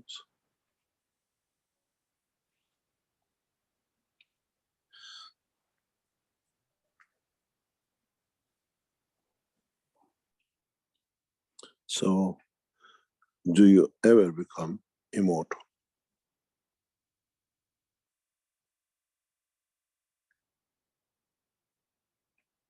But would you stay ever immoral because of immortality? Or because you know you're mortal, you don't do things wrong, that you stay moral?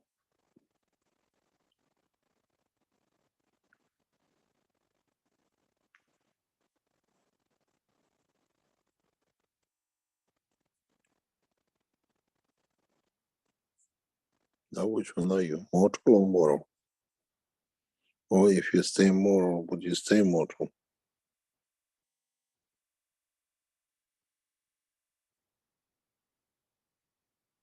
But would you accept if you're mortal that there's somebody else above you that you compare to him, you become mortal?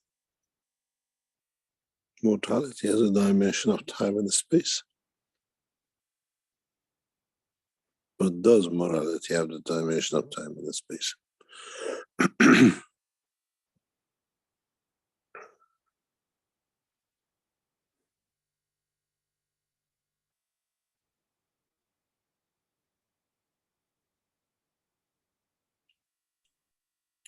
You didn't miss a thing. Thank you so much, Mr. Kish. And happy birthday to you. Thank you very much. And I want to thank all the participants in the North American team, the North American International Corona team. Really, it's a big day. But now we are lost between moral and mortal. Yes. You stay moral, forget about mortality. It'll come whenever it is. He does know how to use a lot of brain twisters rather liberally. August the 3rd is our anniversary for the World Peace Treaty. Let's make it happen. Thank you, everybody. Yes, tomorrow is the anniversary of the Universal Establishment of Universal Council on World Peace Treaty. I remember clearly we were in the island of Sanya in South China Sea. And we were with other knowledge seekers and a present member of Universal Council in two adjacent accommodations where we could see each other, and we start telling about the presence of UFOs or the lights. We all could see, even they were not with us, they were in the accommodation near us, a few meters away. We were all observing the presence of the UFOs, a massive order.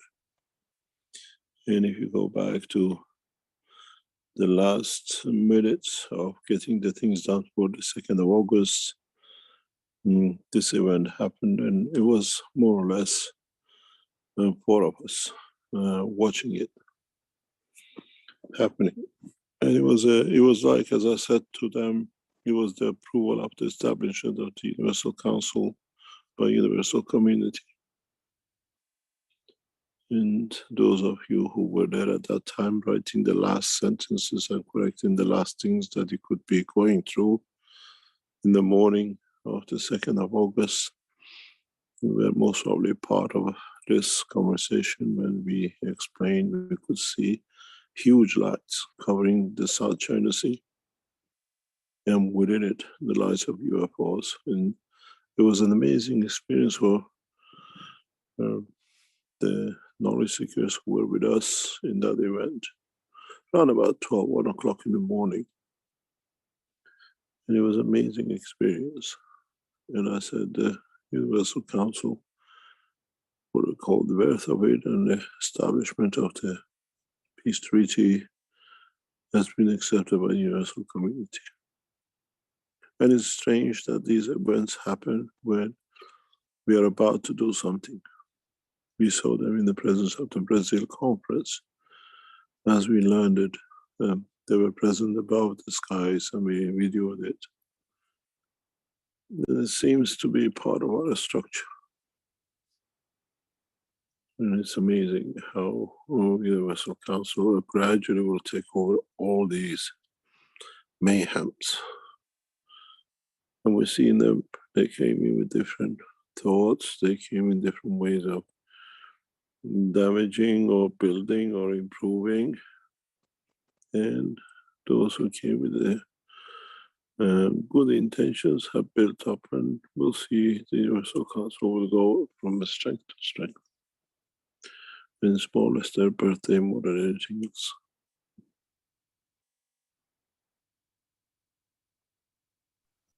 When we accepted the peace treaty as part of the structure,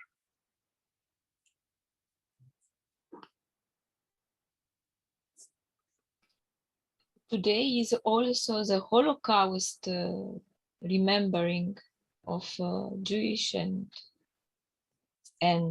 Roma population. And maybe your day of birth is related with these injustices. Do not have in the future never such a Holocaust against any population and any souls of this planet. This cycle we didn't learn anything from it. The Holocaust was nothing learned from it in a way. When we see the establishment of the State of Israel and what they've done worse than what was done by what I call Hitler.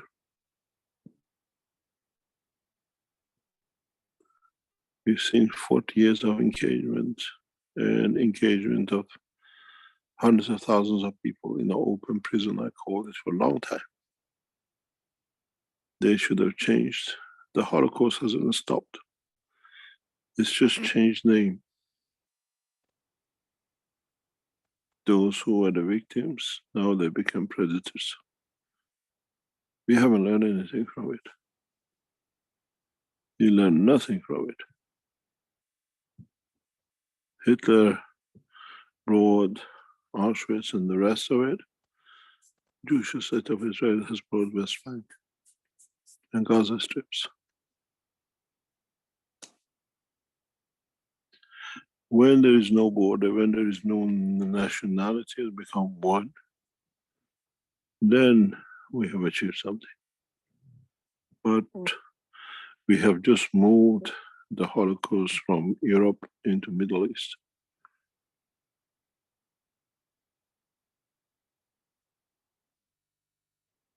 And this is the shameful part of it. We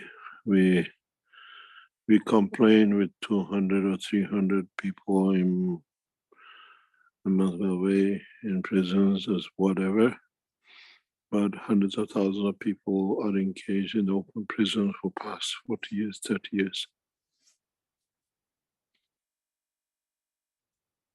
And they kill them and bomb them whenever they feel and they wish. Holocaust hasn't stopped.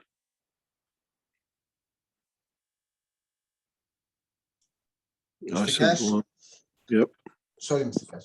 In the ambassador meeting, you give them both the USB stick. Did they done anything with it? The Palestinian and no, the USB stick was given by request of ambassador by ambassador in 2011. From that time? Yeah. That's how America got involved. We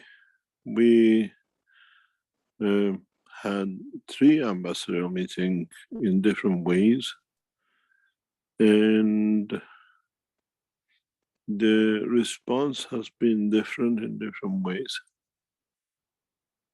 The very first ambassadorial meeting was done in Belgium, in Ninove. That was when the Americans went head on, trying to block the Keshe Foundation.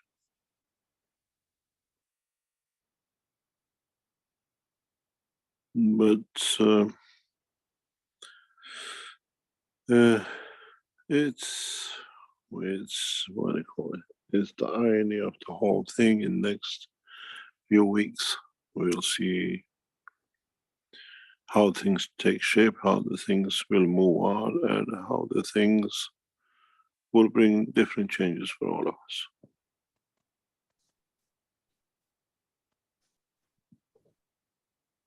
They even have the magra you give them.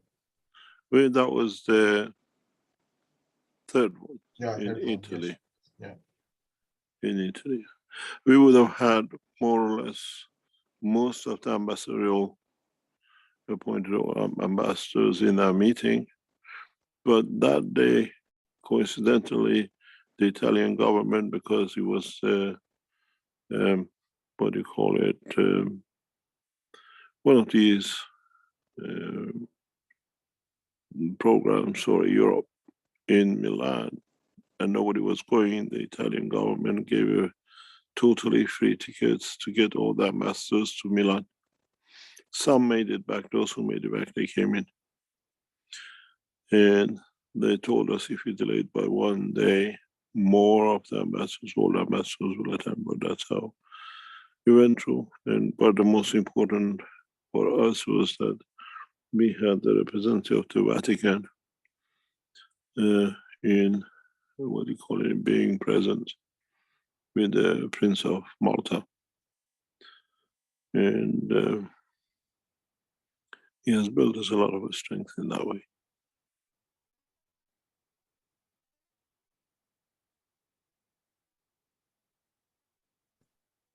But we'll see.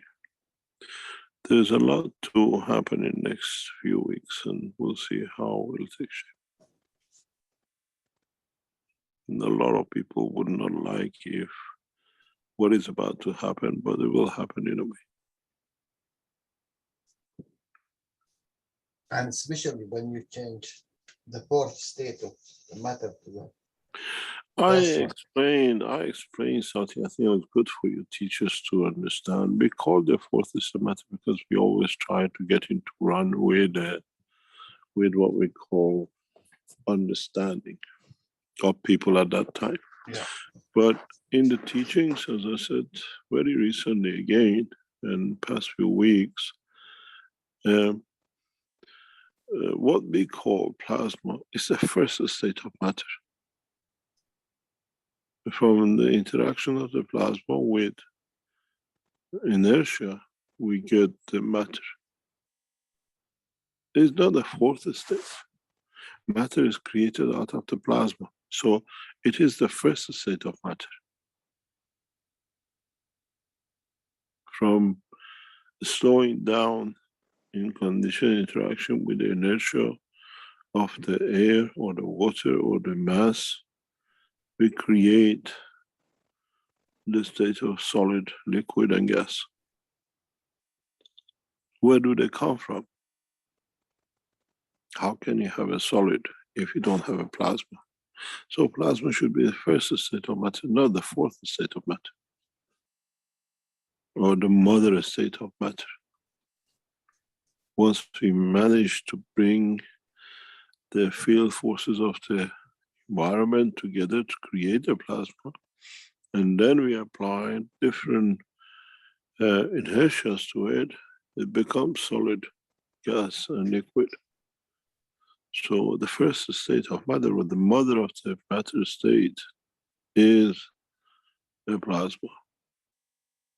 Yeah, Mr. Cash, because they do not go this way, because they came to the to the existence that the matter is there, so they do not care about who created this matter, how it created. So that's why changed the game now.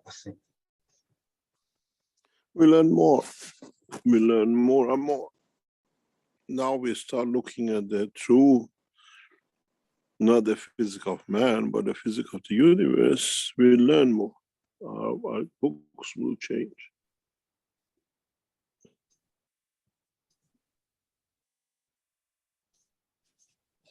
We cannot be from that time. Are we there yet? As you said. Are we there yet? No.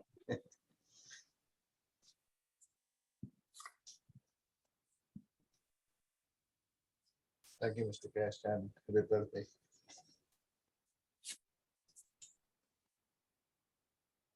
Yes, and that small teaching you gave at one point, Mr. Kesh, you said you take a couple of physics and then they form a chemistry, and a few chemistries form a biology, and a few biologies form a soul.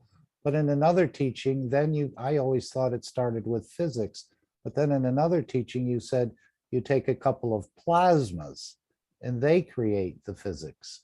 And then now you heard, now you understand what yeah. I've been trying to say. Yeah. The universe comes from plasma.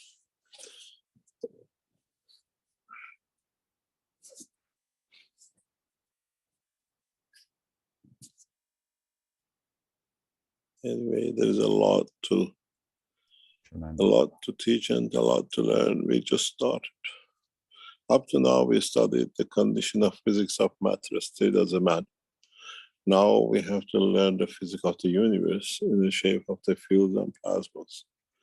The real work has just started. Where is the grid come from? Pardon? Where is the grid come from? Greed. Yeah. Greed? Yeah, people's grid, yeah. It comes from a state of mind.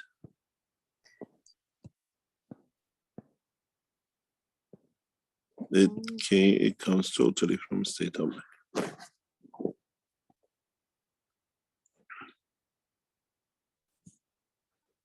How? I don't understand. It's an emotion. Greed is part of the emotion, wanting more. Greed comes out of physicality.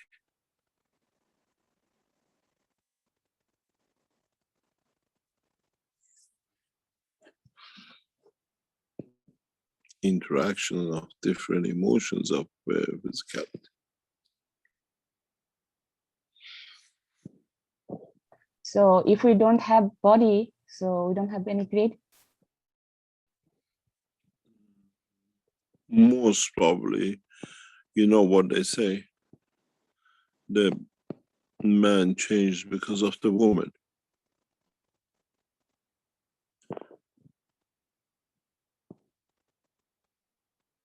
How did it become greed?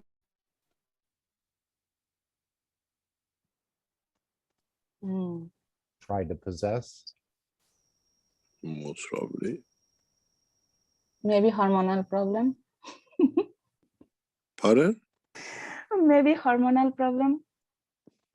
Or maybe, I don't know. I don't know if God has got menopause, but it will be a very long pause if he has. But the reality is, if you look in a lot of English language words has exactly the meaning of what it says, like mortality or morality. Mortality, more to tell, more to tell. Mortality, because you want to live longer to be able to tell more. And the other one is like menopause, is when the woman put the man on a pause till they can get their hormones sorted. So we have to understand what it means. Is that part of it? We do not know. But English language, if you read it the way it's written, has a collection of meaning of the act and effects. Mortality is you want to tell more to tell.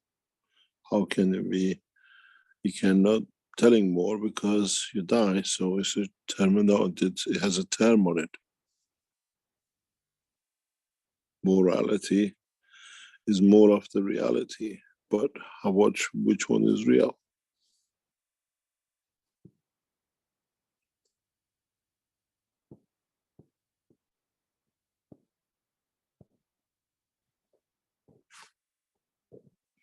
Isn't it point of view? I think being a foreigner and reading English, trying to remember it, forces you to look at things different way in remembering.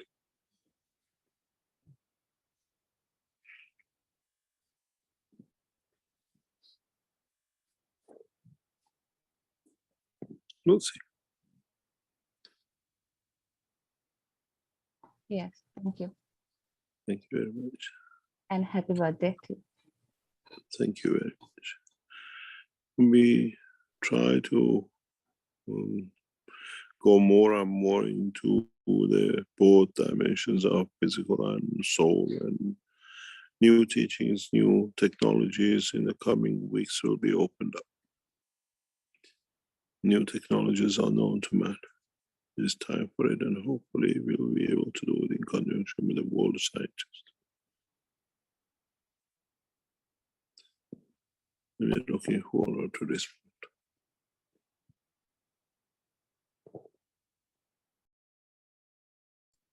Mr. Yes. Cash, you've asked the Universal Council to elevate the new leadership in Iran, and I suppose to see peace in a new way. I suppose that also extends to the other world leaders as well, to try and elevate their souls with our souls. Is there something you could add to that that would make it more effective? There's nothing we can add. They are the force on themselves, to themselves. If they realize what the power is. We have received a very shocking news in the past few hours that it can be interpreted or acted upon. And this is, it will affect the whole operation of the Middle East. The heinous job under the state, and as we said, our securities are very deeply embedded in. When we receive horrendous news like this, makes the foundation to act, makes us to react, trying to see what can be changed in this dilemma.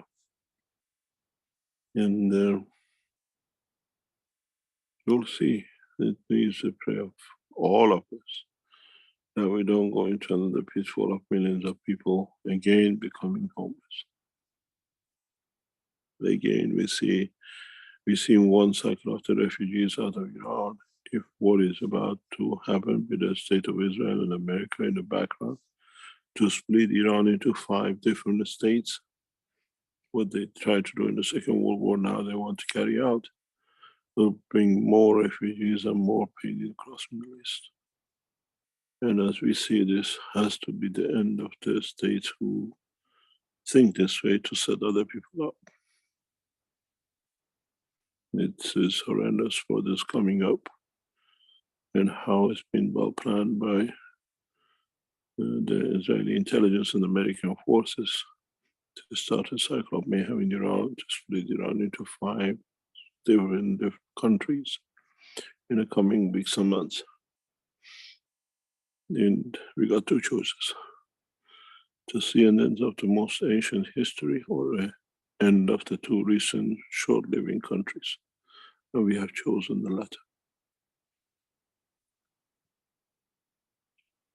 This cannot be. And we'll see how it will turn up.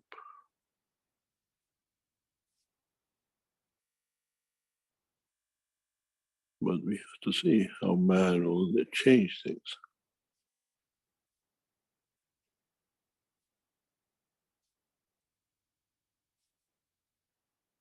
And how man will mature.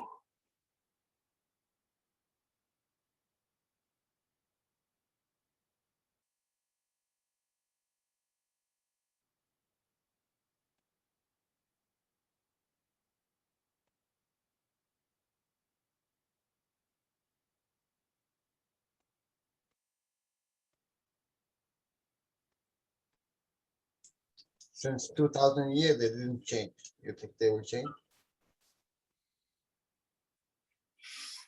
Maybe you have to make some right guesses, Jalal. We'll see. When we see that there's a time for a change, there's a time for massive changes. We need to tell the true story of the earth. Then people will know what is happening. We have to wait and see. We have to wait and see. We have to wait and see how conditions will change. Judging from what's been going on over the past few days, it's not just Iran. Enlighten us. Well, what is going on in Tunisia?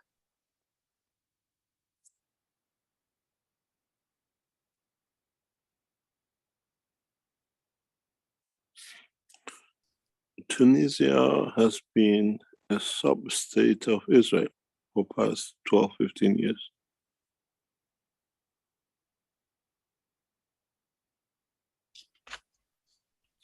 Tunisia has been a hidden devil working and run by the Mossad through Islamic world.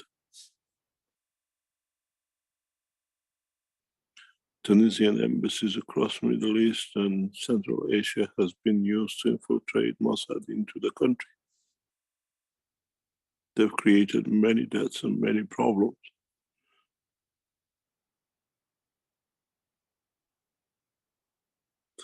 Tunisia has a long-lasting Jewish community, and they have used the Tunisian embassies as the places where they created and transported all the problems of Israel into nations.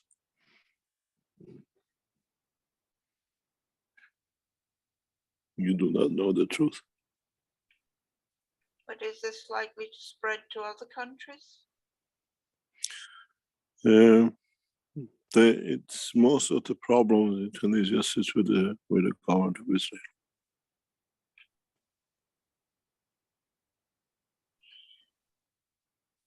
I see. Thank you, and happy birthday, Mr. Cash. Thank you. Tunisia has been used as a what I call hidden arm of Israel to do wrongdoings across Middle East and Central Asia and North Africa.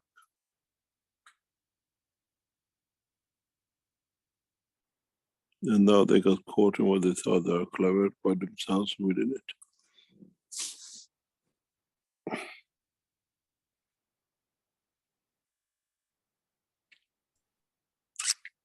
And this is a similar plan to what was wanted for China, to break it up into 2 or 3 Chinas. Taiwan, 20 Chinas. Mongolia, yeah, but I'm for 1 China, not 3 or 5. And it looks like the same plan on the table for Iran. We will stop it. Very well. It will be stopped because we are aware of it. We will stop it. And I know the Jewish group was sitting in the background and listening to tonight, and they got the message.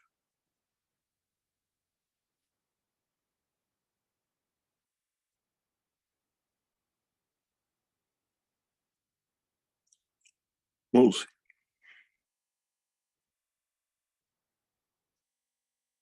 Thank you for joining us again, and happy birthday. Thank you very much. Thank you very much. No, Mr. Kash, I don't understand this thing. All what the human do is seeking for energy. He kill for energy, he steal for energy, and he rob for energy. And this technology give him a free energy forever without doing all of these things. Why don't they go to it?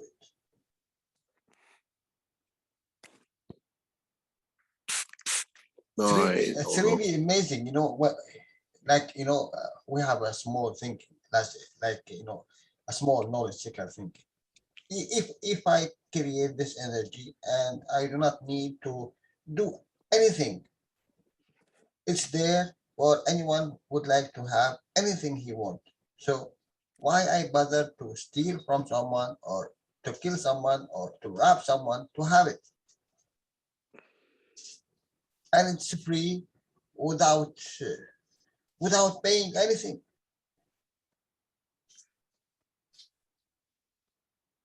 We got to explain it one way or another. Taxes, Jalal. I wonder if you have to pay any taxes to the god. Have you ever seen any charges?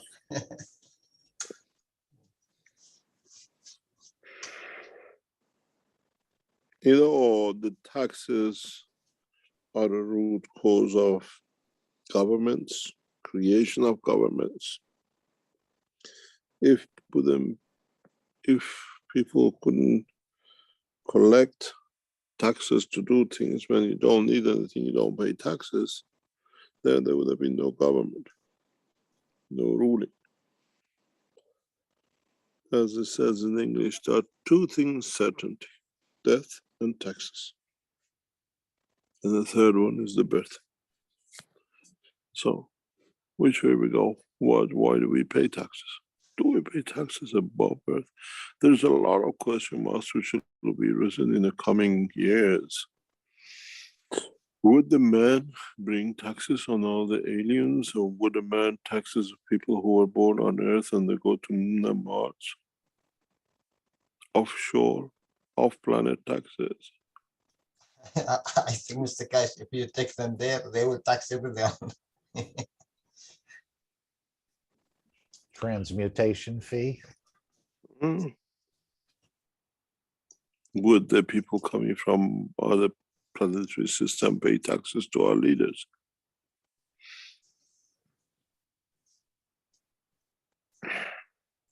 He's a mankind. Yeah, it's this kind of man which is not very kind to the man, isn't it? But it's just the way it is. Anyway, we'll see what will become, what will be the beginning of all these problems and the end of all these problems.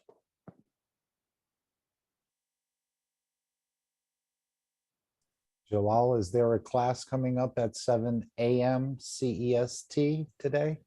Can I say no? Yes, there is. Anyway, wish you all the best and thank you for everything. Thank you, Mr. Cash, for all your Thank you very much. Have We'll a see great what comes up and what we can change. Don't be surprised if you hear a change of course in many ways. if it takes place, if he happens the way he's supposed to, will bring a lot of Smiles. maybe.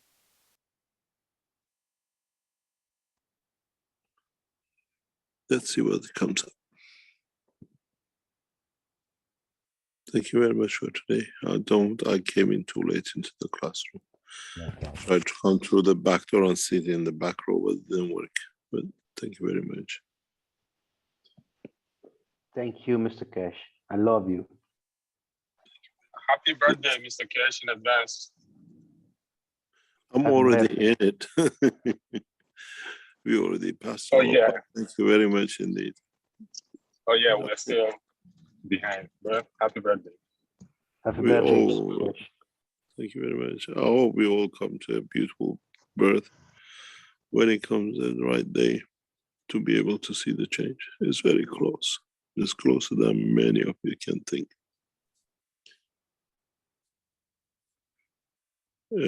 It's been said, as I said, Vatican and the churches and the mosques and what we call religious leaders are waiting. They agreed that is imminent, the appearance of what they are expecting. Would that bring at that point where the world leaders and the kings will throw their throne to the ground? And that'll be the magic of the time. How can you claim kingship when the king is present? The true king. And that'll be the amazing time. We are learning to be observers. We have been known to be the makers, so we have to see what we make. Exactly. Thank you very much and good night. Good night. Good night, Mr. Cash. Good night. Happy birthday, Mr. Cash. Thank you Happy very much. birthday, Mr. Cash. Thank you Happy very much. birthday, Happy Mr. birthday Cash. to all of you. Thank you. Happy birthday, Mr. Cash. Birthday, Mr. Cash. Auguri, Mr. Cash. Thank you so Auguri. much. Happy birthday, Auguri. Mr. Cash. We love And you. so say all of us. Stay. Happy Thank you very birthday, much. Mr. Cash. Thank you very much and good night. Good night. Don't take his breath away. He can't blow out the candles. Okay, Marius, rather than play this now, since it's so late, I'm going to play something from the Universal Council, and then hopefully next week we can see some of your work and your presentation from last Friday, if that's okay. I know it's getting late for everyone. So let's put this up. Thank you, Mark. Thank you, everyone. Have a good night. Jalal, those classes are too early. Thank you, everyone. What do you say, Devon? Sorry. Those classes are too early. Yeah, what can I do, my dear? I have no another alternative. May God be with you, Jalal. Thank you. I will Thank you make for it. your work, Jalal, Yvonne, everyone. Thank you. I will make it more earlier for you not to sleep, Ivan.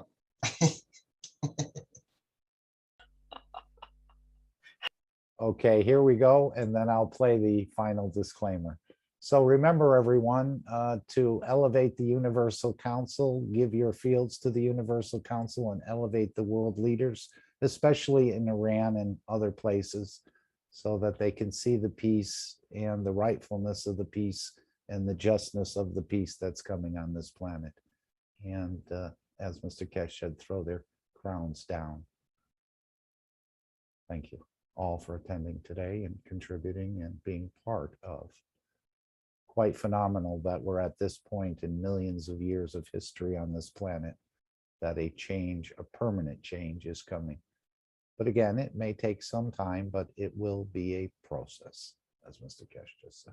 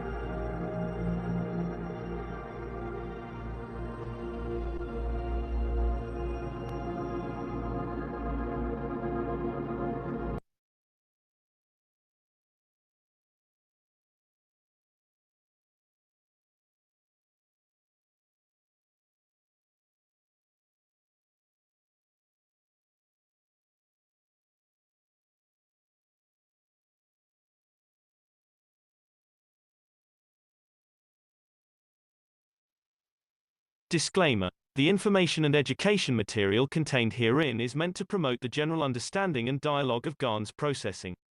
Such information is not meant or intended to serve as a substitute for a healthcare professional's clinical training, experience, or judgment. For patients and individuals, such information is not to be a substitute for professional medical, therapeutic, or healthcare advice or counseling. For medical issues or concerns, including decisions about medications and other treatments, readers, viewers, listeners should always consult their physician or, in serious cases, seek immediate assistance from emergency personnel. Prescription information, procedures, and use of medical devices information should be undertaken only by properly trained and certified medical personnel. We specifically disclaim any warranties, express or implied, including implied warranties of merchantability or fitness for a particular purpose. Such information is provided, as is, and is believed to be accurate at the time of its publishing, but it is the viewer's job to evaluate the accuracy of any information found in this presentation. Every case presented is of their own experience, applied by themselves for themselves, and it applies to their case only. Every person experiencing health problems should seek professional medical advice and consult their course of treatment with a doctor. The processes of plasma balancing described herein are a natural process which supports the body but does not replace medical advice or therapies one is already subject to.